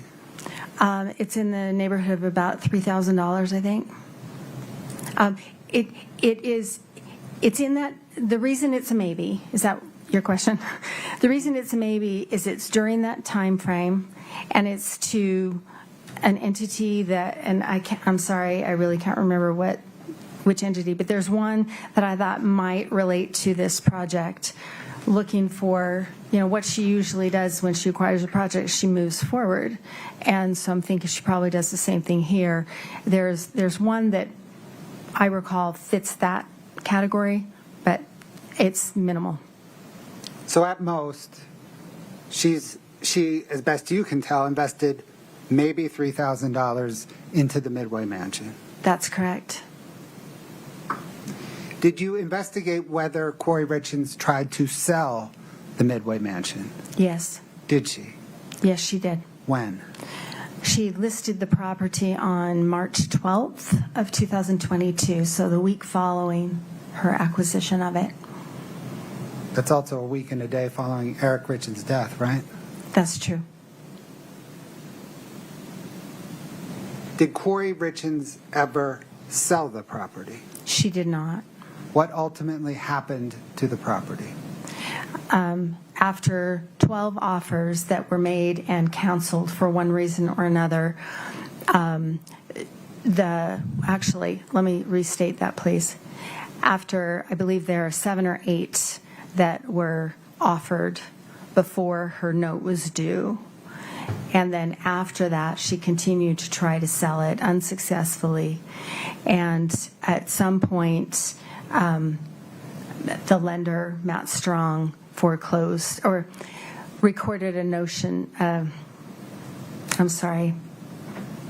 He recorded a document, notice of default and election to sell. So basically started the foreclosure process. And did the 12 failed contracts all fail during the diligence period? Yes, they did. In the months leading up to Eric Richins' death, what categories of assets did Kouri Richins have? Categories of assets that Kouri Richins had. She owned several properties. So that's one class of assets. She had financial accounts, and those were various balances. On March the 5th, 2022, immediately after closing on the Midway Mansion, what was the value of Kouri Richins' assets? Including the new property, was about 6.3 or 6.4 million. In the months leading up to Eric Richins' death, what categories of liabilities did Kouri Richins have? So liabilities are things that she owes. So she had a loan on the properties, each of the properties that she owned, and each of those was more than the property was worth. She also had all those payday loans that we've talked about, and she also had different lines of credit that were by and large all maxed out, not just the HELOC, but also she had some personal lines of credit associated with her checking accounts. Those were all maxed out, and she also had credit cards that had high balances. On March the 5th, 2022, immediately after closing on the Midway Mansion, what was the amount of Kouri Richins' liabilities? Right about $8 million.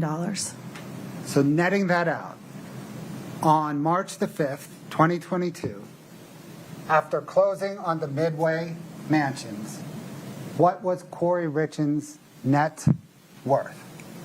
She was in the hole. She was negative 1.6 million.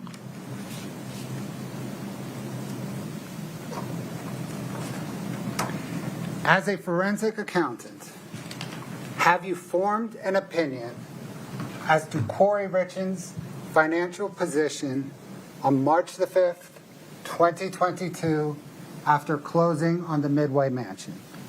Yes. What is your opinion? As of the date that Eric Richins died, Kouri Richins was in financial distress, and her financial enterprise was collapsing, had been collapsing, and but for a significant infusion of cash and capital would have continued to collapse. It was imploding. Her debts and liabilities far outweighed her assets, and even if she had sold everything she had, it would not have been enough to get back to zero. Let's turn briefly to Eric Richins' estate. Did you analyze the value of Eric Richins' estate? Yes. What material did you study in this analysis? The insurance policies, the life insurance policies, including there's a life insurance two life insurance policies that Eric and his business partner had on each other. So there's the company, the documents that relate to that, the bank accounts, the documents related to the house where the family lived, and his bank account statements. Are the bank accounts de minimis in relation to Eric's interest in C&E, his life insurance, and his home? Pretty much, yes. Let's set those aside then. Right.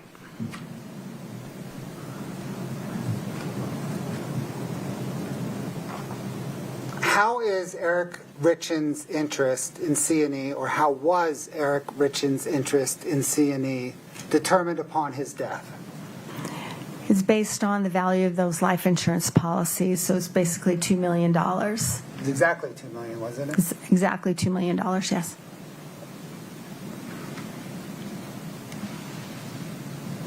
Scott, can I get 7-28 Delta?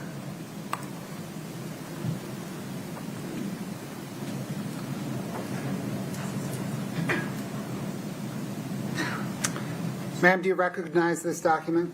I do. Did you prepare it? I did. What material did you use to prepare it? The insurance policies of each of these insurance policies, the applications for a couple of them, the claim information, and also the payout of these policies. Your Honor, the state moves to admit 7-28D. Objection. 7-28D is admitted.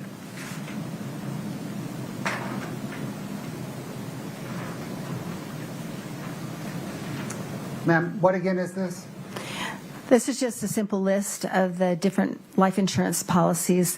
I have not included the buy-sell agreement policies, the $2 million that benefited Eric's business partner, but these are the others. Scott, if you could please highlight the claim paid, the policy amount column.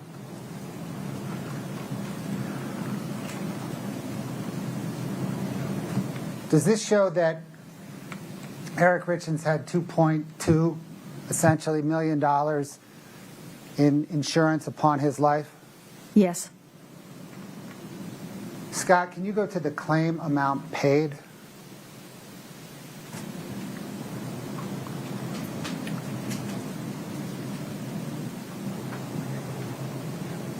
What, ma'am, does this column, what information, ma'am, does this column present? So for each of these policies, there was a specific amount paid. Like the top one is related to the house, and so it paid 70% of the existing mortgage, not the second, but the first. The things that I've highlighted in green are the 3 policies that were paid directly to Kouri Richins. The others were paid, the $500,000 was paid to the Eric Richins Trust. We'll come back. So, summing up the amounts of insurance paid to Kouri Richins, was that $1.36 million? That's correct.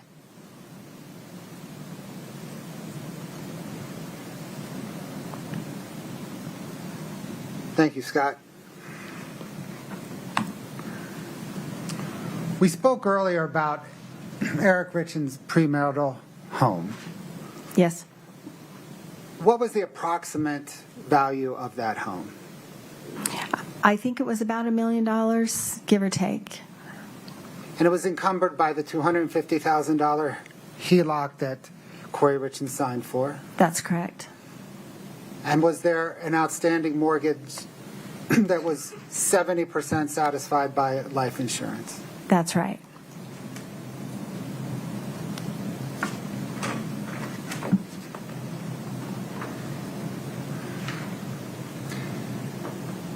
We talked about the $1.3 million in life insurance proceeds that Kouri Richins received upon Eric Richins' death. Did you trace how she used those proceeds? I did. Scott, can you bring up 7-31D? Ma'am, do you recognize this document? I do. Did you prepare it? I did. What material did you use to prepare it? I looked at Kouri Richins' America First Credit Union accounts and also Kouri Richins' UCCU account where she deposited the $1 million. And I guess that's it. Your Honor, the state moves to admit 7-31D. No objection. States 7-31D is admitted.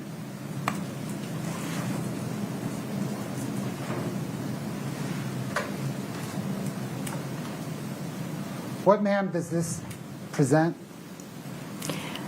So on another schedule, I've listed every single transaction that I've traced back to the 3 deposits of insurance proceeds.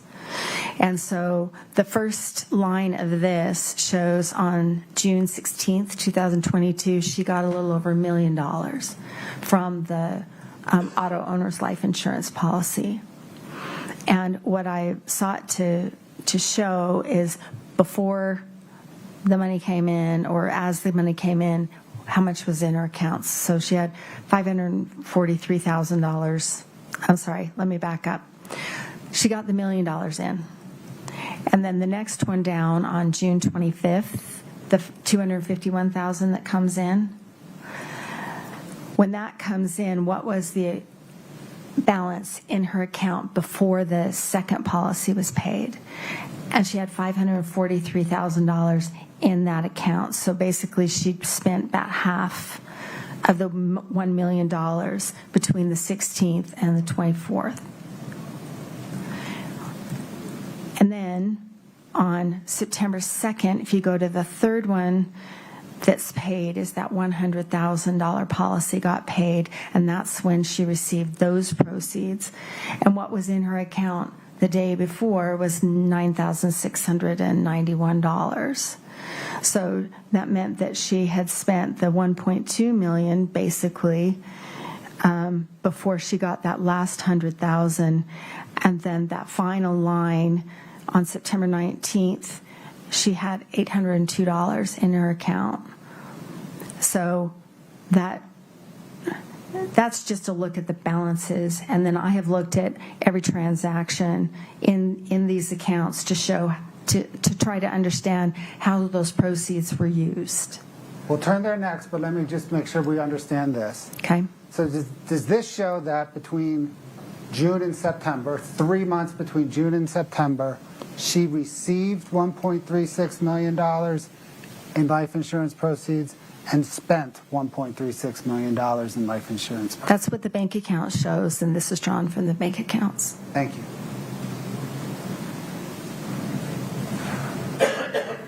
Scott, can you bring up 7-29D, please?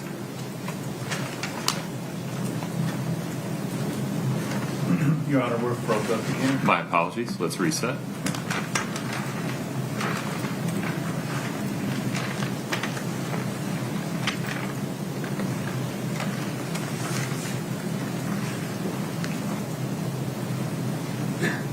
I need you to unplug and plug back in, Scott. Oh, there you are. I apologize. All right, one moment. 7-29D is visible to the witness. Ms. Carrington, did you prepare this document? I did. What material did you use to prepare it? The bank accounts that I just spoke of, the America First Credit Union accounts, and also the UCCU account. Your Honor, the state moves 7-29D into evidence. I'm sorry, can we just blow up the very tippy top of it, just so I can see the label on it? Thank you. No objection. And 7-29D is admitted. And then, Scott, can you split screen the 2 pages? Now, Ms. Carrington, am I right that it doesn't really read left to right, it reads top to bottom? It's a vertical, yes. So this page on the right is really right down here. That's correct. Okay. What information does this demonstrative present? So I wanted to portray the funds that came in from Eric's death, and I've highlighted, or I put in bold the different life insurance policies, proceeds that came in, and then the way those were spent. I have taken everything over $1,000 to try and be brief. Obviously, this isn't brief, but so there are a lot of transactions for, whatever, $700 or $43. Those are not on here. So anything over $1,000 is on. And Scott, if you could go down to the very bottom, so the very bottom of page 2.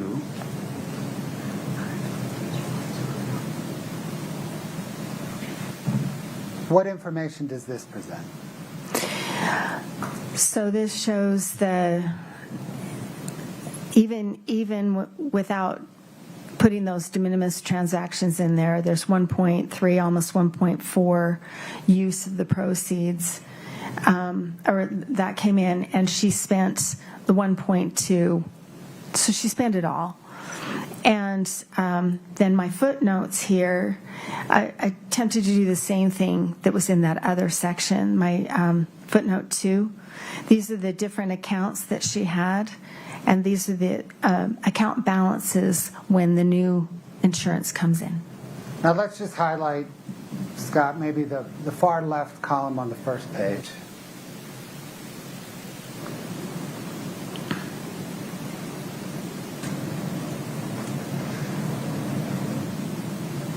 Perfect.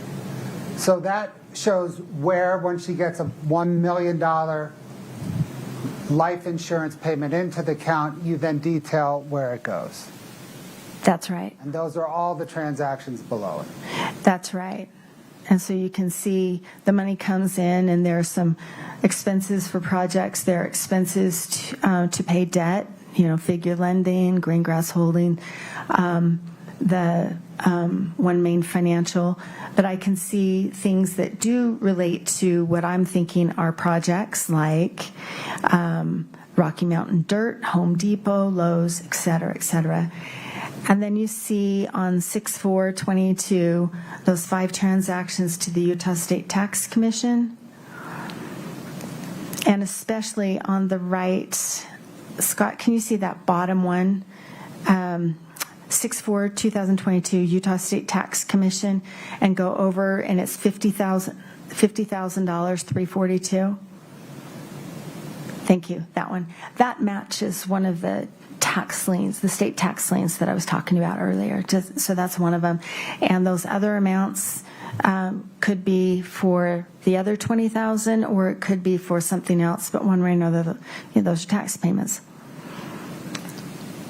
Do you see that entry on 6/24/22 to Robert Grossman for $25,000? Yes. Are you familiar with who Robert Grossman is? Yes, he's Robert Josh Grossman. Josh Grossman, I understand, was Kouri Richins' boyfriend during this time.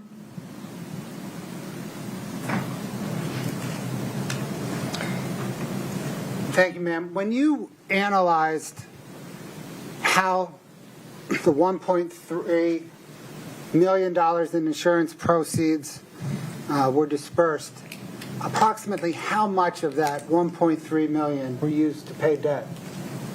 About $600,000, somewhere in there. So about half, a little less than half, was used to pay debt. Thank you, ma'am. I think that's all I have for now. I suspect we're going to take a break, and the defense will have some questions for you. Okay. Thank you. Ms. Nestor, any objection to taking a break? No, sir. Okay. Please rise for the jury. Let's take a break.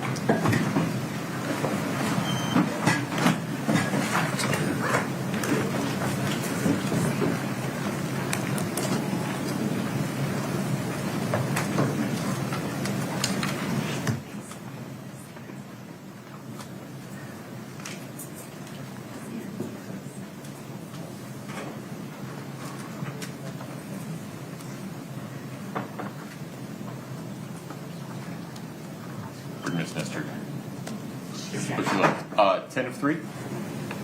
Yes, sir. Okay. Ms. Carrington, walk around, use the restroom, grab some water. Please don't talk to anybody about your testimony. Thank you. Court's in recess. Thank you. Okay. We're back on the record at 231-500-139. May we invite the jury in, please?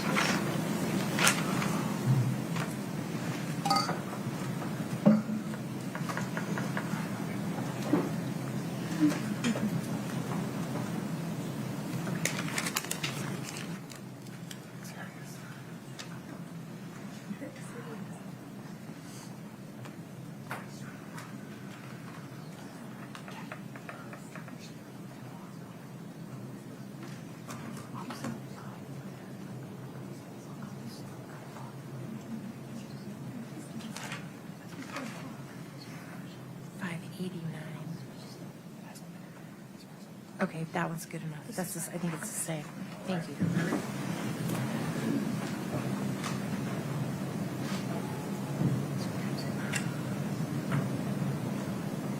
Please have a seat. Thank you.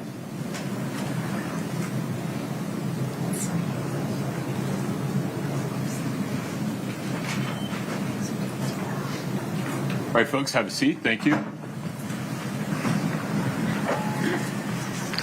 Ms. Carrington, you're still under oath. Yes. Ms. Nestor, please proceed. Thank you, Your Honor. May it please the court. Good afternoon, Ms. Carrington. Good afternoon, Ms. Nestor. You and I have known each other for some time. Is that accurate? That is accurate. Okay. So I'd like to talk to you about how you got involved in this case. Is it fair to say that you were brought into this case by the gentleman who was working as a private investigator for the trust for the estate? Absolutely, yes. And his name is Todd Gabler, correct? That is correct. And Mr. Gabler is also someone you've known for a really long time. I have. Professionally, yeah. Right. Well, of course. I should have said that. I'm sorry. And you guys even share office space, or did at one point? No, never. I thought you did. Sorry.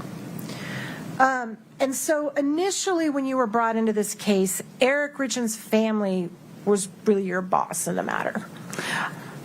I wouldn't look at it that way. I was hired by their attorney, Crystal Bowman Carter, after Kouri initiated the lawsuit. That's when I came in. But the work you were doing was designed to assist Eric Richins' family in the litigation. Fair? Fair, yes. All right. And during the time that you were working for the family or the estate or the trust, did you also do some witness interviews with Mr. Gabler? No. You didn't go to any interviews of witnesses with him? No, I did not go to any with him. No, I don't think so. No, I didn't. And then at some point you stopped. It sounds like your work kind of trickled off for the estate or the trust when they got a new lawyer, right? Right. I've known that firm for a long time, and I'm usually on the other side. So they use other people for their forensic accounting, and so I was not surprised when the estate got, when the trust, the estate, got new lawyers that they didn't adopt me as well, which is fine. That's okay. Yeah. And then how is it that you became associated with the prosecution team? I don't know how that happened. They reached out to you? They did. And are you aware of whether Todd Gabler recommended you? I have no idea. And Mr. Bloodworth asked you on direct, he mentioned that they've retained you at your normal rate. Is that right? That's correct. So it looks like you've done quite a bit of work.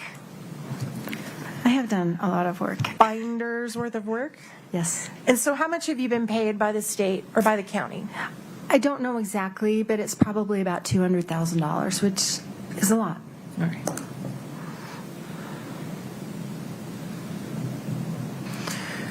All right, now I want to talk to you a little bit before we get into details about it, the nature of the house flipping business. Okay. I think you talked a little bit about this on direct, but the idea of someone who's in the business of flipping houses is you want to buy a property that appears to you to be undervalued for sale. Is that fair? you want to get a good deal on. Is that what you mean? Sure. Yes. So you look for something that maybe is a little below the value of the property. Fair enough, yes. And the idea is you do just a little bit of rehabbing, right? You don't want to sink a ton of money into it or you're going to not make a profit. Well, it depends, right? It depends. I mean, it depends on where where it's located and what's the upside.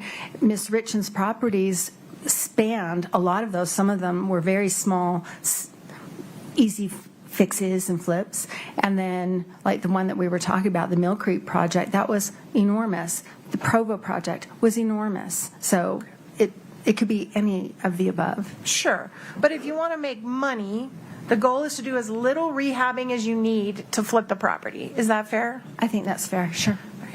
And as I would say, put a little spit and polish on it and then get it ready for sale, right? Fair enough. Okay.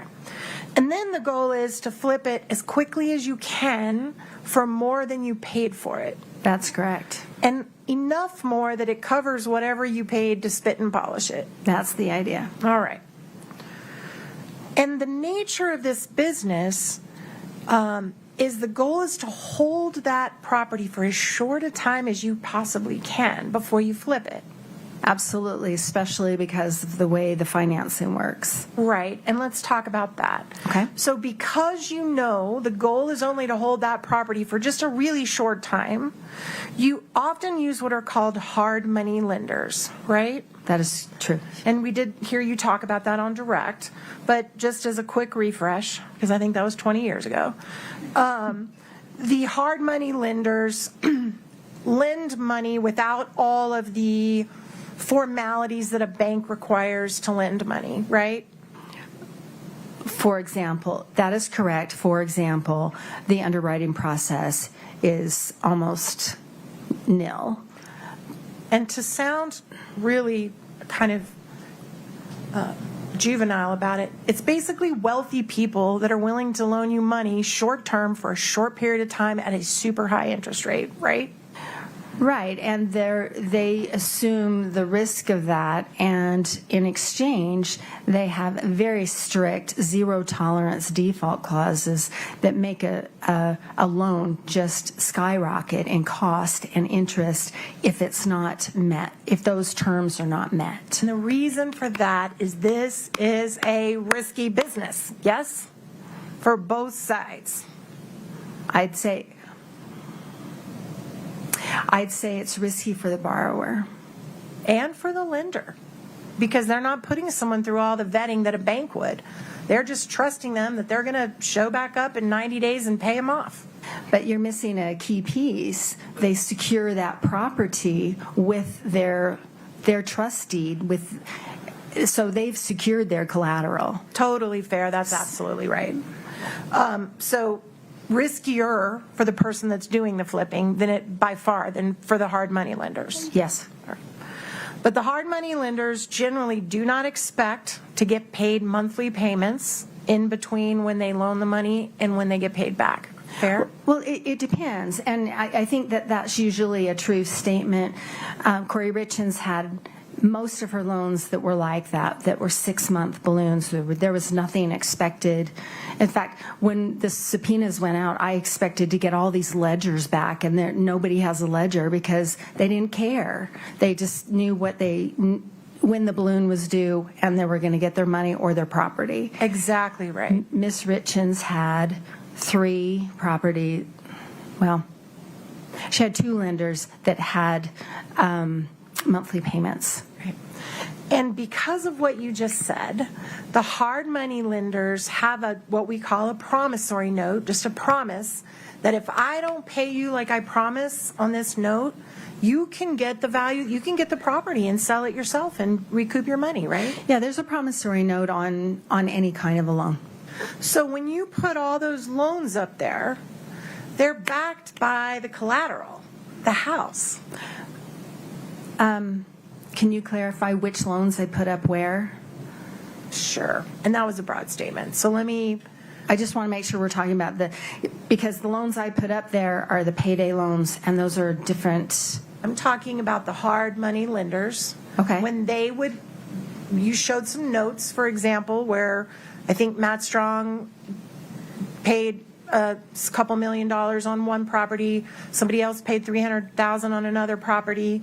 All those loans were backed by the property. They were totally secured.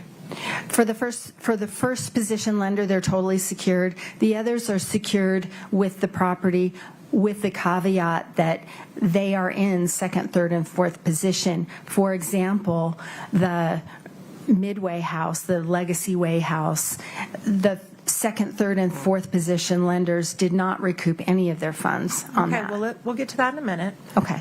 But if Kouri were to default on a promissory note and they went after the property and took it and sold it, Kouri would owe zero because they would have recouped their note from the sale of the property. That's true. She'd owe zero and she would have made zero.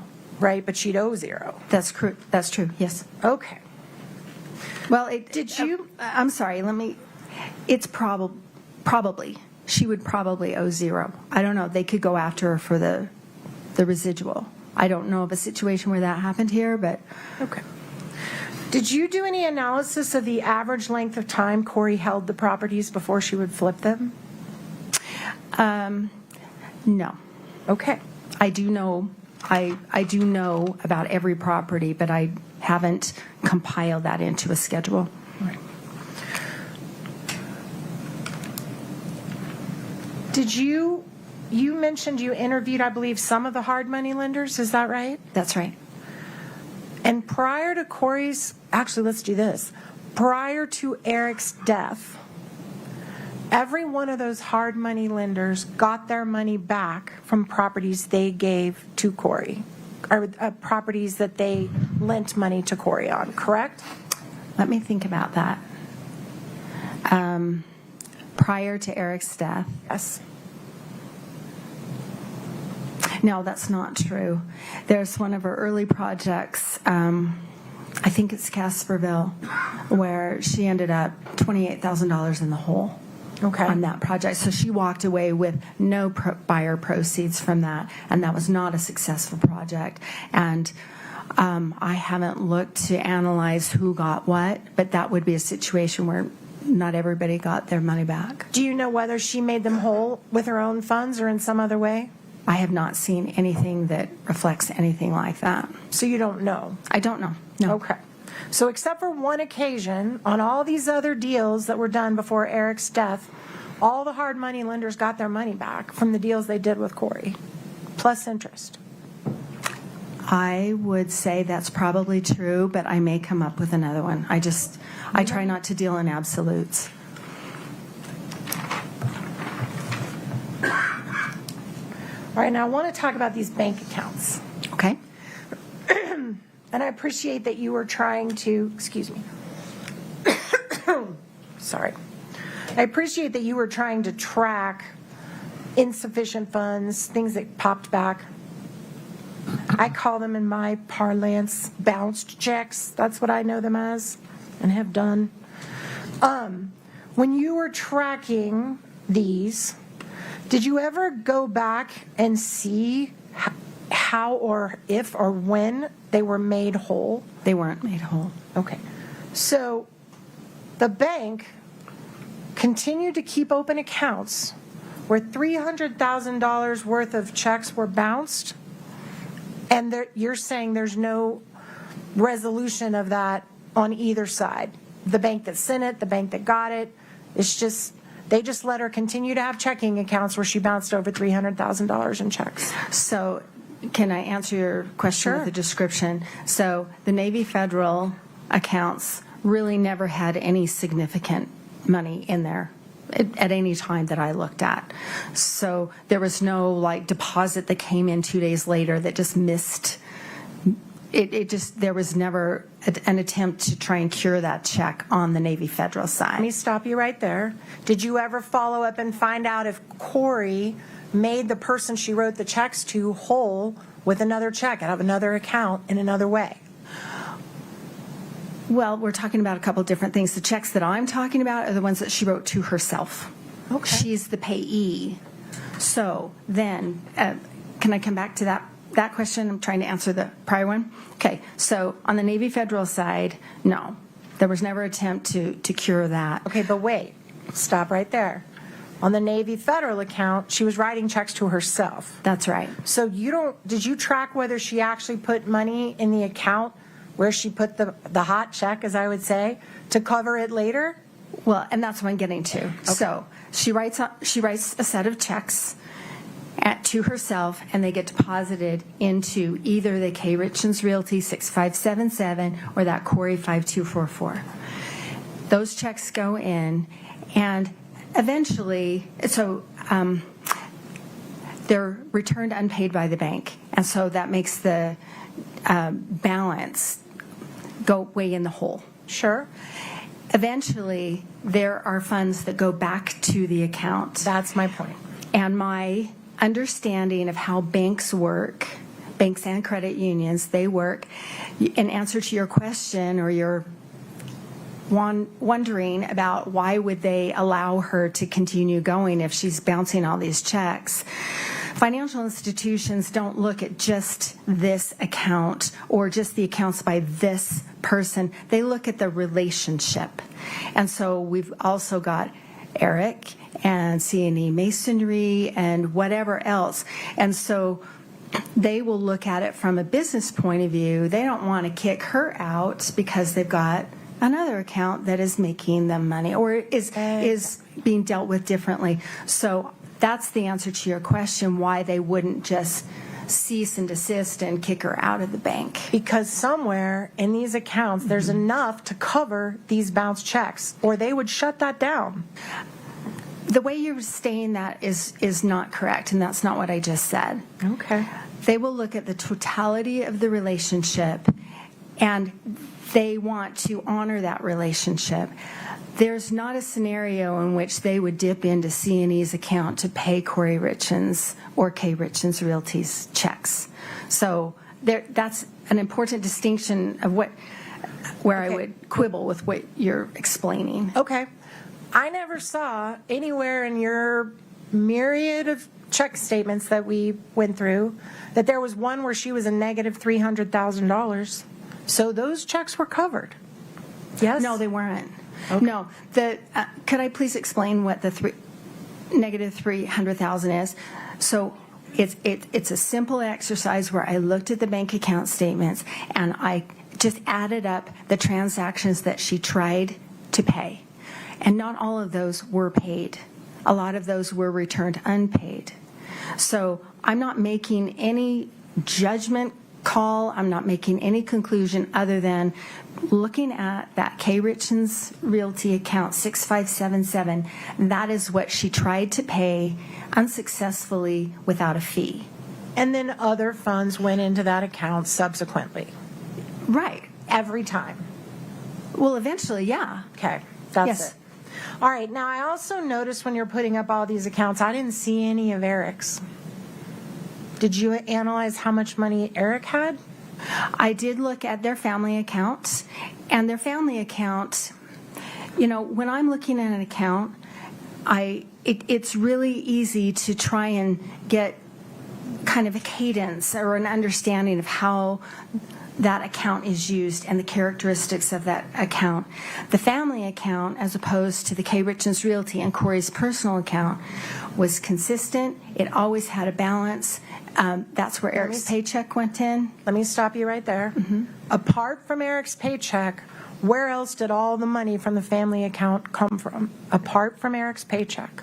There were distributions that came in from Eric's work, and there were occasional, I know you've asked me this question before, and Kouri Richins did not put more money into that account than Eric Richins did.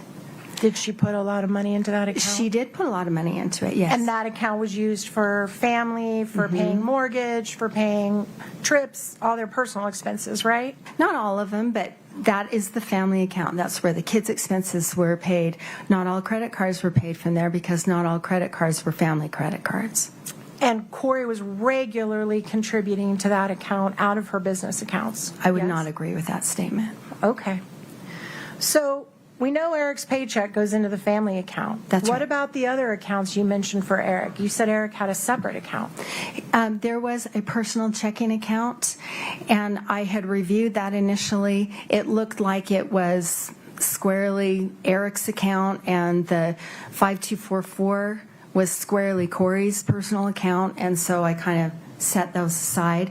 She used her personal account for her personal expenses, and he used his for things that appeared to be his. And you do not know the arrangements that Kouri Richins and Eric Richins had as a couple about when they would make money available to each other, did you? I don't. Okay, so how much money was in Eric's personal account? Habitually, there was enough to pay whatever was attempted to be paid from it. I know that my recollection is it had, 10,000, 20,000, something like that. I don't recall it bouncing checks, and I don't recall it going into the negative. Okay, but you did not provide that to the jury to review in terms of assets that were out there for this family. Objection, Your Honor. Based on, Your Honor, can we approach? of course. Your Honor. So just to be clear, we have not seen today in the multiple hours of your direct anything about that account that Eric had. No, that's correct. And you also mentioned you looked into C&E accounts. That's right. And C&E is the name of Eric's business. Eric and Cody Wright, his business partner. Right. And that's where he kept his business profits, correct? They kept theirs, yes. Okay. And I didn't see those accounts today. We haven't talked about how much Eric was worth while he was alive, have we? No, Kouri didn't have any control or access to the C&E account. You understand they're married. I understand that they're married, but that is not, that's a business account that was shared between two business partners. Okay, but business owners can do something called a draw, right? What's a That's right. draw? Your Honor, objection. Scope. Yeah, you're going to have to help me out. Do you want to approach for a minute? Okay.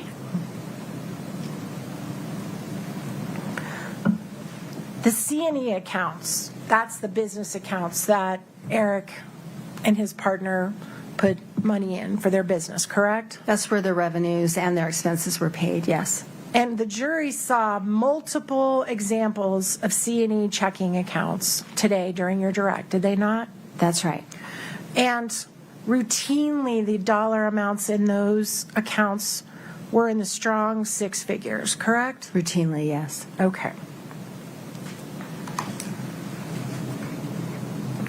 And you don't know what arrangement Kouri Richins and Eric Richins had about whether or not he would invest in her business, whether or not he would be a silent partner, whether or not he would help her fund her business. You don't know that, do you? No. Okay.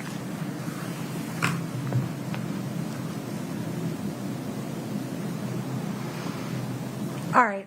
I want to talk a little bit about the Barney house, Chelsea Barney's house. You guys spent a couple hours on that, or about an hour and a half on that today in direct. And as I understand your testimony, Ms. Barney was going to provide $45,000, or did provide $45,000, which you traced all through Ms. Richins' accounts, to Ms. Richins to be used at a closing in the future, correct? To be used at a closing that day. Thought they never had the closing. Well, they didn't. Right. My understanding of that whole text string is that there was this closing that was going to happen imminently, and this was the $45,000 down payment that Chelsea was paying toward the house to then be in her name. Right. And the $45,000, well, strike that. Let me back it up just a little bit so it's not confusing. Kouri Richins Realty had already purchased the Chelsea Barney home prior to all this, correct? That's right. And you went through all the efforts she was making to try, well, let me ask it this way. When it's first purchased, the idea was probably to flip it, right? Like she does all her business. No, She was going to keep it. she was going to keep this one. Okay, but she had hard money lenders the same way she did on her other flip properties originally. Well, remember, she's got those two different kinds. You know, she's got the hard money where she's got a 6-month balloon and she doesn't have to pay anything in between. And then she's got the other ones where she has a due date, a maturity date, and she has to make those monthly payments. This was one of those. And so her original loan was due January 8th of 2022, and that's about the time that this transaction with Chelsea's going on. Okay. And as you explained in your direct, she was trying to shop around for a long-term mortgage to get better terms of the mortgage, right? Right, with David Ige and Excel, she was trying to refinance a few things. Right. And while she's looking for a new mortgage package, Chelsea sends her this $45,000, right? No, I think I could be wrong about this. She had been dealing with David Ige since August and September of 2021. It was right about this time that everything just fell apart because he needed wet signatures from Doreen and he never got those. Okay, And so everything try fell to apart. focus on my question if you can. Okay. While Kouri's looking for a new mortgage lender, a new mortgage package, during the time that she's shopping for people and you kept putting up all the ways she's trying to get new lending, that's when Chelsea provided to Kouri the $45,000. I don't know. I don't know what she's thinking. I don't know what she's doing. What I can say in response to your question is that I'm aware that she had been dealing with David Ige on a number of properties over a number of months. I don't know who else she might have been shopping, looking for a new loan. I know that she had a deadline and she had extended that loan. Okay, I thought you said she was shopping with Excel. She was. Okay, so that's one person she's shopping for, right? You brought that up. I'm not trying to argue with you. Okay. I'm trying to understand and answer your question. You said she's shopping to all these lenders. I don't know that. I know that she was consulting with David Ige and had applied for a loan to refinance a number of properties through him. Okay. And there were 3 different phases with him trying to get that funding. Doreen was brought in trying to get that funding, and it did not come to pass. Exactly. So the $45,000 was not put in a trust account at a closing firm, right? It was given just to Kouri. That is true. And Wait, please Okay. wait and let me just ask Sorry. my questions. My apologies. So the $45,000 is given to Kouri, not in trust, not to be held, was given to Kouri, correct? That's right. Okay. As long as Kouri Richins shows up at the closing, whenever it's set, with $45,000, she's complied with her agreement with Chelsea, correct? I suppose that would be true. So if Kouri knows that she's got money coming prior to that closing that will more than cover the $45,000, and she uses the money quickly to pay some quick debt, she still hasn't violated her agreement with Chelsea if she shows up at the closing with $45,000, correct? Your Honor, foundation. Overruled. Go ahead. I believe some of that requires a legal conclusion. I'm not a lawyer, and that's for the jury to decide. If in that scenario that you've described, that would be her kind of floating that money. Right. Just saying, I know eventually I have to come up with $45,000. Right. So in your scenario, okay. Okay. And then what happened before they got to the closing? Do you happen to know? I'm sorry, that's a big ambiguous question. No, I don't. Okay. I don't know what you're after. Do you know whether Kouri was arrested before they were able to do the closing? Kouri was arrested 14 months later. Are you talking about the closing on Chelsea Barney's house? I think what you're asking me is, so Chelsea Barney gave her the money in January of 2022. Mm-hmm. Eric died in March of 2022. Kouri was arrested in May of 2023, coming out of the title company in which she borrowed $95,000, using that home as collateral. Okay. Along with the Roy house that Kouri also owned. And then she used that $95,000 for debt payments of her own. Okay. So is that the closing you're talking about? Yes. Okay. All right. So then I want to talk to you about the HELOC. Katie, can you please bring up 5-89D? This is in evidence, Your Honor. All right.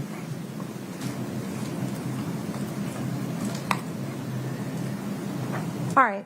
And that's where you kind of kept track of the balance on the HELOC, right? This is correct. And yeah. Katie, can you blow up the dates on the across the top line? Make them bigger.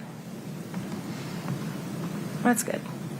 So this begins in March of 2019 when the first $50,000 or so was drawn down out of the HELOC, correct? Yeah, $60,000. Yes. And can I say something about the dates before you continue? No, I Okay. appreciate you waiting on my question.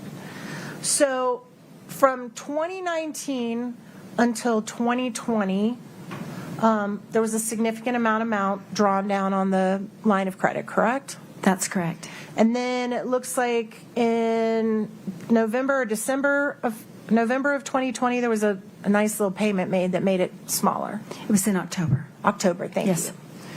Looks like November on that, but I believe you.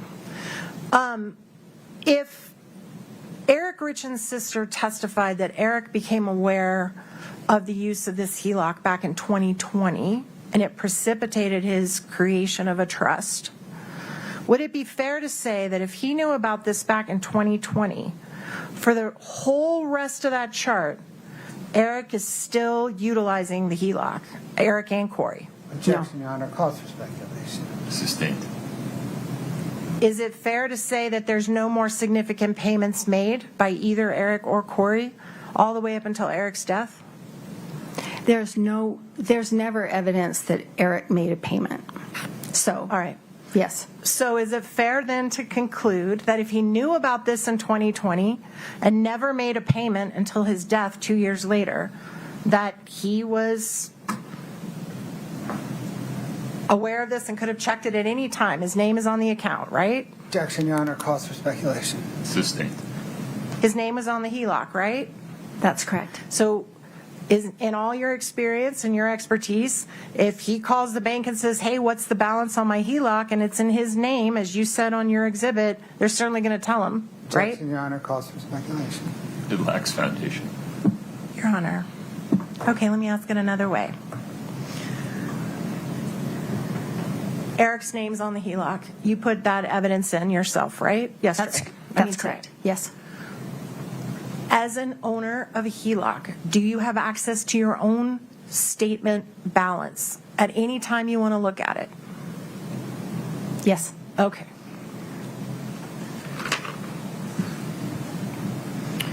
All right, now I want to talk about, you can take that down, thank you. I want to talk about the tax returns.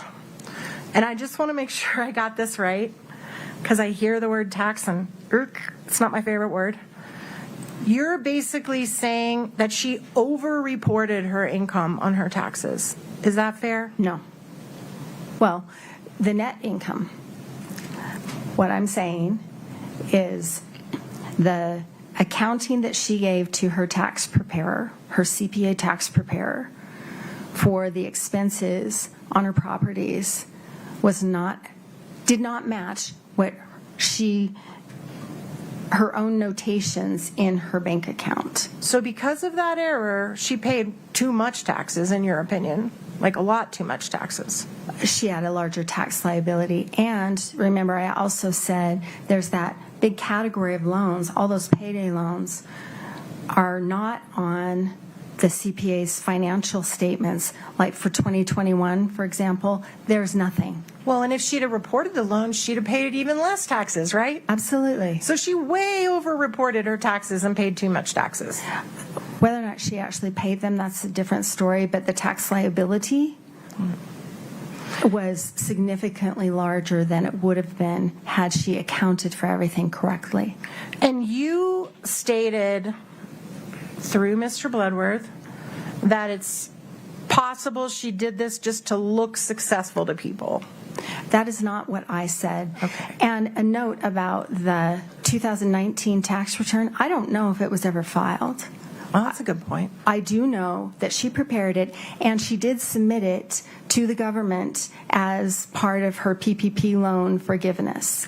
Did you ever review the packet of information of what she actually did submit to her accountant? Yes. I've looked at every page. And do you have any evidence as you sit here today that she ever provided proof of that tax return to any of her hard money lenders? I don't know which, other than giving, submitting it to the government and through UCCU Credit Union for that loan forgiveness. I don't know if she ever showed that to anybody else. So it's fair to say that if she never did, it's pretty hard to argue the whole reason she way overpaid her taxes was to look successful to people if she never shared it with anyone. Fair? No, because you're talking about just that one tax return. Greg White did not prepare that tax return. Greg White prepared other tax returns for her. Do you know how Greg White is related to Eric Richins or to Kouri Wright? I'm sorry, his business partner? No, I don't. Okay. Did you know they were family? No. Okay, so now I want to talk about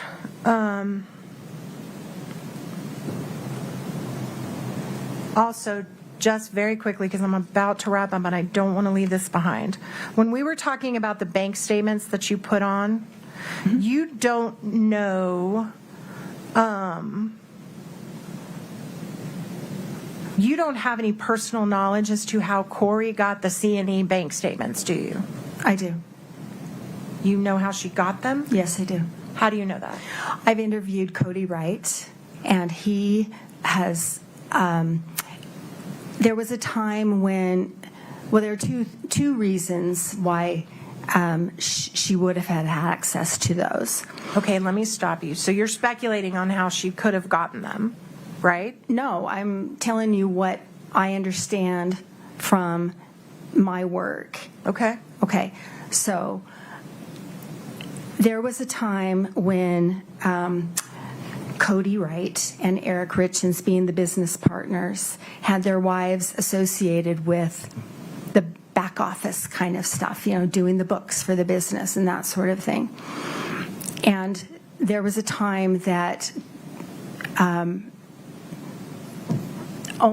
those responsibilities were shifted only to Cody's wife and taken away from Kouri Richins. When was that? I'm sorry, I don't recall.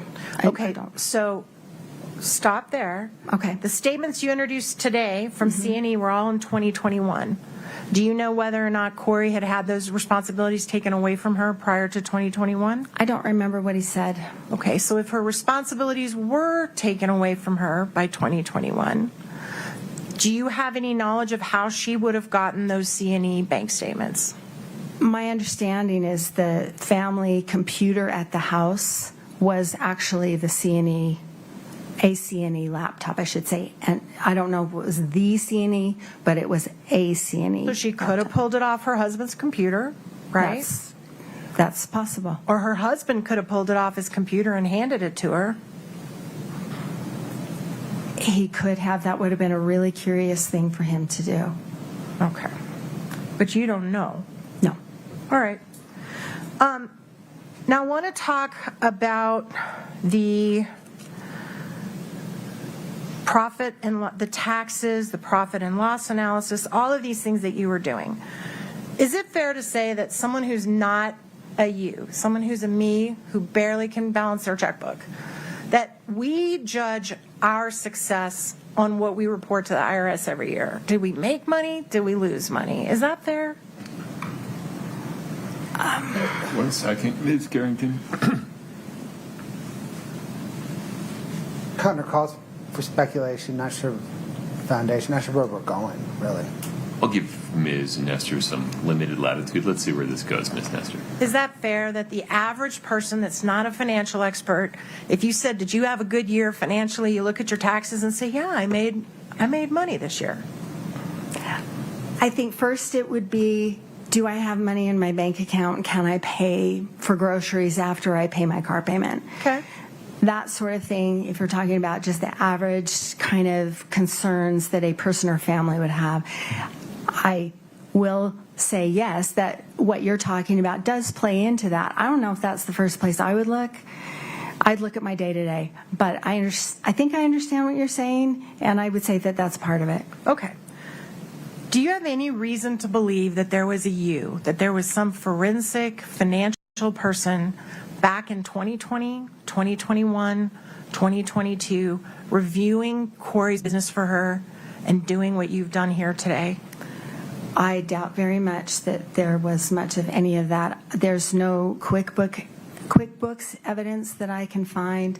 I have not seen any ledgers. The stuff that Kouri Richins submitted to her CPA was on spreadsheets, and it was very, very detailed. It just wasn't correct. Okay. So, and you certainly concede that what you're doing here today is looking backwards in time and trying to analyze things that happened in the past with someone you've not been able to talk directly to, correct? That is correct. I have not spoken to Kouri Richins. So you don't see in all the hundreds and thousands of documents that you reviewed to come up with your conclusions today, you never saw any suggestion that there was someone auditing her business? No, I think that would have been a benefit to her. Sure would have. You never saw anybody doing a profit and loss analysis by property in her company, in her business for her? You know, her tax accountant was doing that based on the stuff that she gave to him. Yeah, and you said he got it wrong, right? Based on the stuff that she gave to him, sure. And you didn't see that she was conferring, you didn't see emails with financial advisors or business advisors? No, there's an email string between her and Matt Strong where they talk about how to reduce tax liability by retaining rental properties. And she was getting advice from him, right? Because she didn't know that stuff, and he was helping her. I don't know why. You read the email. In that specific instance, but I'm sorry, I thought your question was a little more general. No, I think she was so busy running her business, acquiring properties, trying to fix them up, acquiring funding, capital, wherever she could grab it, that the tracking of finances was completely just not on the priority list. And you don't have any personal knowledge as to how involved Eric was with her, if she talked with him about it every night, if she talked with him about it every morning. You don't know. No, I do not. And did you even know that the day he died, he was out working on one of her properties, spreading gravel? Did you even know I do know that. Okay. And you don't know whether or not she got advice from other people besides her husband, Matt Strong? You don't know? I don't. Objection, Your Honor, misstates the testimony. Overruled. The jury can hear both pieces of what Ms. Carrington just said. And speaking of Matt Strong, there was one thing I did want to bring up. Katie, just for the witness only, Your Honor, could we please pull up Exhibit 1066? Did you review this when you were looking at all of your documents? Yes, I did. And you relied upon this in terms of making conclusions about potential rehab of the Midway Mansion? I did, absolutely. Okay, Your Honor, I move to admit Exhibit 1066. I can't, Katie, can you zoom in? I can't see what it is. Okay, from Matt to Kouri. So the bottom half is from Kouri, right? Yes, sir. And are you seeking to admit the entire thing or just the top half? Yes, sir, the entire thing.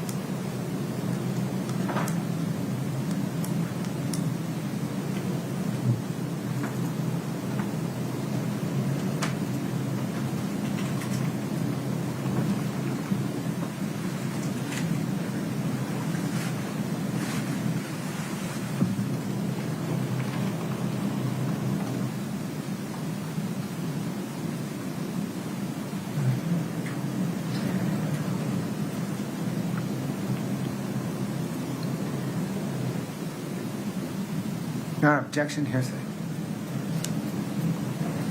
Can we approach? Sure. The state's hearsay objection regarding Kouri's side of this conversation is sustained. Without revealing what is in this email or commenting on what was said in the email, once you read this, plus the email that we put up on the screen that showed Ms. Richins did not have the $3 million available to rehab, is it your understanding as you were doing your analysis that there was never an intent to do a significant rehab on the Midway property? I understand that's kind of where she landed. Okay.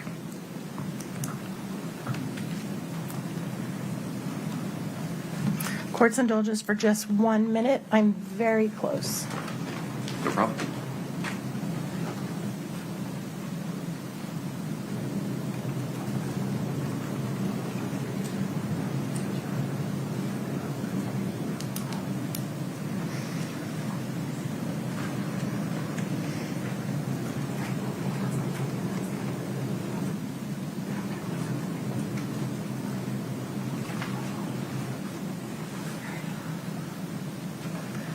I do want to talk about one more thing before we wrap up, and that's this concept of valuation. Okay. You made a statement that a house is valued at whatever someone's willing to pay it for it, right? That's not just my definition. That's the IRS, and that's Okay. Business Valuation 101. Certainly, if I had 2 houses and I decided I wanted to give you one for a great deal because I think you're great, and I said, you know what, Miss Carrington, I'm going to sell you my house for $5. Doesn't mean that my house is valued at $5. It means that's what the value you put on my house or that I put on my house, right? That's the value that you put on your house, I suppose. Yeah, Right. sure. And the county, every year we get a little letter from the county telling us what they think our house is valued at, and that's what they tax us at, right? That is the assessed value. That Right. is not what they actually think it's worth, but that's the assessed value. And it's kind of a rule of thumb that the county actually does us a break and usually values it way below what it actually is, what you could sell it for. Yeah, they at least in Salt Lake County, which is the county where I'm most familiar, they do it every 4 years, and they draw it from comps, comparable properties. Right. And so you're certainly not suggesting to this jury that the Midway Mansion was only worth $2.9 million just because that was the purchase price, right? I think every indicator is that it wasn't worth a whole lot more than that. Do you know what it actually ended up selling for? I do. How much did it actually end up selling for? It was about $3.4 million. Matt Strong sold the note. It's a complicated transaction, but Matt Strong foreclosed on it. And wait, stop right there. He foreclosed on it after Kouri was arrested, correct? It was in the works already. I think the actual notice of default was filed shortly after. After Kouri was arrested. Right, like 4 days after, but it had been coming for many months. I mean, we have to look at the totality of the circumstance. She had defaulted on this many months before, and there were indicators that this was coming one way or another. If Kouri had been able to stay till the very bitter end when the sale was made, they would have made $1.5 million? No, nowhere close. What did you just say they sold it for? He sold it. He sold the note. So this, not the note. What did they sell the house for? But this is part of the transaction. Okay. He sold the note to the current owners. So what that meant is he sold the rights to collect on this debt from Kouri Richins. And at the time, he sold that for $3.7 million. And then it went into the trustee sale because it was foreclosed. And the Harns, the current owners, paid $3.4 million for that property. So the current owners that live in it now bought that property for $3.4 million about 2 years after Kouri bought it for $2.9. Let me do the math. They bought it so she bought it in March of 22. I think it's a year and a half. Better. 18 months later, They made Somewhere like that. about $500,000 in profit flipping? No. Because they bought it from themselves. Okay. What was the purchase price that it was ultimately sold for? $3.4 million, but they bought it from themselves. I understand. Do you know the condition of the property when they bought it for $3.4 million? I do. Okay. Had they rehabbed it? No. So they hadn't done anything to it, and they sold it for $3.4. And they also hadn't dealt with the Armored Corps of Engineers. So had they been able to do all that, it would have realistically sold for more. If it's okay, let me understand your question. If it's completed, finished, and all the issues with the wetlands and having to grow the new plants and all that stuff, if that's all, I would think it's worth more. Okay.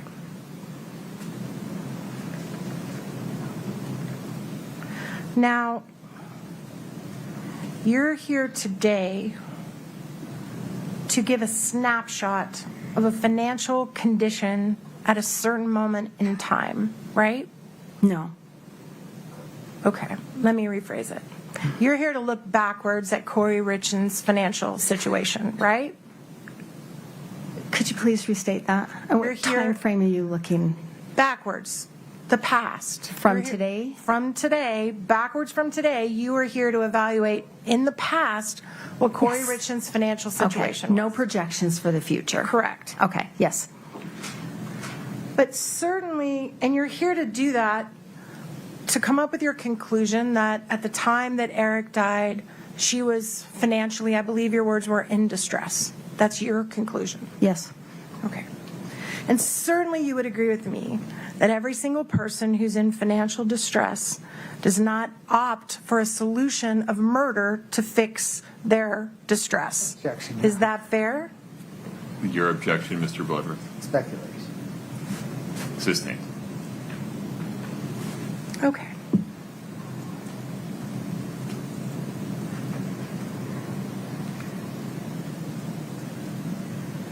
If in fact Ms. Richins was in financial distress, that does not, you're not here to say she killed her husband, are you? That's for the jury to decide. I am not making any conclusion about that at all. Because you don't have any knowledge about that at all. Well, that's Objection, Your Honor. Asked and answered. Sustained. Do you have any knowledge personally about whether or not on the night of March 3rd, Eric Richins voluntarily ingested Ms. Nestor. fentanyl? Asked and answered. That question that I just asked? When she said she doesn't know anything about that, she meant she doesn't know anything about that. Okay.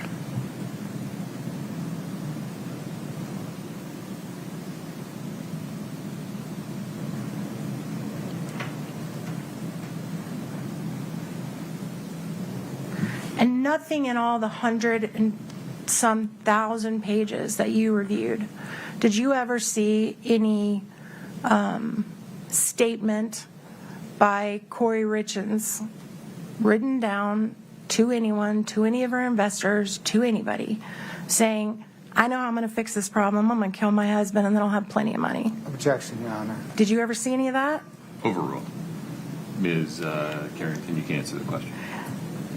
there's an email between her and Mount Strong where she talks about the inconvenience of being married.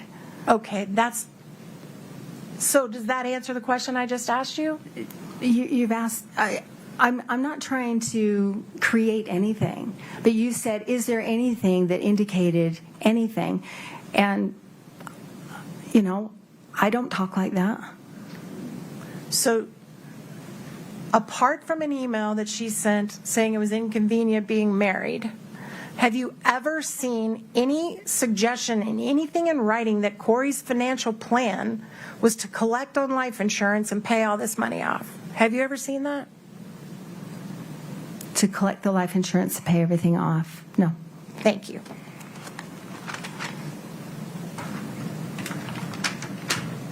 Mr. Blood.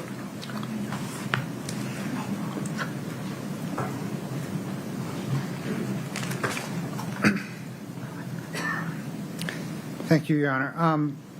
Ms. Carrington, in analyzing Kouri Richins and K. Richins Realty's finance, did you see any evidence that Eric Richins or C&E was investing in her business? Not really. There's the Franson Lane house in Oakley, where I can see some checks that were paid, and they indicate a draw. So they're from C&E. They get deposited into Kouri Richins' bank account. And then when she sells that project in March of 2021, that's that big spike in my graph, that orange line that's bumping along the bottom, and it spikes up. As soon as she sells that Franson Lane, the Oakley house, she pays C&E $217,000. That's about what they had paid in. And the memos on the check say, draw number 1, draw number 2, and they indicate that house. And I have talked to Kouri Wright about that, and he said, he's explained to me what the arrangement was for that particular house. It was related to the fact that Eric had just learned about the HELOC, and he was afraid of losing his house. And so that's why C&E was involved with that particular project. Absent that, I don't see any indicator that C&E or Eric was an investor or a participant in any of the transactions. He's not on any of the bank accounts. He's not on any of the real estate documents or loans or anything like that. Does the accounting suggest that C&E money put into the Franson Lane project was a bailout? I don't understand what you mean. Was that money needed to see the project through to completion? It spanned the rest of the project, if that's what you mean. And it was significant, And then they were paid $217,000, which was about. So Kouri Richins Realty and Kouri Richins got $406,000 from that, and then Kouri got $60,000 in commissions from that project. And then once that hit the bank account, other expenses, let me say that, were paid for that project, and then the $217,000. So whether or not that was a bailout, I don't know if that's how they would term it, but it's my understanding it was not expected as she went. Eric Richins and C&E did not expect to be participating in that project at the outset. It was somewhere in the middle. Other than that Franson Lane project, any other C&E or Eric Richins involvement in Kouri Richins or her business activities? No. Turning back to the Midway Mansion, she closed March 5th, 2022. The value was $2.9 million, but she took out $3.2 million in loans. You said at some point through various trust sales, trust auctions, the house sold for $3.4 million. That's right. And before that, it was foreclosed on. Do you know when it was foreclosed on? It was foreclosed in May of 2023. So between purchase March 5th, 2022, and foreclosure on May of 2023, did the $3.2 million in debt on the house stay static? No. Did it grow? It did. The clauses in the lending agreements, for example, the loan, the $2.6 million that the Sierra West and Mount Strong loaned to her, that loan agreement says you've got 6 months to repay this $2.6 million plus 15% interest. So it's due on September 4th of 2022. That's 6 months. And then the loan agreement also says if that does not happen, then there's a 2% default fee. And then that's about $50,000 tacked onto it. And then every month after that, it's another 2% that is tacked onto it. And it's still accruing interest. So, and it's capitalized, which makes a big difference. It's not just something else that's out there. It makes the loan principal larger. So that also increases the interest. And upon default, it goes from 15%, which is already expensive, to 28%. So the whole thing just kind of blows up. So at the point Matt Strong and Sierra West foreclosed on Kouri Richins, how much did she owe on the Midway Mansion? Let me think back. I think it's about $3.8 million at that time that she owed. That she owed on that note, and then it grew after that. Continued to grow after that. Thank you, ma'am. No further questions. Ms. Dessler, within the scope of redirect, please. Yes, sir. Okay, you just testified that you were not aware of Eric being involved in any of the properties other than the Fransom Lane. Is that right? That's right. Okay, Katie, can you please bring up 5-93D2 just for the witness?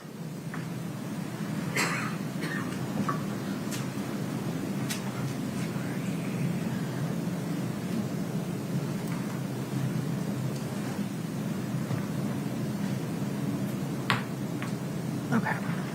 So, actually, this has been admitted, Your Honor. Can we show it to the jury? Of course.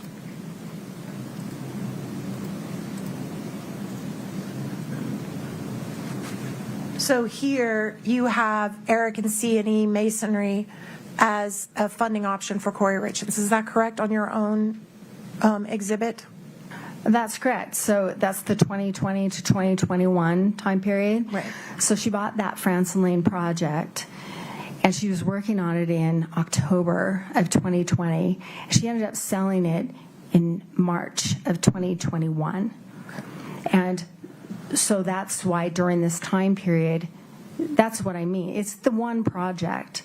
I'm aware of a real estate schedule that she submitted to many of her lenders, and she includes projects that were Fox Lake Investments that are Eric and Cody's, his business partners, and she included them as her own, but they were not her own.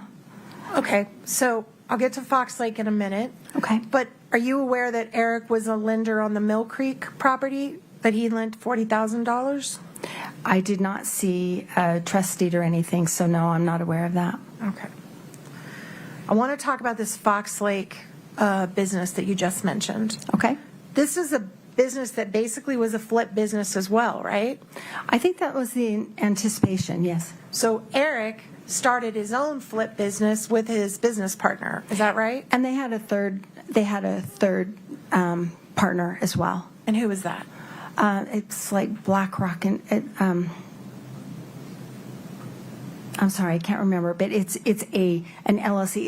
It's a third party, not related to anybody we've talked about. So it's just completely separate and distinct. Okay. And do you know whether Fox Lake would have been a separate entity from C&E?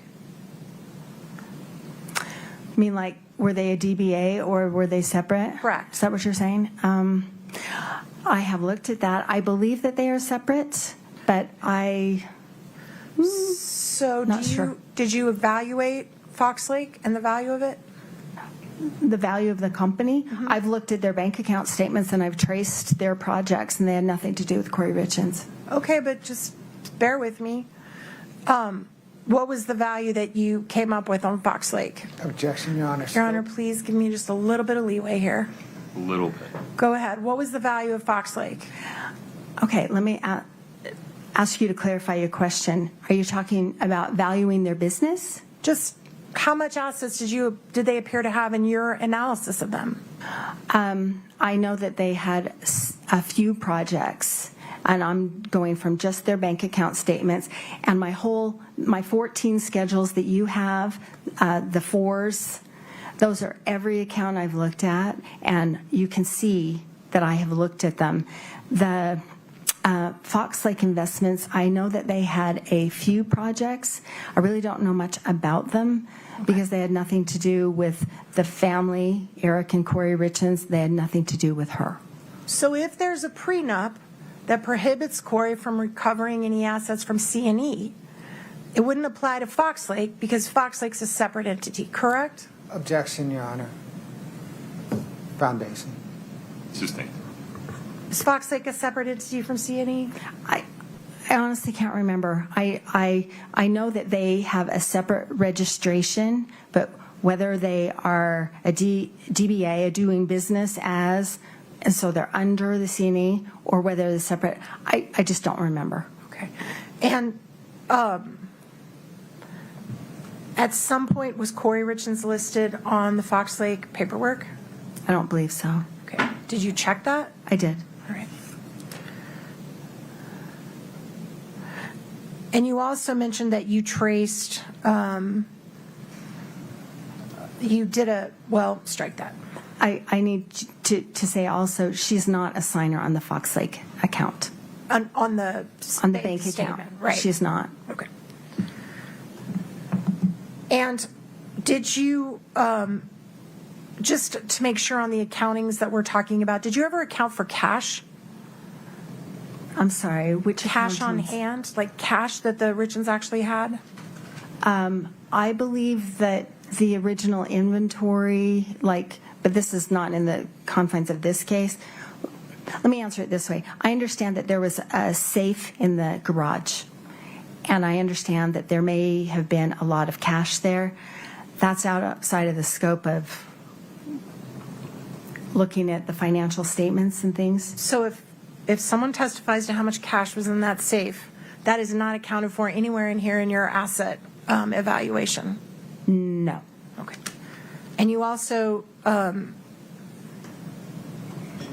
I know there was like $10,000 or something in a backpack or something that was part of the search warrant. okay. And that's, And that cash isn't in here either? no. And also, I don't know anything about where it came from, whose it was, so no. okay. And also, did you account for Kouri Richins' life insurance policies and their cash value anywhere in your asset evaluation? No, because she's alive. Okay, but you understand that some life insurance policies you can draw down out of, right? I understand what you're talking about, but I think So can you answer my question? Anywhere in your evaluation, No. did you include life insurance value that Kouri Richins holds on herself? no. All right. Did you also check on Eric Richins' life insurance policies if they were like whole life, where you can draw down out of them? They're not whole life. Okay, they're all term. Yes. And the dates of those policies, with one exception, all predated 2020 when he purchased those policies. Well, they purchased the policies in 2017, I think, Okay. except that last one. The $100,000 one. Right. That Okay. she got right before he died. Right. Yeah. That's all I have. Thank you, Your Honor. No, sir. Ms. Nestor, may we release this witness? Yes. Okay. Mr. Bloodworth? Yes, sir. Ms. Carrington, you are free to go. You're released from the subpoena. Thank you very much. Okay. Your Honor, can we approach on scheduling? Of course.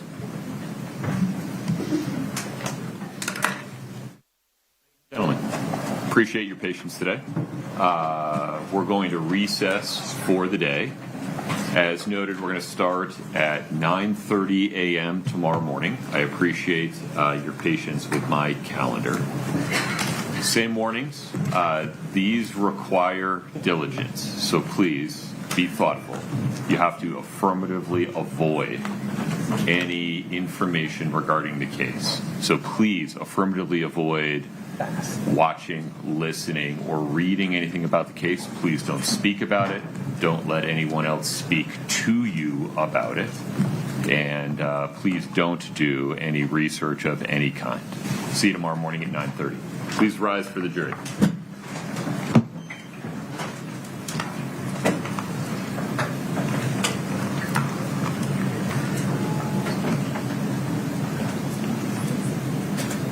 Yes, thank you for the reminder. Okay. And you're okay with end of each week? Folks, have a seat, please. One administrative issue. This applies only to the state at the moment, but will apply to the defense to the extent that you put on a defense case in chief. If you would please, at the end of this week, Mr. Bloodworth, have your team provide to Brittany a physical copy of the exhibits you've admitted so far, and then just do that at the end of each week through your case in chief. Yes, sir. Easy. Okay. And then once the defense is in their case in chief, if you would plan to do the same. That way we're not leaving it until the end.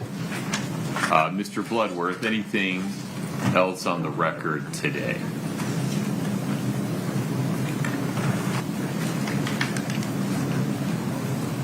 Anything else on the record today? No, Your Honor. Okay. Ms. Nestor, Ms. Lewis, Mr. Ramos, anything else on the record today? No, Your Honor. All right. 9:30 a.m. tomorrow morning. Thank you for your patience. The court's in recess. Yeah. Of course. What? We're off the record. Oh.